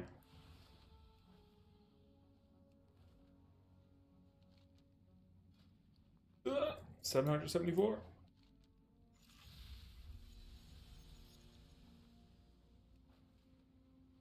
55 deaths. Oh my god.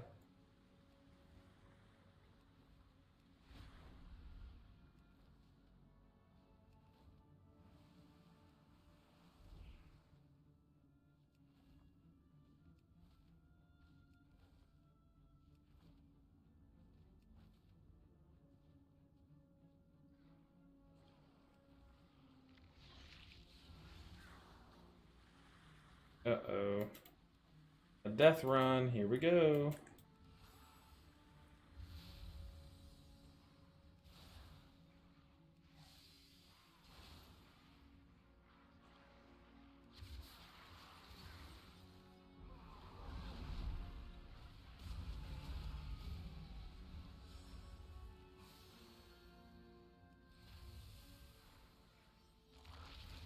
I promise you guys, this is almost over. We can wake up from this bad dream.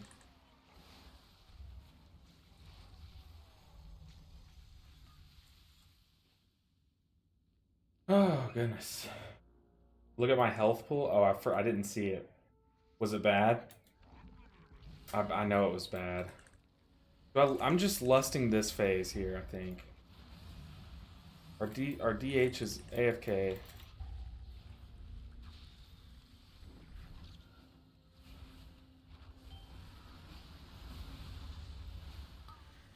Oh god, you love to see it. DH is AFK for lust, and he has the beam.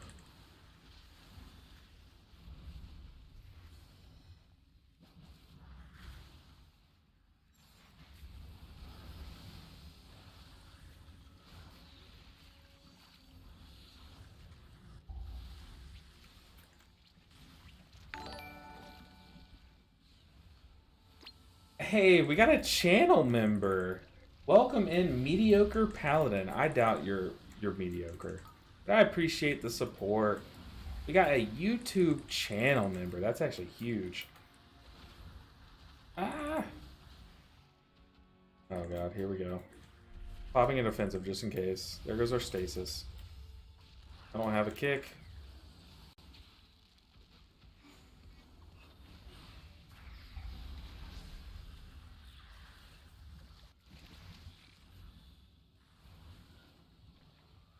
Ah, come on.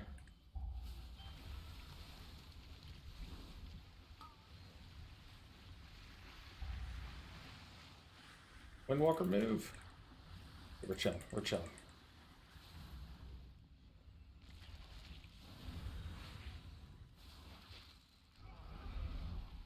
Still have aggro.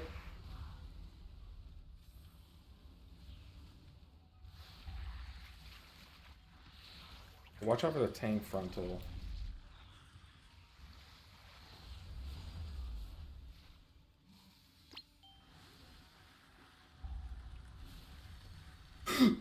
Oh, I just misclicked. Oh my god, y'all, my heart dropped.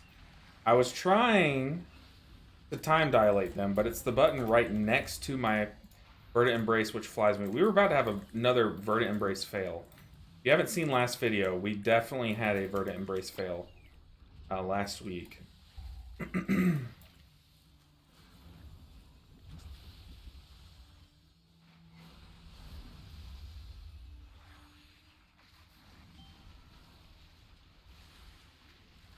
Stay melee. We're just gonna clear out a ring. That's cleared out enough. I'd rather just keep the tank alive.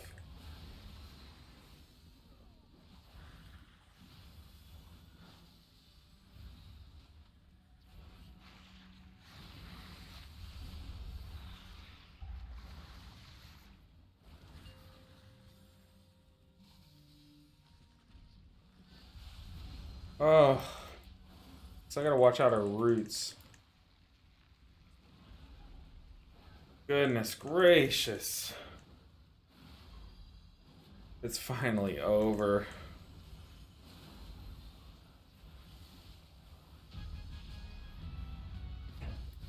Oh my lord. Get me out of here. Give me C-star for that. I deserve it. An offhand, okay.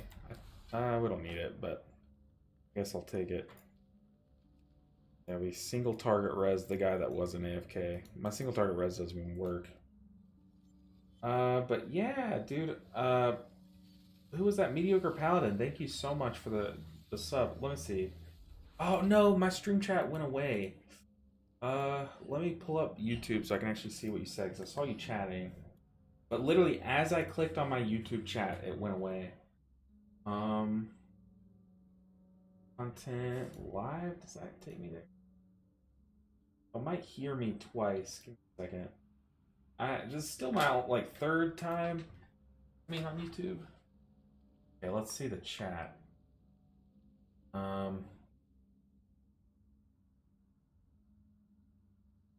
Ooh. Dang, YouTube chat's popping off. Man, I need to pull up my YouTube chat in a better sense, because Streamlabs does not show all of YouTube chat. Fuego Gordita said yes, Big Daddy Healing Keys. I don't know when that was. It was probably a long time ago.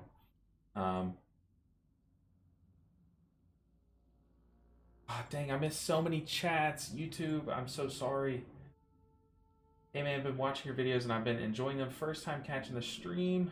Thank you so much. Joshua Gonzalez gifted a sub. Thank you so much. And that was who gifted it to Mediocre Paladin. Thank you both. Y'all are amazing. Yeah, I need to just have my stream open, because the chat does not show on Streamlabs. Alright, guys. That was a miserable key. Absolutely miserable. But we even get IO for that? We did. We somehow got 110 IO. We'll take it. We'll take it. But I have aged 5 years from those last two keys. Holy. Okay, so I'm gonna go finish working on today's video, which will be episode 2 of the little mini series that I'm doing, where I walk through each dungeon and kind of talk about tech that Mistweavers have available. So stay tuned for that. Let me see if I can pull it up. It was, yeah, the Mistweaver Tips and Tricks dungeon series. I'm going to make a part 2 talking about both Dawn of the Infinite dungeons and Everbloom. And then y'all can stay tuned for episode 3, where I'm going to talk about Waycrest and Blackrook. But guys, I'm going to go work on that, and it is hot in here. I'm going to turn on the AC, drink some water. But I will see you guys on Wednesday, where we're going to crack open all these vaults and hopefully get some good stuff and start pushing our IO even bigger, because we made some big gains this week. but not big enough. Not big enough. We got more strides to make. But guys, thank you so much for hanging out today. I'm gonna end the stream. Go enjoy the rest of your night, your evening, your morning. Sorry if you're just not catching me. But yeah, guys, I'll catch you later. It is hot. It is so hot in here. Bye, guys. Thanks for hanging out. I'll see you guys next stream. Peace. Check out my video tomorrow.